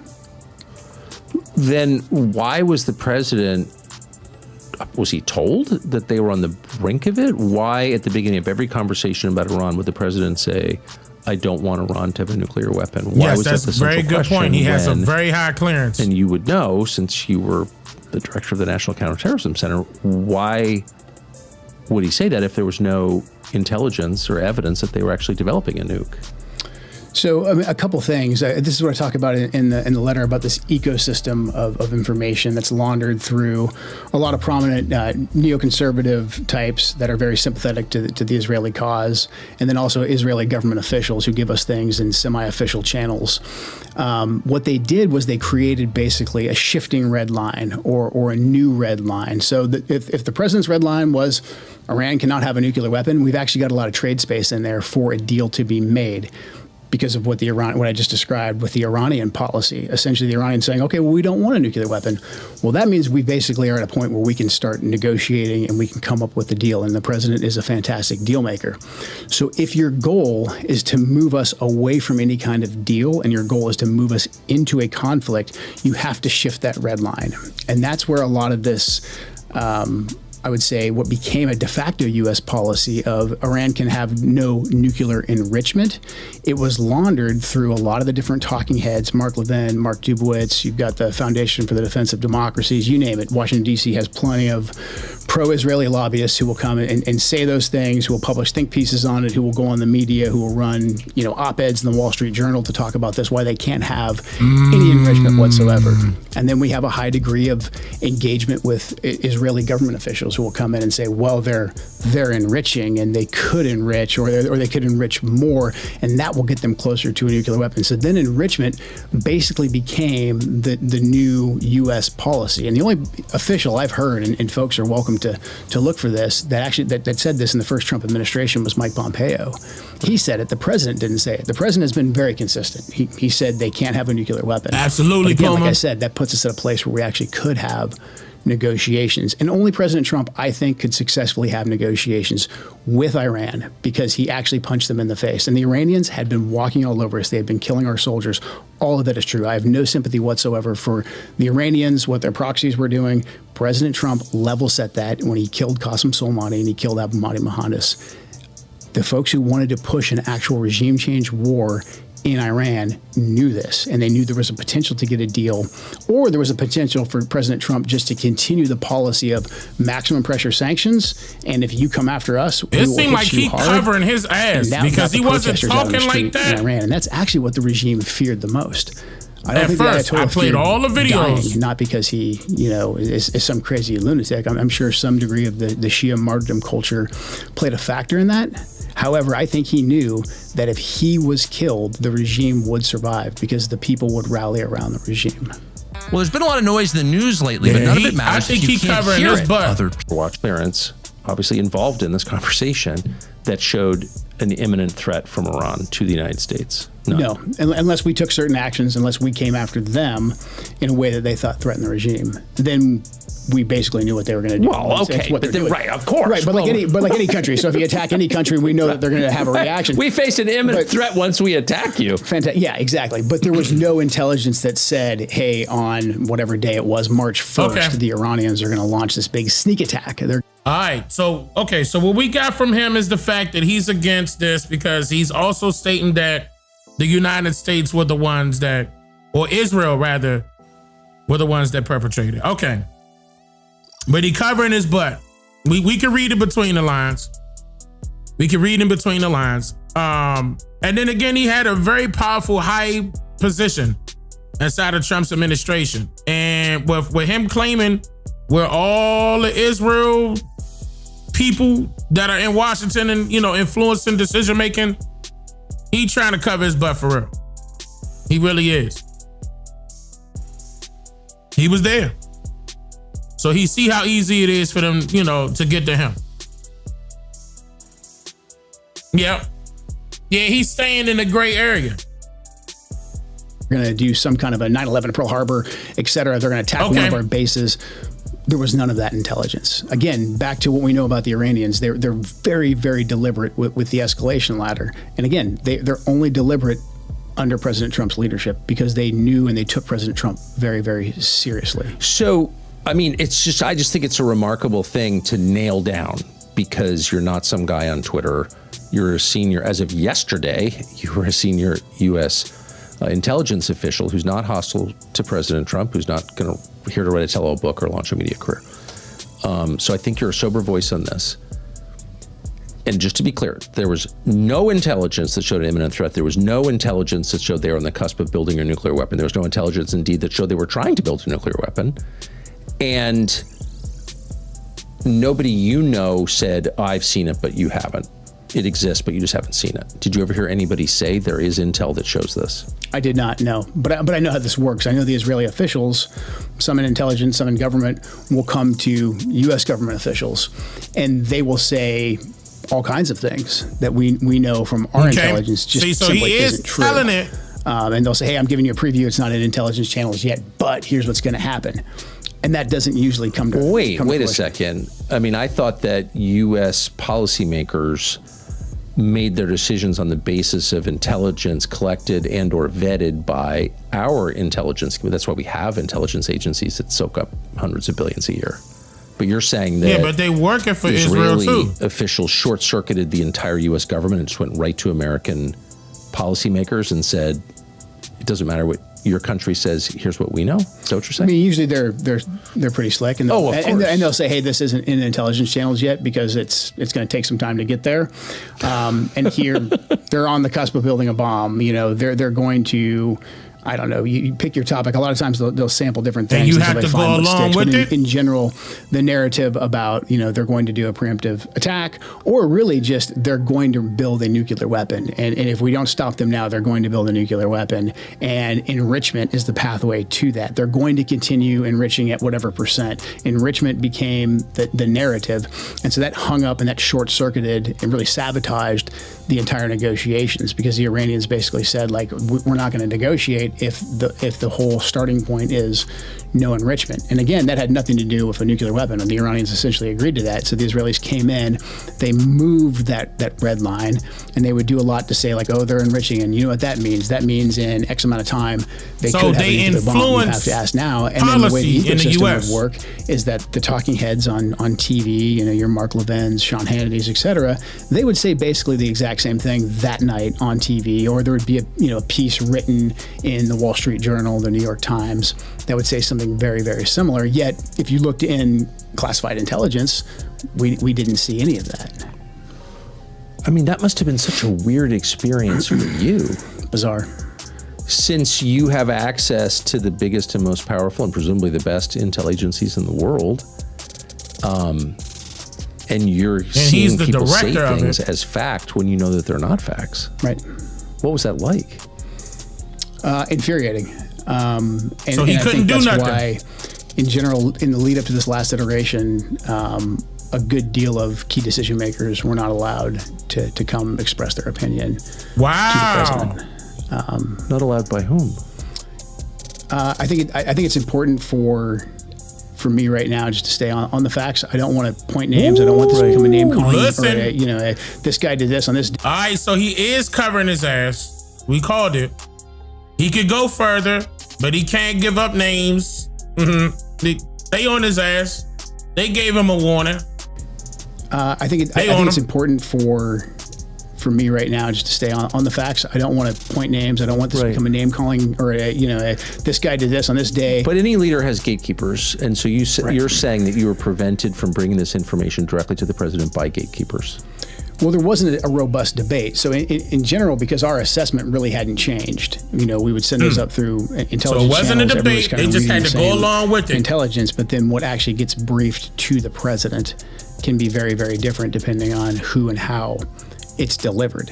And without a level set from the intelligence community, someone like DNI Gabbard coming in and saying, Mr. President, like, here's the full scope of the intelligence and what it means, you're kind of lacking that sanity check of where we're at, or at least a good sampling, to gauge how accurate what the Israelis are saying is. And that process, in my view, was largely stifled in this second iteration. There was robust debate and robust discussions leading up to the 12-day war into Midnight Hammer. So he is stating the facts, I guess. To me, and I'm sure others will refute still this. Still taking up Trump's side, not trying to get in trouble. But at the same time, conducted by just a handful of small of advisors. Telling the truth. That is true. I believe what you're saying is true. My sense, though, and you would know more than I, is there weren't telling a as lot much of truth as he people can. directly around the president who work there, who work at the White House, the principals, who are making an aggressive case for this war. Do you think was there a majority of like his top 10 advisors who were saying we must do this now? I think the circle that was around him was very, very tight and very small. He was about to say that was created. They were all on the same sheet of music, and I think a lot of them were getting their information from the ecosystem that I described. Okay, a lot of them were getting their information from Israel. We would have talked about the actual what the intelligence picture is and what our interest. So Israeli government talking points laundered through Fox News and the Wall Street Journal. Is that the ecosystem you're talking about? All of it. Yeah, and then the Israeli officials coming in and basically either ahead of time or after the fact, saying the same thing, like the enrichment is going to get the nuclear bomb. Not only government officials, the news too. You and the DNI, got to read in between the lines, for whom you worked until yesterday, had as much FaceTime with the president as Israeli officials did? I don't know. I don't know that for sure because I don't know exactly how frequently the Israelis were engaging directly with the president. It did seem like Benjamin Netanyahu was obviously that was all public, that he was in the White 7 House. times. Quite a bit, quite a bit. And then his other officials as well, Dermer, et cetera, those guys were in, they were making phone calls, just a lot of engagement from them. And again, when we would hear, or you'd hear what they were saying, that's clear, it didn't reflect in intelligence channels, even intelligence that we shared with the Israelis, that the Israelis were giving us in many cases. So there was a clear gap between the intelligence and then the information that the president was given and the decisions that the president was making. So straight up, he was getting his information from Israel Obviously, only. You're not going to divulge anything that's classified. I don't think you would. You definitely shouldn't, because there are people who hurt you for that, and you shouldn't. So without encouraging you to do that, I think it's a commonplace. It's understood in Washington. I've heard from many people who work in your business that a substantial portion of our information touches Israel at some point. Either it's collected by them, it is shaped by them. It's cultivated. Not truly American. Is that do you think it's fair? Especially in the Middle East, I would say. I mean, look, the Israelis are tactically he admitted very it. proficient. Yes. They have a very competent intelligence service. And there's a lot that we can learn from them in the craft of intelligence. Yes. So they're very proficient. They're very good. However, whenever we get information from a liaison service, I think it's incredibly important to realize that it could be given to us to influence us as well as to inform us. And the way that I would see Israeli information, in particular coming from senior officials directly to our senior officials, that caveat just wasn't given frequently enough. And there's a lot of times, some of this is just because of bureaucratic practice, but a lot of it I think is just we feel very comfortable with the Israelis. A lot of them are dual citizens. They sound like us. They don't feel foreign. We kind of go into a more complacent mode where we trust a lot of what they have to say. Damn, that was not a hidden keeping in the message. back of our mind. They sound like us. They're enough. And there's a lot of times He's talking about Netanyahu right here. some of this is just because of bureaucratic practice, but a lot of it I think is just we feel very comfortable with the Israelis. A lot of them are dual citizens. They sound like us. They don't feel foreign. Wow, that underlying message. We kind of go into a more complacent mode where we trust a lot of what they have to say, not keeping in the back of our mind that they have their own agenda and we have our own agenda at the end of the day. Now, I'd say a lot of times we have the same agenda.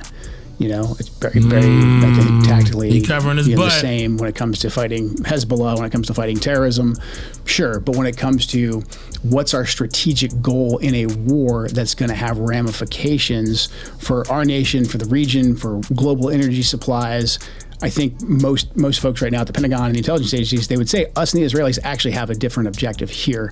I don't believe that our objective has been clearly defined because we're shying away from regime change. The Israelis are not shying away from regime change. They want to knock out lock, stock, and barrel. He's telling the truth. Government. They don't seem to have a plan for what comes next. Well, that was my next question. I think you would have heard tell of such a plan. So if you're going to take out a government, I think it's fair to ask what replaces it. And I have asked a bunch of people, many people, this question, never gotten any answer whatsoever other than there's no plan. The Israelis don't have a plan because they don't care. Do you think that's fair? I think that's completely fair. I think as Americans, rightfully, we want a clear stated objective and end state for war. I think that's something that was born out of the GWOT, was born out of the Vietnam era. Americans want to know why we're going to war and what the end state is. And they can get on board in general if that's clearly articulated. That's not the case with Iran. The Israelis are different. I think a lot of times, again, because a lot of them speak English, they culturally feel the same, but the Israelis have a much different tolerance for how and why they're going to war and for their endurance for war. The Israelis are completely fine with Iran slipping into chaos. That means that the Ayatollah and the IRGC can't really threaten them anymore. Hezbollah's money might be cut off in their head. And so complete chaos in Iran, it's not necessarily a bad thing for the Israelis. For us, for global energy, Straits of Hormuz, our partners in the GCC, mass migration problems in Europe, this is a major problem. It's a catastrophe for the world. For the world, yeah. Hate to brag, but we're pretty confident this show is the most immediately truck about the valiant people of Iran and how we needed to save them, and then a lot of the exile communities here in the United States of Iranians, a lot of them really nice people. Sure. They jumped on board. We got to save our people, But by your telling and by the facts, by the way, this is not really an opinion. There's no plan for what happens after regime change. Like the people pushing that line would be happy to see a permanent civil war there. Which is insanity. So if we do want a real regime change and we want the people to rise up and want it to happen fairly organically, going aggressively after the Ayatollah was the last thing that we ever should have done. Again, like I'm no fan of the former supreme leader, Ali Khamenei. However, he was moderating their nuclear program. He was preventing them from getting a nuclear weapon. If you take him out, if you kill him aggressively, people are going to rally around that regime. And the next Ayatollah that you get, and I think this is the case by all data that we have with his son, the next Ayatollah that you get is going to be more radical because he has to show the people that he's going to push back. And there's always a tension inside of Iran between the IRGC, the Iranian Revolutionary Guard Corps, and the clerics who run the country. They have a healthy, I think, tension between the two, a rivalry. IRGC's leadership, these are Qasem Soleimani's troops. These are the guys that Soleimani trained. These guys, most of them cut their teeth in the Iraq-Iran war. A lot of them cut their teeth fighting us in Iraq. They cut their teeth fighting ISIS in Iraq and Syria. They created Hezbollah. They trained and armed Hezbollah. So these guys are actually pretty serious and pretty hardline, and they're willing to fight and they want to fight. And so by killing the Ayatollah, we've given them more power because now internally they can go and they can say, hey, all you guys who thought that we could negotiate with the Americans, you're chumps. We have to fight them. So I think the longer this goes on, the more negotiators, the more moderates that are killed off, like we just killed, Ali Laranjani, who was a negotiator, who was eager to get us a deal. Again, look, I've got no love for the IRGC. I've got no love for the Iranians, but you've got to realize, just to be clear, if you want it to end. In case you're treating her now, you fought their proxies. I fought their proxies. I mean, I put countless of them in flex cuffs or much worse. I've gone after the Iranians. I was in specialized outfits that went after the Iranians and their proxies. These are very serious people. They're not supermen by any means. They're humans, but they're serious. And if you give the IRGC a reason to take more control and they get support from the people, because again, you kill off the Ayatollah, they can say, hey, the last guy was too moderate. Look at what it got us. Like, give us more control. I get it. And the Iranian people are going to be like, well, actually, yeah, I don't like getting bombed by the Americans and the Israelis. Maybe we do need to listen to the IRGC. Yeah, he got to cover his ass. The points that you're making, I think, are insightful, but they're also pretty obvious if you kind of game it out for 10 seconds. Yeah. So it seems like you've got two different goals. You've described Israel's goal as just regime change, permanent chaos, take Iran off the map as a coherent nation state, just tie them up with internal chaos. Whatever the effects of that are on the rest of the world, all of them disastrous. He's letting Tucker say it and he's agreeing. Side, you have the president's stated goal, which is we can't let Iran have a nuclear weapon, which they didn't have and weren't trying to build in any imminent way. Right. Okay.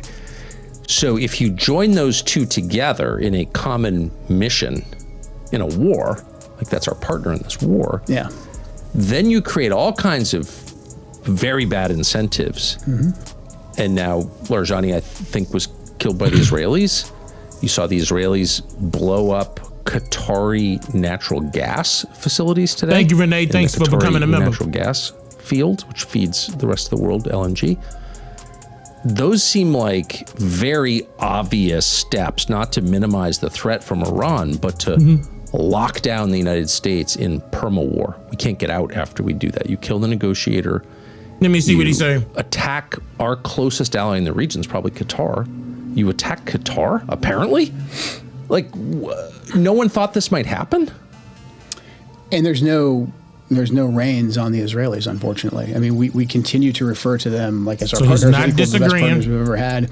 But at the end of the day, the Israelis couldn't do any of this without us, and so we have to be acting against our interests in a very obvious and very serious way. Oh, he agreed. And again, it's obvious if we've stated that our goal is just to take away their ability to ever even enrich and to take away their ballistics and to take away their navy, all these kind of tactical objectives. If we say that that's our objective, and that's when we can come to a place where we can just exit, it's in the Israelis' interest to get us more and more entrenched in this. Exactly. And that's exactly what they're doing right now. You know, when the Israelis killed Laranjani, I think I may have misspoke and said we didn't kill him. The Israelis struck him.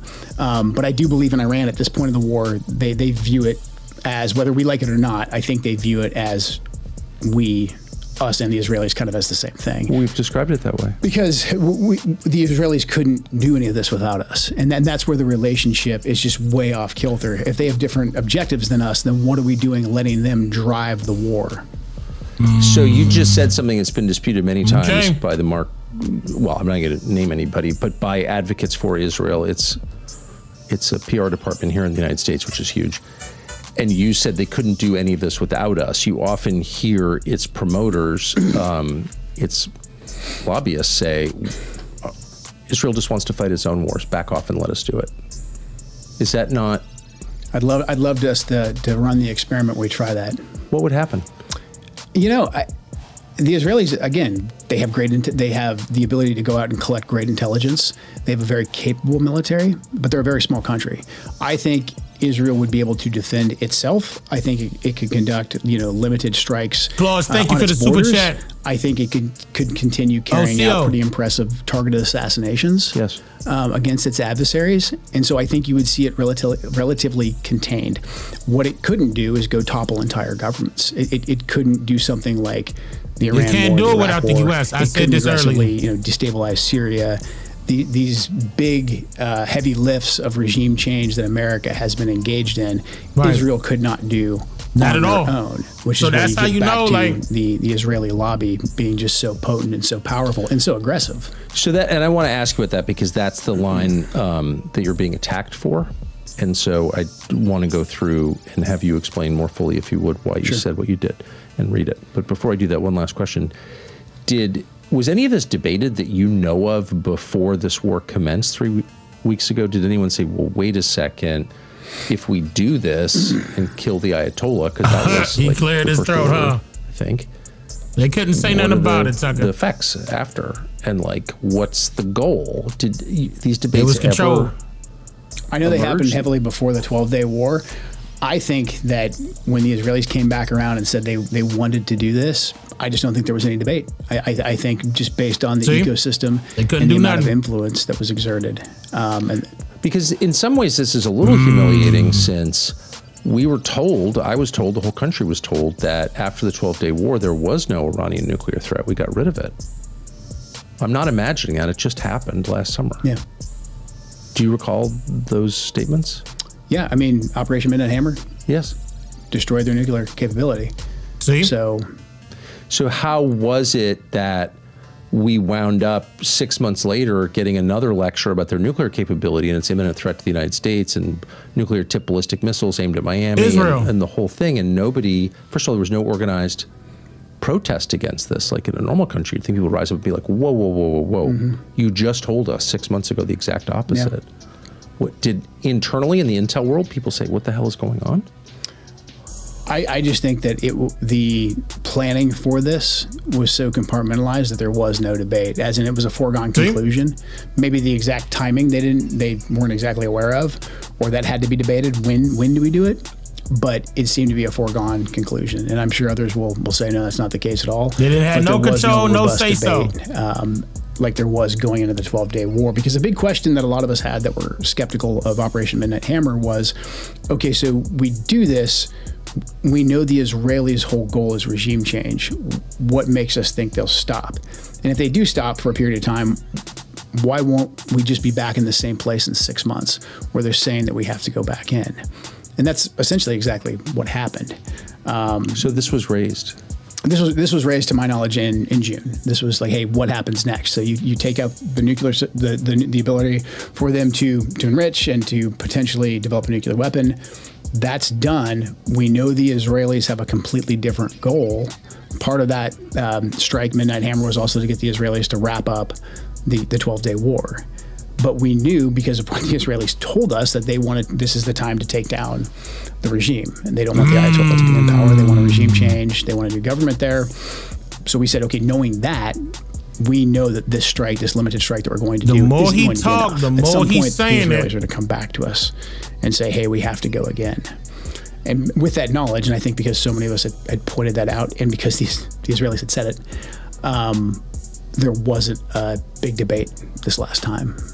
I think they had that discussion, behind closed doors, and there wasn't a chance for any dissenting voices to come in. But you would think, well, I've seen it before, when a question like this arises, the people making the decision go immediately to their own intel agencies, and in your case, the agency that has jurisdiction over those agencies, and say, all available intel on the question of the Iranian nuclear program, all available intel on the question of ICBMs or its ballistic missile program, all available intel on what might happen if we topple the regime in place. Like, this has all been gamed out for a long time. There's a constant process of gathering intel on it, correct? Yeah. And that's what we did in the lead up to the 12-day war. But this time, no. But this time, no. Not to my knowledge. And I'm sure the administration will come out and say, no, you just weren't invited. But I've got a pretty good idea of how those meetings look. And even if I wasn't invited, I at least would have known that they took place. Again, it just seemed to be a foregone conclusion that, this was happening. So most people don't wake up in the morning and decide to feel horrible. All right, so he admitted it for sure. He didn't. It was actually pretty He limited. didn't hold back. Throughout the intelligence community. Basically, in a way, we talked about the Iranians' ability to conduct sleeper cell-like attacks, which is actually pretty limited. The whole idea of sleeper cells or a cell operating is challenging in today's environment because cells have to communicate with each other, and we're pretty good at picking up on that. The real threat, and most major terrorist organizations have kind of moved to this model, is the lone actors. Yes. It's inspiring people that are already in place by using the media. There was already a ton of blowback, because of the Gaza war. Hamas used propaganda very, very effectively to, I think, curry a lot of favor with younger people here in the United States and abroad. And there was multiple terrorist attacks in America in the last year where Gaza was cited because they consumed some of the propaganda coming out of Gaza. And these people weren't, infiltrated Iranian agents. They were here, folks that were homegrown. And so we said, hey, the biggest threat right now isn't that the Iranians are going to sneak some guys over and they've been waiting here for years and they're Quds Force operatives. That's always possible. Again, the Iranians are very competent as well. And they have tried something like that before in the past, back under the Obama administration, when they tried to kill the Saudi ambassador in Georgetown. So we were worried about that. But what we were more worried about was the fact that Biden had the border open for 4+ years. And I testified publicly in Congress laying out the 18,000 known suspected terrorists that potentially could be in the country. Since then, we've discovered potentially more. The problem is the bookkeeping under the Biden administration was kind of like the border. It was wide open. And so we don't know how many folks are actually in the country that shouldn't be here. It's millions. How many of them have ties to countries that are adjacent to Iran or that are Iranian? As I left, we were still working on some of those numbers. But we've seen several terrorist attacks since these operations began in America, and they all fit that lone actor and so they wasn't even really doing their job so well. The blowback is, the longer this goes on and the more the propaganda inevitably gets weaponized, we are going to see, more than likely, more people here that are radicalized. Now, frankly, I think that and this is another great thing about President Trump, none of these people should be in the country. We should have tighter immigration policies. We should be focused right now. Our focus should be on finding everyone who shouldn't be in our country right now and getting them out as soon as possible, not on another foreign adventure. I wonder, so you've already seen in the wake of a recent terror attack, neocons use that attack as a way to try and censor, shut down, maybe even imprison critics of the decision to go to war in Iran. So it's almost like you control both sides. Mm-hmm. Like you advocate for a war, which inevitably stokes religious hatred because you advocate for the killing of a religious leader. Okay, so you're helping to create religious war, permanent generational religious war. And then when your country or the country you happen to be living in that you don't really care about feels the effects, when Americans are killed as a result of that, you use their deaths to justify the silencing of people who criticized you. Does that make sense? No, exactly. Yeah. So how much are you concerned we're going to see more of that? I'm very concerned. I think I pray we won't, but the odds are not in our favor, just considering how open our borders have been. Obviously, this type of propaganda radicalizes people. Again, we've already seen attacks. We saw attacks. He was just in Trump's administration. So I think we're going to see more of this, and then just made the mistake of opening up Twitter a couple times today. There's people calling for, dissenting voices to be charged, to be locked up, of course, et cetera. And so, they may be. The erosion of civil rights, I think, during a time of conflict is nothing new. Unfortunately, we've seen it before. It's the rule. But I wonder, though, is like people talk through, or maybe they didn't talk it through, but did anybody in the lead up to this, I just want to ask it again to make sure I understand the answer, in the lead up to this war, which is now a regional war, potentially a global war, big war, biggest war of our lives, did anyone come to you and say, what's your projection for like what the effects on the United States will be? Like how many Americans could die at the shopping mall because of this, or at school? We proactively wrote an assessment, which is what we tend to do anyways. But again, there just wasn't a huge process and a debate about this last iteration. But you're worried about it. I'm very concerned about it. I am too. Yeah. I am too. Yeah, I'm too. Okay, so let me read you the most controversial, and you've addressed this to some extent, but I'd like you to flesh it out a little more, if you don't mind. You say support the values and the foreign policies that you campaigned on during 3 campaigns and that you enacted. You understood up until June of 2025 that the wars in the Middle East were a trap that robbed America of the precious lives of our patriots and depleted the wealth and prosperity of our nation. Early in this administration, this is the change, high-ranking Israeli officials and influential members of the American media deployed a misinformation campaign that wholly undermined your America First platform and sowed pro-war sentiments to encourage a war with Iran. This echo chamber was used to deceive you into believing that Iran posed an imminent threat to the United States and that you should strike now. There was a clear path to a swift victory. This was a lie and is the same tactic the Israelis used to draw us into the disastrous Iraq war that cost our nation the lives of thousands of our best men and women. We cannot make this mistake again. So, I think you've explained how the echo chamber and the lobbying campaign worked. It wasn't just on Fox and the Wall Street Journal. It was by telephone and text message. It was in person, and it was relentless. And there was no countervailing campaign. There was almost nobody who went to the president and said, well, actually, here's the American view, which is frustrating. But then you allude at the end of that to the Iraq war. Mm-hmm. And I think you told me at dinner last night, I think you spent 5 years total. You had 11 combat deployments. You spent about, 5 years in the country. Yeah, I mean, 9 of those deployments were to Iraq for 6 to 8 months. So, yeah. Okay, so you've had some time to think about the Iraq war. yeah. More time than is healthy, yeah. Can I just say, because it makes me... So here you go, you join the Army at 18. 18, yeah. You spend your whole young life there. Go to all these wars, 11 deployments. You spend 5 years in Iraq, over 7 deployments, and you reach a series of conclusions, fighting and being shot at by Iranian proxies, and now you say, I don't think this war is good for America, and you're being slandered as a bad, unpatriotic quitter who secretly sympathizes with the Ayatollah. I just have to ask you how that feels. I mean, they love you when you're just saluting and moving out, but then the second you say, I don't think we should be doing this, and I have an opinion now, then all the attacks come at you. But I truly believe that God put me where I am right now, really putting me through everything I've been through in my life to bring me to this point. I don't believe that God said, hey, you're here now in this moment to just sit back and be a good soldier for this iteration. I've had lots of friends who have said, hey, I think you would have been more value staying in the administration with your experiences. And I understand that, and I'm flattered by it. But considering all that I've seen, the conclusions that I've reached, I feel like I'm here for a reason. And something I think probably on my 3rd or 4th deployment, as I was realizing that we were lied to get us into Iraq, and that we had a whole mess that we now had to clean up, and how much it mirrored and echoed Vietnam. I remember as being in my mid to late 20s, being very frustrated with a lot of the Vietnam veterans who did not speak up against. I know some did, but especially Vietnam veterans who stayed in service as I had intended to do.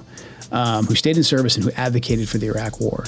Colin Powell is someone who I have a lot of respect for the way he fought in Vietnam, his leadership in Desert Storm, but then the way that he was part of lying to get us into the Iraq War and then staying on and continuing those lies, knowing full well, having all the experiences of being a guy on the ground in a feudal war that was, basically we were deployed to under false pretenses. He had all that knowledge, and because he wanted to be loyal to, I think, the president, and I think he wanted to be loyal to what he felt was the government that would eventually get it right, he didn't step out and say, we shouldn't be doing this. And I just remember reflecting on that. And, I said to myself at the time, and this might seem, silly and idealistic, but said to myself at the time, if it's ever my turn, if it's ever my generation's turn, I'm going to do everything that I can to make sure this doesn't happen to the next generation. So a real breaking point for me, I did the best I could for a couple weeks as this war started from the inside to try and find, off ramps, to try and provide information, to see what I could do from the inside. But watching the casualties roll in, and I don't want to use anyone's, loss as a talking point, but for me personally, watching more casualties come in, I just couldn't stand by as both a veteran and then, as a Gold Star husband and say, like, I'm just going to continue to soldier on in this. It's time to try something different. I know this path that we're on, it doesn't work. I've seen enough data. It's time to do something different. How hard a decision was that? It became really clear to me, over the weekend, this past weekend, that our message just wasn't getting through. And I was like, I know what happens if I stay. If I stay and I go along with this, I'm going to be knee deep in it, trying to just chip away and make a difference. But my ability to have my voice heard, to present data that runs contrary to the trajectory and the agenda that the administration's on, that's going to be squashed before it even really reaches the White House. And so I knew I had kind of hit my limit of effectiveness in that capacity. So really, it should have been a hard decision, but for me, it was crystal clear. It was like, number one, I can't be a part of this in good conscience, and I need to do everything I can to actually speak out about it, and speak out in a way that I hope resonates with the president and with some of my former colleagues.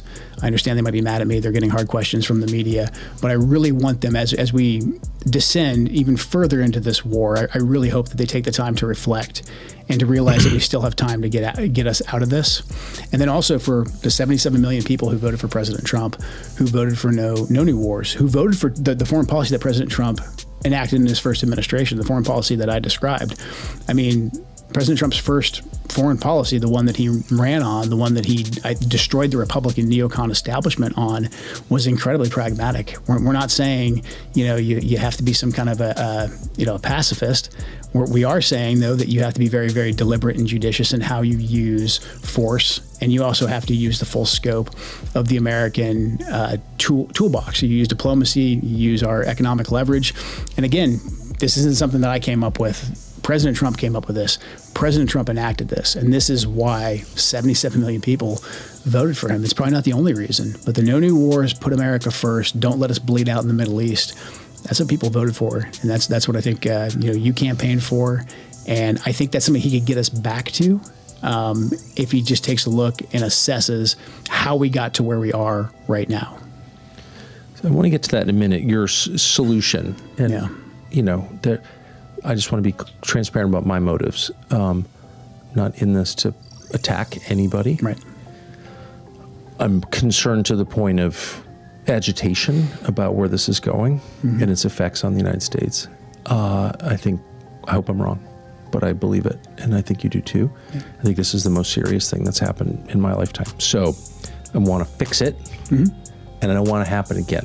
Exactly. And I don't want history to be written in real time by liars in such a way that no one understands what we're going through, and then we make the same mistakes. And this is a principle that any parent applies to his own children. No, say out loud what you did, and you're less likely to do it again. So, but before I say anything, I just want to pause just on your personal experience. And I know you hate talking about this. I'm not going to make you uncomfortable by pushing too much, but you feel it. I feel it as an observer, such sadness for the men who've been used, including you. And I wonder how, given everything you've done and everything you've just said, how you don't feel bitter at the response that you've gotten from people, some people. How do you keep the bitterness out? I think trying Faith, to I've got bring a great more life. out of him God's by hitting his pain. With my late wife Shannon, my wife Heather, our two boys, Colt and Josh, who I think are watching this, hopefully. So faith and staying grounded on what's important. Yes. But then also, look, the people who are coming after me, I believe that the internet is like 25% real. I think there's a lot of bots. There's a lot of people who got delivered a talking point and they're going to get a paycheck for it. I've noticed. Or they just, they want the adoration. So I just don't take most of it seriously. And again, look, I know there's some of my former colleagues, people who I do like, who have had to come after me. And I understand that too. Like, I get it. Like, they're still there. They've got to discredit everything I'm saying right now. They're watching, taking notes. So I'm not bitter about that. I literally just want to focus on the task at hand, and the task at hand is stopping us from getting deeper into this quagmire. Because again, like just looking back on my experiences in Iraq, I don't feel like this happened. There wasn't the ability to. There wasn't this platform. There wasn't, the free independent media that existed in a real way that could reach people. That's right. And so to me, we have this opportunity. So I'll be bitter and angry later when I read Twitter and somebody who I used to like says that Joe Kent's a traitor and we're going to fire him tomorrow anyways. We don't have time for that. Like as you pointed out, major things are happening right now in this war, and the president is facing some very, very challenging decisions. So I personally just hope that he and his closest advisors listen and think, and that's the main priority. So I strongly agree, and we can't allow hatred of us to inspire hatred in ourselves. Keep that in mind. He was just in Trump's administration. Counterintelligence director. That's alarming. That's alarming. And it makes me wonder if Trump has any control, right? I mean, I already know this. Look at the thumbnail. Remember when he hugged the USA flag? I swapped that flag out. He hugging the Israel flag. And I know this is disappointing for a lot of Trumpers out there too. And I'm not trying to be funny. I'm talking about the people that worshiped Trump are pissed off at Trump because of this. So no ifs, ands, or buts about it. I mean, he's saying that Trump got time to switch this around. I don't know about all that. Destroy you. It's what they want. So I salute you for avoiding that. And it's absolutely real. I spent a lot of time with you and you're not a hater at all. You don't even seem that bothered. So that's incredible given where you are. It's amazing. It's an act of faith and I love it. Maybe end of the history portion of the Trump segment, got but threatened. I just think it's important to establish why you said first the war in Iraq, second the conflict in Syria, which took the life of your wife. Why both of those were driven by Israel? Well, the war in Syria never would have happened without the war in Iraq. I mean, so had we not gone in and invaded Iraq, we wouldn't have had the conflict in Syria. But Syria was always a major problem under Assad for the Israelis, both under his father and under the Bashar al-Assad, Hafez al-Bashir, because of their support, the relationship with the Iranians, their support for Hezbollah. Right. Makes sense. Yep. And so they wanted to get rid of Assad as well. They saw Iraq as a vehicle for not just taking down Saddam Hussein, who posed a threat to them as well, but also as a way, a lily pad, if you will, to get rid of Syria. And basically... So Assad must go, which was a slogan that all of a sudden emerged out of nowhere. Right. That was not what does like that an have to organic do with American by the way? desire. It wasn't like Americans woke up and were like, the problem really is this ophthalmologist from Syria, he must go. It was that reflected the priorities of Israel, not Israel, and then I think you had the echo Solely. chamber as well, because you had all the usual suspects. You had FDD, and you had all these different other organizations that were out there saying that like now's the time to Barry Weiss, break off true the shackles. expert on Syria. The next thing you know, there'll be a Syrian Thomas Jefferson that'll take over, and instead we got the former leader of Al Qaeda. But a big reason that Syria became next after Iraq. In Iraq, we screwed the whole thing up so badly that we toppled Saddam, destabilized, fought a bitter insurgency. The Sunnis eventually aligned with al-Qaeda, but then we beat them down so heavily because the Shias are the majority of the country. The Shias took over. Shias largely, the Shias that we installed in Iraq, the Dawa Party, Badr, Skiri, etc., heavily aligned with Iran. And so at the end of the Iraq war under Obama, there was this whole oh crap, we just handed basically the keys to Baghdad to the Iranians, who, again, hostile to us. Qasem Soleimani is running all over the place, funding proxies. It's a great deal. It helps Iran circumvent sanctions, their relationship with Iraq, and we just spent trillions, lost nearly 5,000 Americans there, and now we have this Shia superstate. And so then there was a ton of pressure coming from not just the Israelis, but I think also a lot of the Gulf to say, hey, we've got to get rid of Assad as well, because now you have this Iranian land bridge that goes basically from Damascus all the way to Tehran, and then you can hook that down into the Lebanese area where Hezbollah is. Yeah, southern Lebanon. So next thing you know, well, if you want to get rid of the guy Assad, who's an Alawite, well, you got a country full of really angry Sunnis, and what are those guys going to turn into? And so next thing you know, we're now on the side of ISIS and Al-Qaeda. ISIS gets out of control, and we have to deploy back to Iraq, back to Syria, to put out essentially the brush fire that we created. And so that's why I put all of those together, because again, without Israel's influence, would all of this have happened? Would the Iraq War have happened? Maybe, but they heavily lobbied for it. I mean, Benjamin Netanyahu, you can pull up tapes on YouTube, the guy was lobbying heavily back in 2002 for us to do regime change in Iraq, and he has stayed in power ever since. Ariel Sharon, who initially was the PM in the lead up to the Iraq War, initially was against it because he wanted us to focus on Iran, but then towards the end he got on board as well. But the Likud party that's in power and has been driving Israeli politics now for most of my adult life, they were heavily in favor of the regime change war in Iraq, which again led to Shia domination, led to the rise of ISIS, led to the rise of Al-Qaeda. U.S. government has been compromised. The Syrian civil war. So again, this country, Israel, who they can be a good partner in some regards. I'm not anti-Israeli. I've worked with the Israelis. Again, very competent intelligence service, very wonderful people, but they have different objectives than we do. So to put them in the driver's seat of our foreign policy and to let them dictate our foreign policy is a disservice to the American people. Well, I think, and I think you're understating the effect. Policy is a people. But they have different objectives than we do. No, go back. A good partner in some regards. I'm not anti-Israeli. I've worked with the Israelis. Again, very competent intelligence service, very wonderful people, but they have different objectives than we do.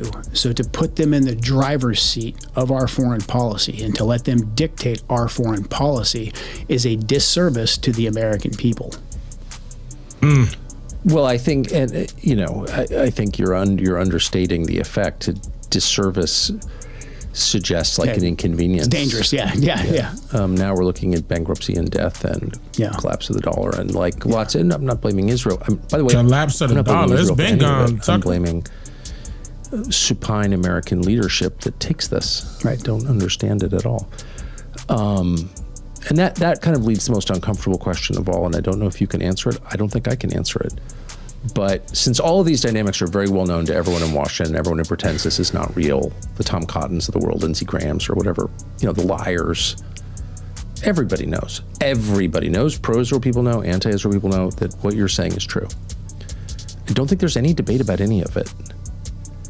So since it was clear that we were being pushed by the Netanyahu government into this war, that they were choosing the timing, they chose the timing, right? I mean... Yeah, I'll take Marco Rubio's word for it. I'll take Marco Rubio's word for it.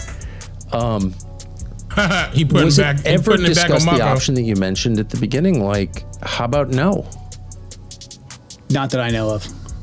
Okay, so then you have to ask, I'm just following the logic train here. What kind of pressure does it require to get a president who campaigned against exactly this thing for 10 years Appreciate to do the cash app, Kim. exactly this thing? What does it take to do that? I wish I knew definitively. I think there's two potentials or two schools of thought. I mean, one is the media echo chamber, the donors, the way the Israelis come in and kind of launder the information, like I described previously, and then the other option is much darker. I mean, we still don't know what happened in Butler. We don't know what happened with Charlie Kirk. And by no means am I saying the Israelis did this or any of that, but I'm saying there's a lot of unanswered questions there. And there is enough data to at least say that there's a good chance that President Trump feels like he is under threat. We're he not admitted allowed to it. ask, basically, was there any linkage between what took place with Asif Merchant, who was recruited by the Iranians to come to America to recruit proxies to kill President Trump. The FBI put a confidential human source at him. All this is public now. This is all out there in the open. And he's arrested, and then 2 days later, a sniper takes a shot at President Trump. We think Merchant and the CH, we know the CHS was talking about the human source that the FBI put at Merchant. They were talking about, hey, we could kill the president potentially with a sniper rifle. But then they arrest him. 2 days later, Butler happens. And Crooks, according to the official narrative anyways, is an enigma. We don't know anything about him. We can't get into his devices. If we did get into his devices, maybe there's nothing there. No more questions are allowed to be asked about Thomas Crooks. The DHS IG is currently being blocked from investigating Butler as well. That's out in the media. That's all well known. Your investigative journalists found that Crooks did indeed have an online persona, quite an extensive online footprint, one. and he was talking to people. This is Joseph Kent. He actually just left Trump's administration yesterday. Well, officially today. Well, yesterday now. This is 12 o'clock for some of y'all. He's saying a lot right here. This part right here, probably about to go viral. Now, Tucker just interviewed him yesterday. He was the director of the counterintelligence for Trump's administration, and he left because of the war of Iran. And he exposing it right here. Y'all want me to go back a little bit? Hold on, let me go back a little bit. That was important. Hold on. In the open. And he's arrested, and then 2 days later, a sniper takes a shot at President Trump. We think Merchant and the CH, we know the CHS was talking about the human source that the FBI put at Merchant. They were talking about, hey, we could kill the president potentially with a sniper rifle. But then they arrest him. 2 days later, Butler happens. And Crooks, according to the official narrative anyways, is an enigma. We don't know anything about him. We can't get into his devices. If we did get into his devices, maybe there's nothing there.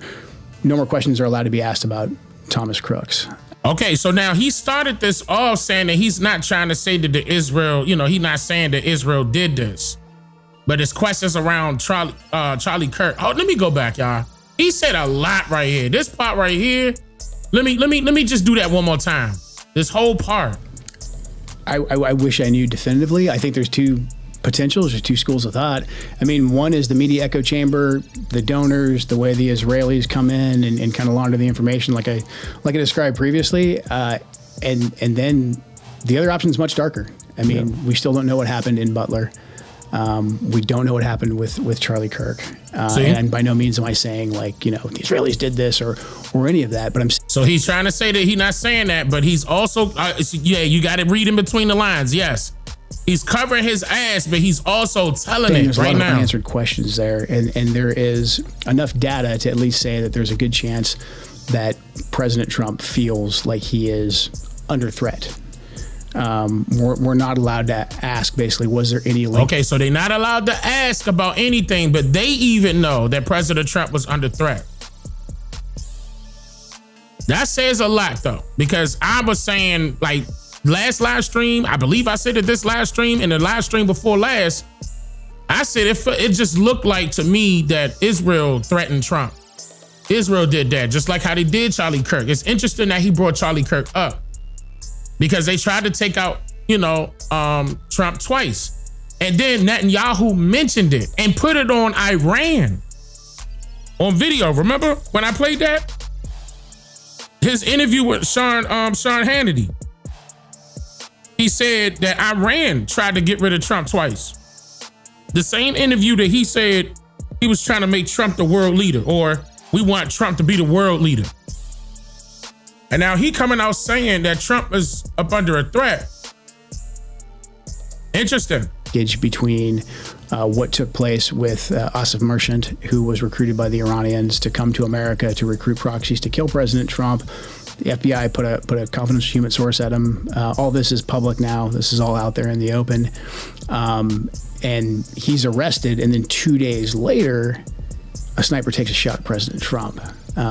We think Merchant and the we know the CHS was talking about the human source that the FBI put at Merchant. They were talking about, hey, we could kill the president potentially with a sniper rifle. But then they arrest him. 2 days later, Butler happens. And Crooks, according to the official narrative anyways, is an enigma. We don't know anything about him. We can't get into his devices. If and we then they get wiped devices, all the maybe information. There's nothing there. No more questions are allowed to be asked about Thomas Crooks. The DHS IG is currently being blocked from investigating Butler as well. That's out in the media. That's all well known. Your investigative journalists found that Crooks did indeed have an online persona, quite an online extensive footprint, one. and he was talking to people. So it's like, why aren't we investigating this? You know, I mean, if an attempted murder of a presidential candidate? Murder of a presidential candidate, and then there's another assassination attempt. There's been multiple public breaches of President Trump's security over the last year. And then, you know, Charlie Kirk is killed publicly in a very horrific way, and we're not really even allowed to look into that at all. And Charlie Kirk was one of President Trump's closest advisors, and he also advocated heavily against a war with Iran. He was in the Oval Office. Whoa!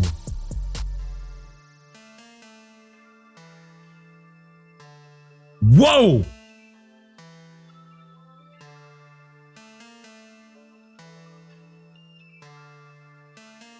Whoa! That's a lot, bro. That's a lot right there. I'm rewinding it now. Investigative journalists found that Crooks did indeed have an online persona, quite an online extensive footprint, one. and he was talking to people. So it's like, why aren't we investigating this? You know, I mean, if an attempted murder of a presidential candidate? Murder of a presidential candidate, and then there's another assassination attempt. There's been multiple public breaches of President Trump's security over the last year. And then, you know, Charlie Kirk is killed publicly in a very horrific way, and we're not really even allowed to look into that at all. And Charlie Kirk was one of President Trump's closest advisors, and he also advocated heavily against a war with Iran. He was in the Oval Office in the lead up to the 12-day war. I wasn't particularly close with Charlie. He was very gracious to me when I was running for Congress, very, very supportive. So we knew each other. And the last time I saw Charlie Kirk on this earth was in June in the West Wing, in the stairway. And I said hi to him, and he looked me in the eye, and he said very loudly, and it's a small, you've been in the West Wing, it's small, it's a tight space. And he said, "Joe, stop us from getting into a war with Iran." Very loudly. He was single-minded. And he walked off, and he went, I believe, into the Oval. So when one of President Trump's closest advisors, who is vocally advocating for us to not go to war with Iran and for us to rethink at least our relationship with the Israelis, and then he's suddenly publicly assassinated, and we're not allowed to ask any questions about that. Wow, that's major. Candace Owens gonna have a field day. What he just said, man, that's major. What he just said is going to be talked about all tomorrow. Keep this in mind. Today, watch. He gonna be everywhere. That part right there is so critical because of what position he was in Trump's administration. Talking about the Charlie Kirk situation, the way he stands from his own personal perspective. Doesn't know Charlie Kirk that well, but he knows of him. And based off of the videos of Joe I played earlier today, ranging from 2022 to now, and even before, you know, his last interview with Tucker. This is not his first time with Tucker. He was always speaking against a war with Iran. But then again, you guys got to understand, you got to read in between the lines. He was working with the Trump administration. He's going to have to kind of sort of play both sides. But you can see what side he on, you know. But he's saying a lot right here, man. He's saying a lot right here. It's a data point. It's a data point that we need to look into. What do you mean when you say we're not allowed to ask any questions about that? We've been told that this individual, Robinson, is a lone gunman, and maybe he is. But the investigation that I was a part of, the National Counterterrorism Center was a part of, we were stopped from continuing to investigate. And the FBI will say that they stopped that because they wanted to turn everything over to the Utah state authorities. Everything's going to trial. It's very, very sensitive. But there was still a lot for us to look into that I can't really get into. But there was still linkage for us to investigate that we needed to run down. And I'm not making any conclusions. I'm not saying I don't think you are. Because of this happened. I'm not saying that at all. I'm just saying he better not do an interview with Candace. He better not. Answered questions. We know the pressure because of the text messages that have been made public, that Charlie was under a lot of pressure from a lot of pro-Israel donors. And again, we know Charlie was advocating to President Trump against this war. Listen to him. And we knew at the end of the 12-day war, at the end of Midnight Hammer, that the Israelis were going to come back and ask us to go back to war again. Right. So we have a lot of data points between Butler, the assassination attempts against President Trump, the breaches of his security, what happened to Charlie Kirk.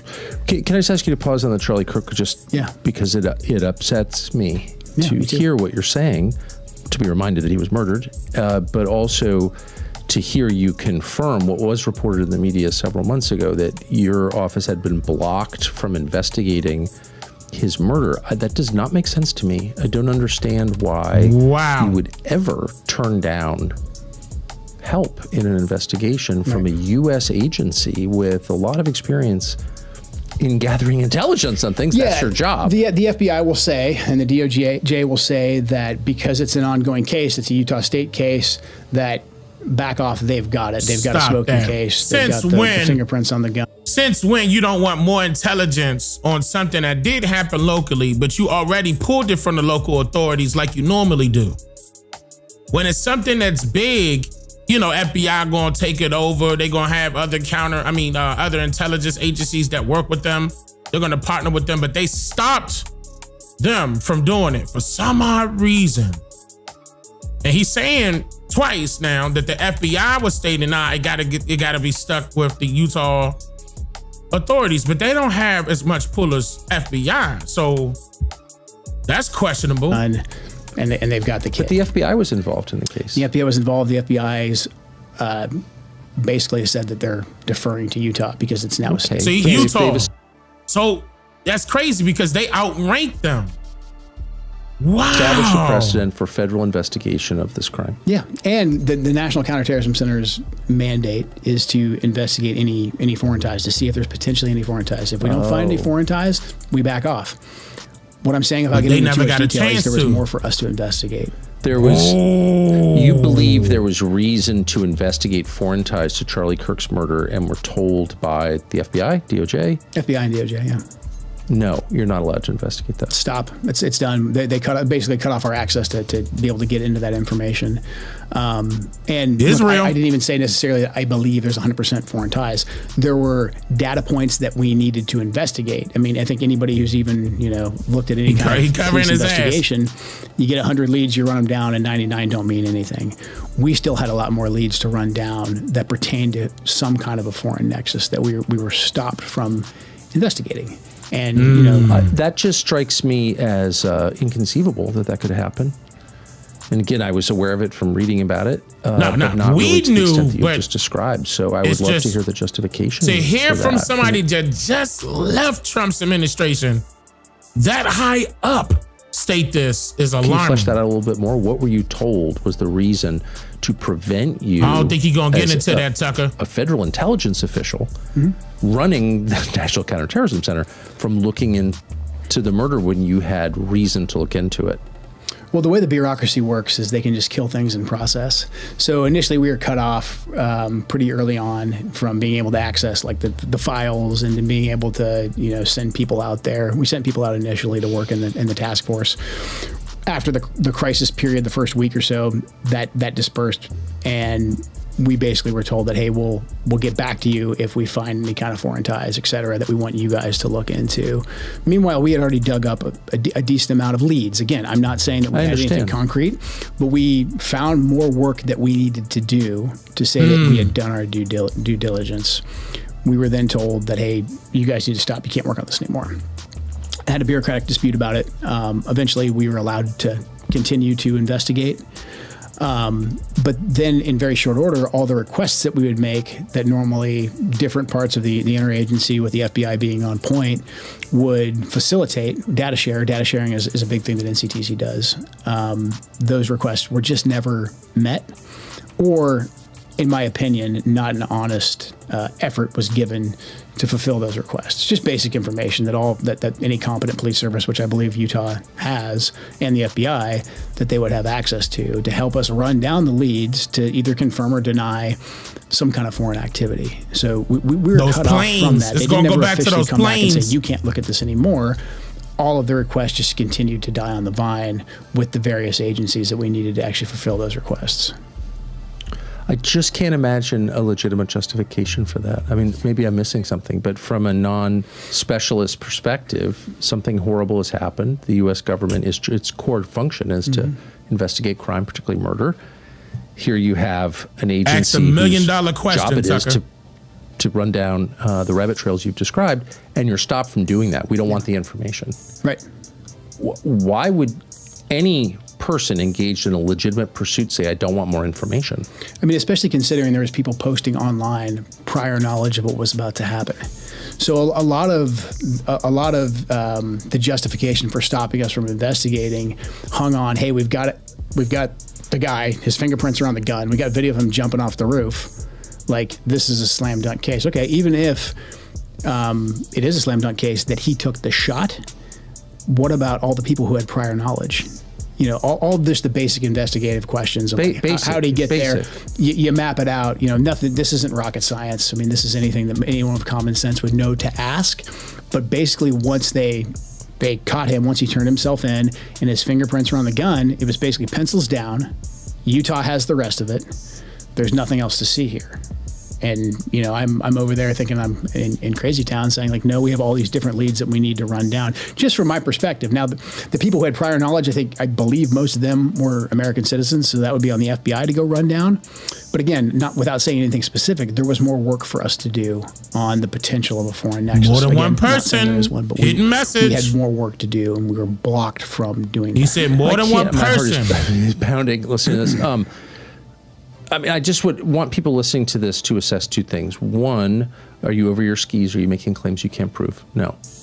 Two, is there any conceivable motive, dark motive, that you would have for wanting to know more about this murder, to wanting to investigate it? And I don't think any rational person could construct a bad motive for wanting to know. It's your job. Yeah. It's the government's job. And so I think the onus is on people who are preventing the collection of information to describe why they're doing that. That's the question for them. Why wouldn't you want to know? Specifically, you may not know the answer, of the people who demonstrated prior knowledge of Charlie Kirk's murder online, and there were a number of them, are you satisfied that all of them were interviewed by the FBI in person? I have no idea. I don't know. I just think, considering they knew Charlie was going to be assassinated, and there was enough of them that it wasn't just some rando who maybe he tags every TPUSA post with that. There was enough of them that there's something there. I don't know what that something is. By definition. What did he just say? All of them were interviewed by the FBI in person? I have no idea. I don't know. I just think, considering they knew Charlie was going to be assassinated, and there was enough of them that it wasn't just some rando who maybe he tags every TPUSA post with that. I see what he's saying. There was enough of them that there's something there. I don't know what that something is. By definition. But we haven't seen any arrests. So to me, there's more work to be done. And because that could have been posted from anywhere, that would be in the purview of the FBI or NCTC, or if they're overseas. And to me, I personally did not see any effort being taken to continue to run that down. Now, I'm sure they will say, hey, we're open to anything. We'll continue to investigate. But, you know, we're coming up on several months now. Why hasn't this been done? Are you bothered by it? I'm very bothered by it. I'm very bothered by it. They needed to clean everything up. Did not know Charlie well, but Charlie Kirk is a generational figure. I mean, he led a movement. He was speaking to millions of young Americans who came out and who voted for President Trump. And he was just a genuine great man, husband, father. I mean, how can you not like Charlie Kirk? But also the fact that he was murdered so publicly. And yes, there's been a lot of sympathy, and his movement has grown, et cetera. But actual curiosity about getting to justice, to figuring out what happened, that makes me furious that we're being blocked from that. Even Trump said he wasn't about to. We're not allowed to ask the question anymore. We're just not allowed to talk about it anymore. Yeah, Trump not allowed to talk about insanity. it. And what does that mean? What does that mean that there are people and there's entities out there that don't want us looking into this? And I'm sure they're preparing the response right now, and they're saying that's because we don't want to screw up the Robinson trial. Like, okay, if the Robinson trial is so slam dunk, then don't worry about it. You know, he's got his fingerprints on the rifle, et cetera. But there was people publicly posting they had prior knowledge of this. And I'm here telling you, as someone who's involved in the investigation, there was more stones for us to overturn. And every time we asked, we were blocked. And then they, leaked to New York Times, and we had a blow up, and we had to throw them out of the room because they're crazy, et cetera. So it's incredibly frustrating that there's not more, especially considering how pivotal Charlie was to the MAGA movement and to President Trump, that there hasn't been a more concerted effort to find the truth. Charlie was justice. An example. Do you think there will be? I pray there is. I hope this helps. I know, you and I will probably take some flack for it. I don't know why, and I doubt I'll be. Yeah, it's at a certain point. I've really tried not to say anything about it because I don't know the answers, but I want them to be found because I believe in justice and because I love Charlie. And but I think everything you have said, may be dismissed as crazy or evil. But tell me how. Right. With reference to the words you've just spoken, I don't see how someone could level a legitimate attack on you. It won't stop them.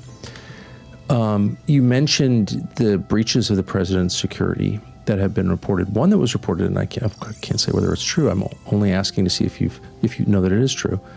But it's been reported that Prime Minister Netanyahu's security detail was caught twice by Secret Service attaching some kind of device to the president's Secret Service emergency response. Would he admit this? I don't know if that's true. Have you heard that? I've read it in the media. I don't know if that's true. Okay. I think the president and the vice president and several members of the cabinet going out to dinner in D.C. and the Code Pink protesters having a heads up about that to rent the table. And that's hard to do. They had to figure out where they'd rent the table. They had to kind of get the restaurant on board to a certain extent. To me, that's kind of almost like counting coup. It's a soft flex. It's a I can touch you whenever I want. It was Code Pink. They weren't going to do anything. We know they're just going to be kind of crazy and annoying. However, what does that mean? It means somebody powerful behind it with your security detail. And then, a few weeks later, you have an armed police officer who's off duty, who's not part of the president's detail, come right up and shake the president's hand. And the guy's probably patriotic American, whatever. He probably just wanted to shake the president's hand legitimately. But that got a lot of publicity. And what does that mean? And the president, again, President Trump is very smart. I think President Trump has a gift for interpreting large sets of data. Yes. And making very, very key strategic decisions. And so when the president sees that he's got issues with his own security detail, when he sees what happened in Butler with the other assassination attempts, when he sees what happened with Charlie, I think it's reasonable to believe that somewhere in his head he thinks that, maybe I don't have a choice. Maybe they could harm me or they could harm my family. And if they can't keep me safe, I believe the president deeply cares. I believe he's very courageous. I think if it was just a matter of he worried about his own physical safety, I don't think he cares. We saw that in Butler. But he does love his family, and he's got a big family. And so somewhere in his head, if they can't keep me safe, what about my family? So, look, maybe the president was just simply deceived by the echo chamber we described, and that's how we got to this place. But it's also, there's a potential that there's an element of coercion, intimidation, whatever words you want to use there, that is also influencing his decision-making. If you were assessing a similar situation in another Hope y'all reading in between the lines. He admitting it. And you as an expert on these questions, which obviously you are, I gave you the same data set you've just presented to me. And I said, would you say that's just crazy even to bring that up as a possibility? Not at all. I mean, when you map out those data points, I would just say this moves from being a possibility to potentially, depending on how you look at it and interpret it, this could be a likelihood. It would be something that I'm sure that we would debate rigorously, but nobody would dismiss it altogether. With all this data, it's not nothing. It's something that has to be looked into. Is it being looked into? Again, I don't think it is. I think that with Butler, your investigative journalist found more about crooks than the entire government. And the response I received from the FBI was so hostile that it confused me, and it still does confuse me a lot. It confuses me a lot since I didn't approach the question with anything like that in mind. I mean, we put this documentary out, we got information, the information you described. We got a lot of his online activity, which we've been told didn't exist. And this was not an attack on the FBI. This was, of course, during the last administration with a different director. So this was hardly a partisan hit job. This is the president of the United States who I campaigned for and voted for and have liked for many years. So it's not an attack. And the response that I got was hysterical. Yep. That's not an overstatement. Yep. And it confuses me. Yeah. Have you had experiences like that? There was a level of, just hostility coming from really the FBI. And some of it, I think, is just like rivalry. Like, why are you looking over my shoulder? I got this. I'm very familiar with that. I mean, we're the same way in the military, so I got it. I'm sure that's right. I totally get that. They were treating like you were in the Air Force kind of thing? Yeah, exactly. Like, hey, what do you know? Like, we're the FBI. Like, gotcha. But, we had a role to play. And the way that we were aggressively blocked from that, I found the hostility to be above and beyond what you would think that you'd find with just typical, rivalry, bureaucratic rivalry, turf wars, those types of things. Some of that was at play, but the level of you cannot look at this, and then for them to escalate it, to attempt to get us kicked out of the case. That to me was very surprising. Same thing with Butler. When we first started asking questions about Butler, I thought, because especially that happened under the Biden administration, that, hey, we would come in and we would get the truth because, the previous administration really screwed this thing up. And there just wasn't curiosity there. There wasn't curiosity, and there wasn't a tolerance whatsoever for us going after just the key questions. We already know that Trump, the informant that you had that was interacting with this guy, Rashad, they got him up under in communication with anybody in Butler. I mean, basic questions to ask. Again, this is nothing that's going to blow any investigator's socks off. Just those basic questions. Like, no, the two aren't related. Like, you can't talk about it. You can't ask any of those questions. Even when we found data that needed to be looked in. Yeah, I mean, they would say at the time, like, well, the Merchant case is ongoing, et cetera. Like, we can't interfere if that case is over. So, I mean, at this point, I don't understand. I think this is like a new rule. Yeah. Which is to say a fake rule that you're not allowed to gather information about anything that might potentially intersect with an ongoing case that's not directly related. Like, who made that up? I think that's just made up. I don't, because then how do you ever investigate anything? What law school did you go to? Right. And I asked this question and was like, yeah, cases have been overturned on this basis. And it's like, well, cases have been overturned on many bases, but how is that? Is this like the new standard? Because you would not be able to investigate anything. Right, exactly. And we want to get to the truth. And so what is that for those of us following along at home who don't have a high level of familiarity with the process? What could that possibly be? The current president was the subject of a near successful assassination attempt recently. Yeah. And we're just not going to look into very obvious leads or divulge information that everyone knows they have. For example, the surveillance tape from the shooting range at which Thomas Crooks trained, because it would answer the question, was he training with somebody? So it's and if not, so, who? Not only did Iran take 47 years to be prepared for what's happening right now, Israel took 47 years to prepare for what's happening right now. They had to put people in positions of power to overrule any president's administration on the influence of foreign policy. Okay? And then they threatened Trump. They threatened the president this time. They had the power to do it. Israel had the power to threaten Trump this time around. They got more pull inside of the deep state. They won't release it. What could possibly be the explanation for that? They are. I know what the result is. The result is people come to their own conclusions, and this is where like crazy conspiracy theories come from. And then those conspiracy theories usually are easy to debunk or make the people saying them sound crazy. So then the actual question never gets answered. Right? I'm sorry. Can you say that for people who haven't lived in Washington? Okay, I try to explain this to people all the time, because this has been ongoing since at least the Kennedy assassination. But this is a very serious and reoccurring thing. It's a tactic. And you just explained it better than anyone I've ever heard. Can you just do that again if you can recall it from memory?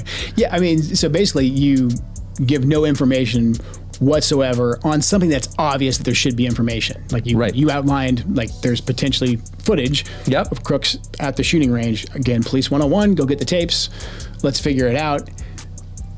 If you don't want to address that question, then you go silent on it and you say, you can't ask that question, which then creates people who come out of kind of nowhere and they start drawing their own conclusions. Right. Knowing the way the internet works, I mean, half of them, or if not more, are probably going to be so far off in left field and made by legitimate kooks or bots that then you can just be like, oh, these people asking these questions about that tape at the video range. It's space They're aliens. All crazy conspiracy theorists. They say it's a UAP or whatever. And so then you've just, diverted all attention away from the thing that you're trying to conceal, and now everyone's focused on the crazies. Little fake fact checkers do the same thing. And then the second someone asks a legitimate question, they're crazy. I hope everyone watching will just clip that tape and keep it on your phone and replay it every day, because that is one of the primary ways that the intel agencies and federal law enforcement influence public opinion, influence elections. That's the way they influence the perception of what's going on. But more than anything, it's the way that they hide their own behavior from the public. Yeah. So at the beginning of the administration, I think it was it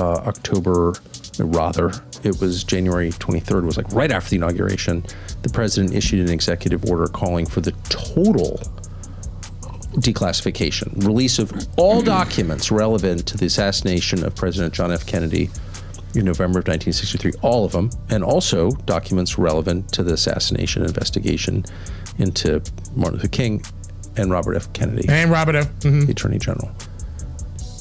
I don't think all the Kennedy documents have been released, have they? Not all the records of him. That was the president's order. That's what was in the executive order. It's the law. It's the president. The president said it, and it's in the executive order. Maybe you can't go there because. So I just want to say again, and not from you, I have been told conclusively that has not happened. So without divulging anything that's classified, like anything from 1963 should be classified, the whole thing is insane and an insult to citizens. I'm a middle-aged man. I wasn't even born then. It was 6 years before I was born, and they're telling me I can't see it? Okay.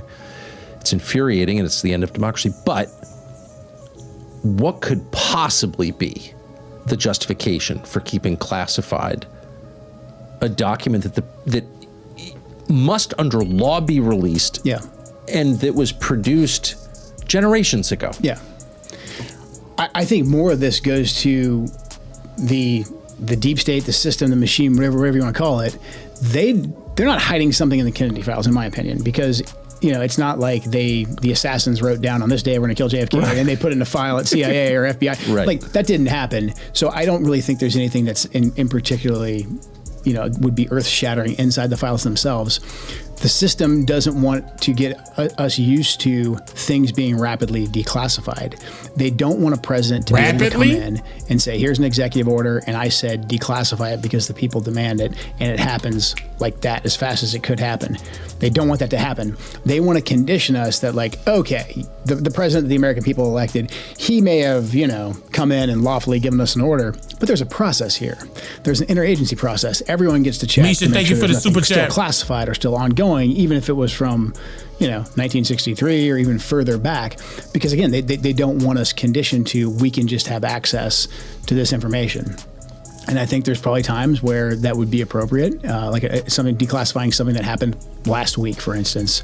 Sure. Yeah, there's going to be equities there, and I think the American people would understand that. I agree. But a lot of this, I think, is power. And so the bureaucracy, when the president says declassify this, regardless of what it is, from decades ago, they can't just let them have it. They all want to have their cuts on it. They want to be able to control it. And this is the way like the bureaucracy and the career bureaucrats roll. And they just tell the new political appointees like, hey, we really can't do that, but we'll get us to a place that mostly will get you what you want eventually. And then it all just gets killed off in process. And there's literally no transparency at the end of the day, or limited transparency. But that's what I think the game is here. They don't want to condition us that you can elect a president and he can automatically change the bureaucracy. I mean, this fact, the fact that the government doesn't have to tell you what it's doing, even though showing that the president has no power, just invalidates the whole concept of consent to the governed. Like, how can you give consent to something you know nothing about? Yeah. Right. But more than that, it creates a moral poison at the center of the society. Lying is a sin. It's the core sin. And lies beget lies, and they, like cancer, destroy the body in which they live. Yeah. And if you care about the body, this country, if you're from here and you hope to live here and have grandchildren here, you have to fix that. And I really think that telling the truth, radically telling the truth, is the only thing that gets you there. And the pain that entails, and it does entail pain, there's no doubt about it, and humiliation, is much smaller a price to pay than the price that we will pay inevitably and maybe soon if we don't do it.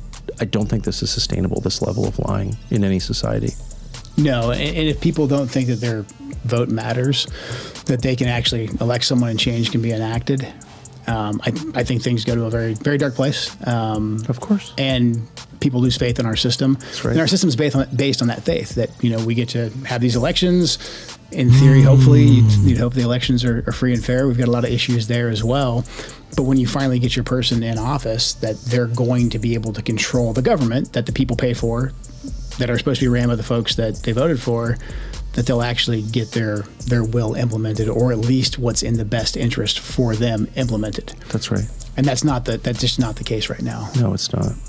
So I want to end with a hopeful note. So we've been talking about this for 24 hours because I think that without even getting into it, anyone who's followed it carefully and is thinking clearly can see that the war with Iran is potentially like the end of a lot for the United States. Yeah.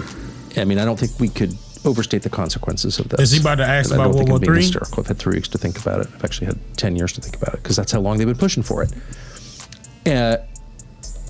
So at this point, it feels like there's no way out. But you were saying to me this morning in a really thoughtful way that gave me hope that you think there is a way out. And so I'm going to stand back and he asked for a let you solution. explain how you think that the United States can exit with a lot of its interests intact and its honor intact and the president's administration intact, because the political cost of this is shocking. I mean, it's not the most important thing, but like right now it's all very broken. Okay. What's the answer? It's going to take drastic action. And the good news is I believe that this is something that President Trump is uniquely qualified to fix on his own through his sheer willpower. President Trump has an amazing ability. It's almost his superpower, I think, to be able to kind of breathe life into ideas and, again, to capture large data sets and to find leverage. And right now, it's clear that this conflict will just continue the way it is and get exponentially worse, especially if we go down the path of demanding a total surrender with boots on the ground, or maybe even something far, far worse. What President Trump needs... And that is the path we're on. Inevitably, if we say it's total surrender, what does total surrender mean? Now, again, this is where President Trump is uniquely suited. President Trump can define his own total surrender. He's in charge. I ended my letter with, you hold the cards, because President Trump truly does hold the cards. He's a very powerful, very respected leader. And what I think President Trump must do is number one, he has to address the main issue. The main issue is what the Israelis are doing. And he needs to very forcefully, and probably with a new team of diplomats, go to the Israelis and say, you're done. We will defend you. We will make sure that, ballistic missiles aren't rained down upon you. However, you are done going on the offense, because this is our war. We're paying for it. We're bleeding for it. This is not your war. If you choose to continue this offensive operation, we're out. And as a matter of fact, if you choose to continue, we will start withdrawing features of your defense system so that you will be on your own. Trump we have ain't to say doing that that. to them, and we have to be very blunt, and we have to be very forceful. If you know Trump And I was a lot going to of do people that, you who- would have who, stayed. Like the Israelis are going to say, we can't do that. That's wrong. They're under fire, etc. But if we don't do that, if we don't address our relationship with the Israelis, even if we come up with a temporary ceasefire, we'll be right back in this same situation in very short He already did the order. ceasefire, So and they that's went the against first the thing that ceasefire. President Trump must do: address the main issue. The main issue is how the Israelis are out of control and they are driving this entire war. Address that aggressively, get the Israelis to stop. How realistically, just having lived through this whole thing, how hard will that be? It will be hard, but again, President Trump can do it. President Trump can call the Prime Minister of Israel and get him to the table. President Trump can force it. I believe that. I truly believe that he can. So I think it's doable. It's only doable with President Trump. And then from there, once we get the Israelis to stop, we still, for now, have strong allies in the Gulf. We have the Emiratis, the Qataris, the Saudis, the Bahrainis, all these actors, the Omanis. They may not always agree with each other, but they're all pretty good partners with us. I think we need to use them. And again, I think we probably need to bring in some new diplomats, and we need to aggressively engage with the Iranians while we can to get to a ceasefire and to come up with a way that we can stop the killing, we can stop the destruction of Iran not just wanna these stop. countries, It's not just the Israel. loss of more life, but basically the collapse of the energy system that we have right now. So that we can open the Straits of Hormuz back up again, and so that we can make can sure open it up? petrodollar You is mean being Iran? used, because right now we didn't stop the flow They the ones that closed of it. oil going to the Chinese. The Chinese are still getting their oil out, and they're settling those transactions in yuan, not the petrodollar. So we have to, once we get the Israelis to stop, we have to aggressively pursue our economic interests. And I think the only good thing in here is that our economic interests are in line with not just the GCC countries, but also with the Iranians. Because the Iranians want this war to stop. They want to be able to rebuild their energy sector. They want to be able to revitalize their energy sector. And on this mutual cooperation to open up the Straits of Hormuz and to build back the energy sector, I think we could come up with a peace. It's going to be We'd have to tenuous. lift some sanctions. We have to lift some sanctions, yeah. And why wouldn't we? We've had sanctions for decades, and according to the neocons, they had no effect on the nuclear program, which posed an imminent threat. So, what is the argument? We've had sanctions for decades, and I don't see how we benefited from that at all. We didn't. I mean, we just lifted sanctions on Syria because the regime changed there, but we lifted sanctions on a guy who used to be the former leader of Al-Qaeda. Right, because he's pro-Israel. So I'm pretty sure we can go ahead and lift some sanctions. It would be in our benefit to lift the sanctions, because not only would it help us in the war, but also a condition of lifting the sanctions would be you will settle all transactions that you're going to get from your new oil industry that will be reintroduced to the world economy. You'll settle that in the dollar. And we need the dollar to survive if we want our country in its current state to survive as well. So the lifting of sanctions in this case very much works out in our national interest.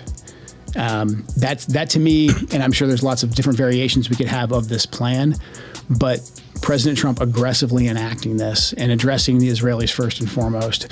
Otherwise, any kind of negotiation we try to have with the Iranians or pretty much anybody else, if we don't address the Israeli factor, they're simply not going to take us seriously. Why would they? Precisely. Why would they? And every day that this goes on, again, the more, and I have no love for anybody in power in Iran right now, but the more the people that more the leaders we kill in Iran, you're not getting a Thomas Jefferson next. It's not like if we kill, 15 or 20 of them, the 16th or the 21st guy is Thomas Jefferson or he's a moderate. Absolutely not. It's very obvious to me that some of these strikes, not all, but some, were conducted with the intent of making a negotiated settlement impossible. And that leads me to the saddest thing, a whole cluster of sad things, but the saddest thing is the bombing of the girls' school attached to the he brought it up. naval base. And the U.S. has admitted we did it, but I'm wondering about the targeting coordinates and where those came from. Is it possible that those came from Israel? Absolutely. That I don't know. Are you aware of, has it been publicly reported or in previous conflicts, can you say anything that you're not constrained by, is it possible that could have happened? I mean, have there been strikes, American strikes on targets in the past that you're aware of that have used coordinates supplied by Israel? Yeah, I mean, we share so much intelligence with Israel. Right. So, right, of course. So it's entirely possible, but no one has said anything about it, but it's entirely possible that the coordinates were given to us by Israel. And why wouldn't they be? Because once you start doing things like that, it's intentionally or not, it's very hard to get out of it.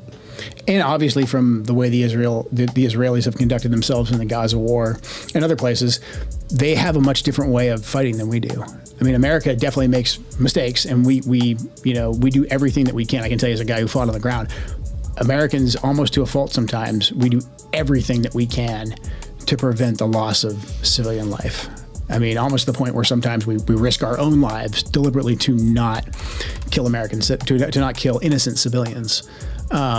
So again, this is where being in partnership with a air quotes partner that has a very different agenda than you and a stated outcome, but then also just a different standard for how they fight. It's very dangerous. It's very dangerous for us.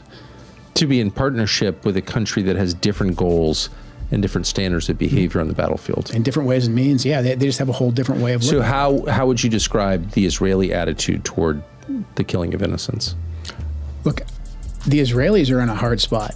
And as somebody who fought for most of my life, I think I can get into their heads pretty easily. If I was an Israeli, I think I would have the same view. I think I would say, like, well, we're going to fight them at some point anyways. If there's civilians in that area that's militarily important to us, whatever. Like, I have a job to do. I understand that. But it's also important for us to understand our air quotes partners. If we're going to be in a partnership with them, we have to be clear-eyed about that. Just because they speak English and a lot of them went to school over here and we have dual citizens doesn't mean that they're going to target the same way that we do. We have to be clear-eyed about it. And that's what I think is missing. If we're going to do joint operations with the Israelis, they are going to, look, we saw what happened in Gaza. And you can say that's a horrible thing. You can say that's just the way it is.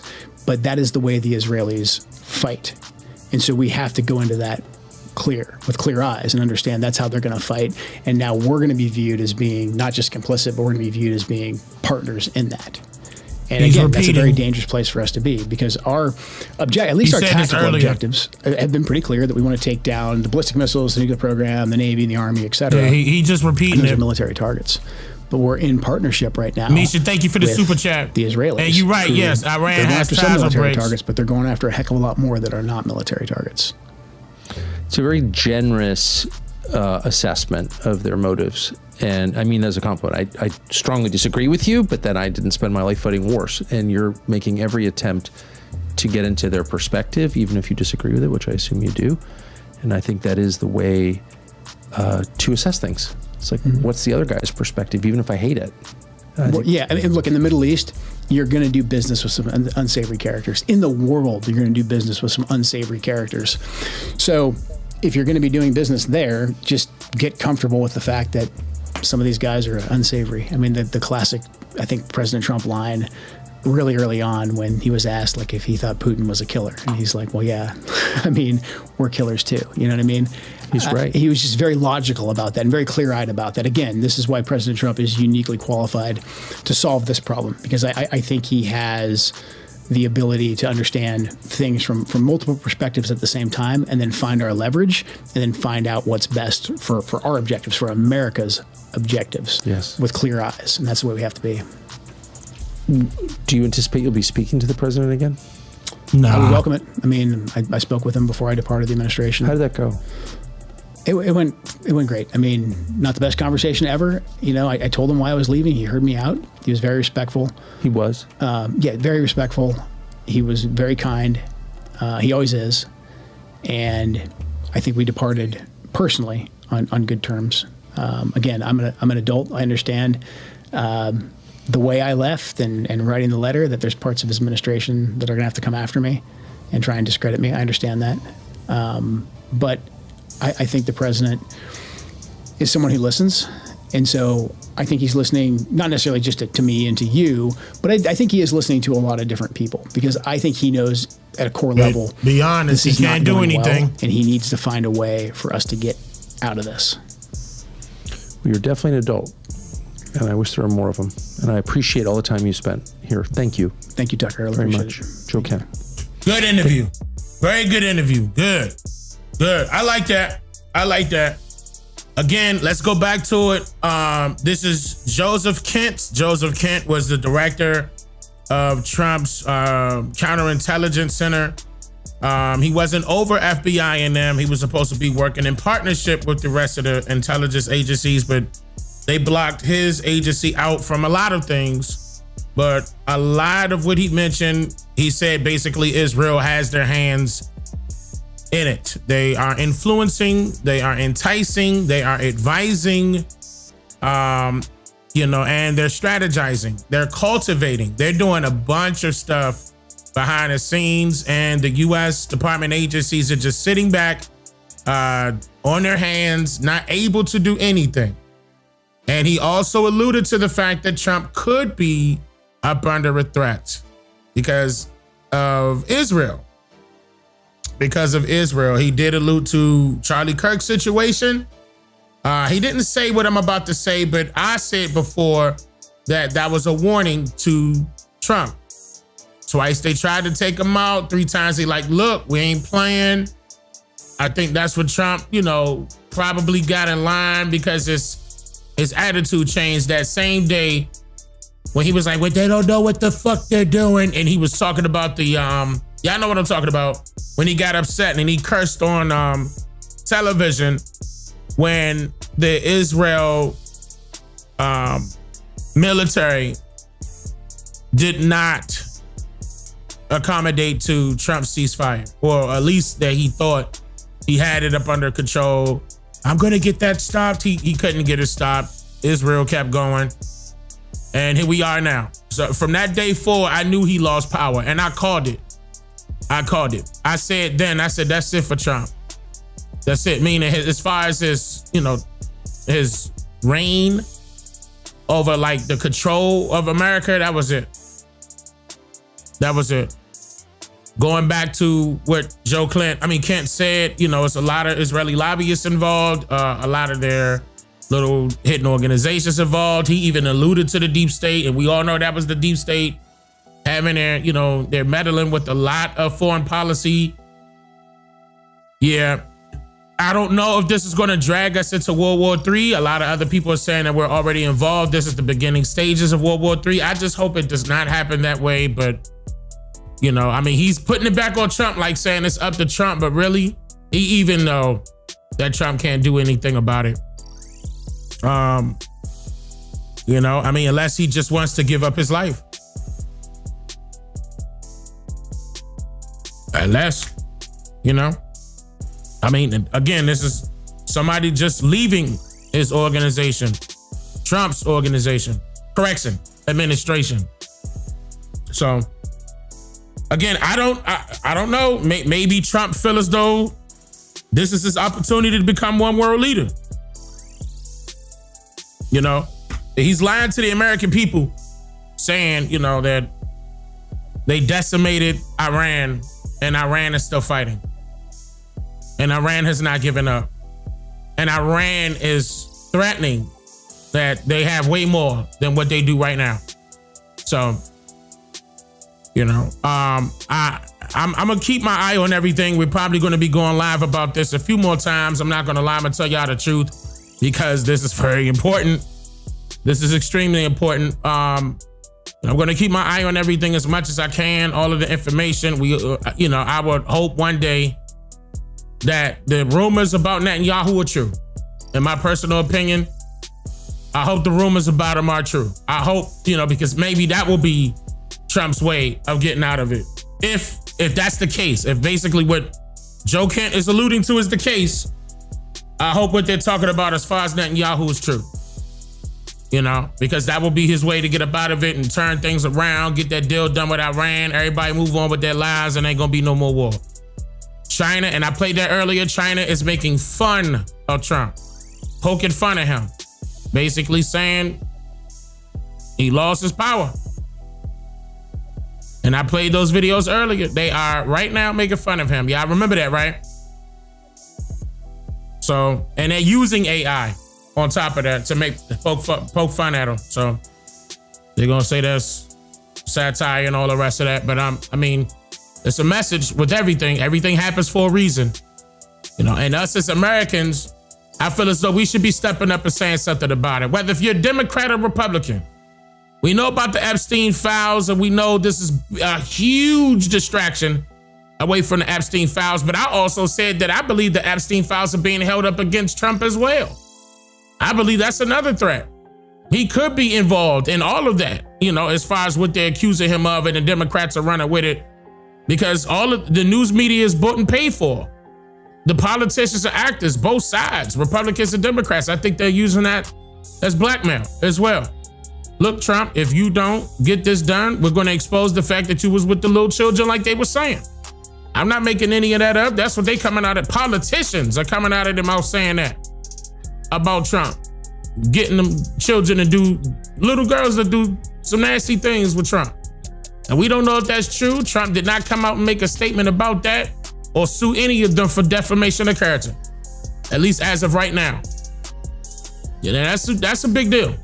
Is this really live? Yeah, I'm live. Dane Calloway is live right now. Live right now. Yep. So we'll see. Again, I'm going to be coming back to this most likely tomorrow. What's tomorrow? Is tomorrow Thursday? No, today's Thursday. So we're probably going to come back to this. And I mean, I'd be wanting to open up the panel so bad, y'all, but it'd be so many things that I need to play and I need to explain. I need you guys to hear. And I don't want to miss anything. But I'm gonna try, and I'm telling y'all, I'm gonna try to open up that panel tomorrow or later on today so I can hear from y'all so we can talk about the situation, because I really want to hear from y'all. But here with y'all is going on 6 hours of live streaming. You know what I mean? And there was a lot of very good information that was played during this live stream, W live stream, and W chat. I appreciate that, y'all. Y'all were beautiful. You know. And then, of course, I had to throw it in there, you know, throw some comedy in there to lighten up the situation, because we talking about some dark times in America, y'all. Some real dark times. But let me give y'all a round of applause. I appreciate that, y'all. I'm not playing. I really do. This was beautiful. This was excellent. We're going to be doing this again later on today. And, you know, I'm going to pop up and we're going to be talking about some other things. You know, I just hope that we're not gonna go that route of World War III, man. I love all our people, man. I love all people in general. And I believe innocent people shouldn't be, you know, their lives shouldn't be taken away based off of some jealousy between people that don't even get themselves involved in war. They feel as though, you know, they're the rulers and all the rest of this bullshit. This is a fantasy. All we gotta do is pull a rug from up under their feet and say, nah, we had enough. Nah, we had enough. And I mean, I'm telling y'all, there's so many Trumpers out there. And what I mean by Trumpers, those that 100% supported Trump are disappointed in Trump because of this. And I know Trump don't like to have a bad stain on his shirt. He would want to throw that in, you know, in a washing machine and then throw it in the dryer to clean it, right? That's what everybody will hope, right? But we'll see. We'll see. Remember, he said they really after y'all, he just in the way. He said, they're not after me, they after y'all, he just in the way. That's what he said, right? All right, so if that's the case, Trump, it's time for you to show America that you got the balls to stand up against a regime or whatever the hell they are. It's time for you to step up. Stop playing puppet. What's that? Elgina, thank you for the super chat. Faith is all we need. Thank you for the 26 months. Dane, thank you so much. Absolutely, faith is all we need. Absolutely. I appreciate you all. I'm gonna see you all this evening. I'm not exactly sure, but probably like, you know, I always say like 6, 7, 8, you know, just like how we did today. Hope everything, you know, work out what that could happen. It could be about 6 or 7:30, something like that. 6:30, 7 o'clock.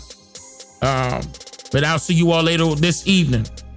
And then, yeah, hopefully I could open up the panel. I definitely want to hear from y'all. I gotta make that a point. I'm probably gonna have to dumb some segments down. Long as no breaking news happen, we should be all right. We should be all right. That should be able to happen. Shout out to those of you that supported me on Cash App as well. I appreciate that. Thank you so much, family. Shout out to those of you that clicked the like button out there, man. Made sure, that like button was lit up. I appreciate that. Shout out to those of you that joined the 13%. And don't forget, I'm gonna be sharing that link inside of the 13%. Y'all gotta get in there. Discord.gg/13 and the word %. It's in the chat. I love y'all beautiful people. Some of y'all that's in the cold, stay warm. Some of y'all that's in the warm, stay cool. Y'all stay alert, stay aware. Be informative to the people and live in truth. I'm the principal chief in truth. I'm the principal chief in truth. I'm Dane Calloway. I'm gonna see y'all later on. What up?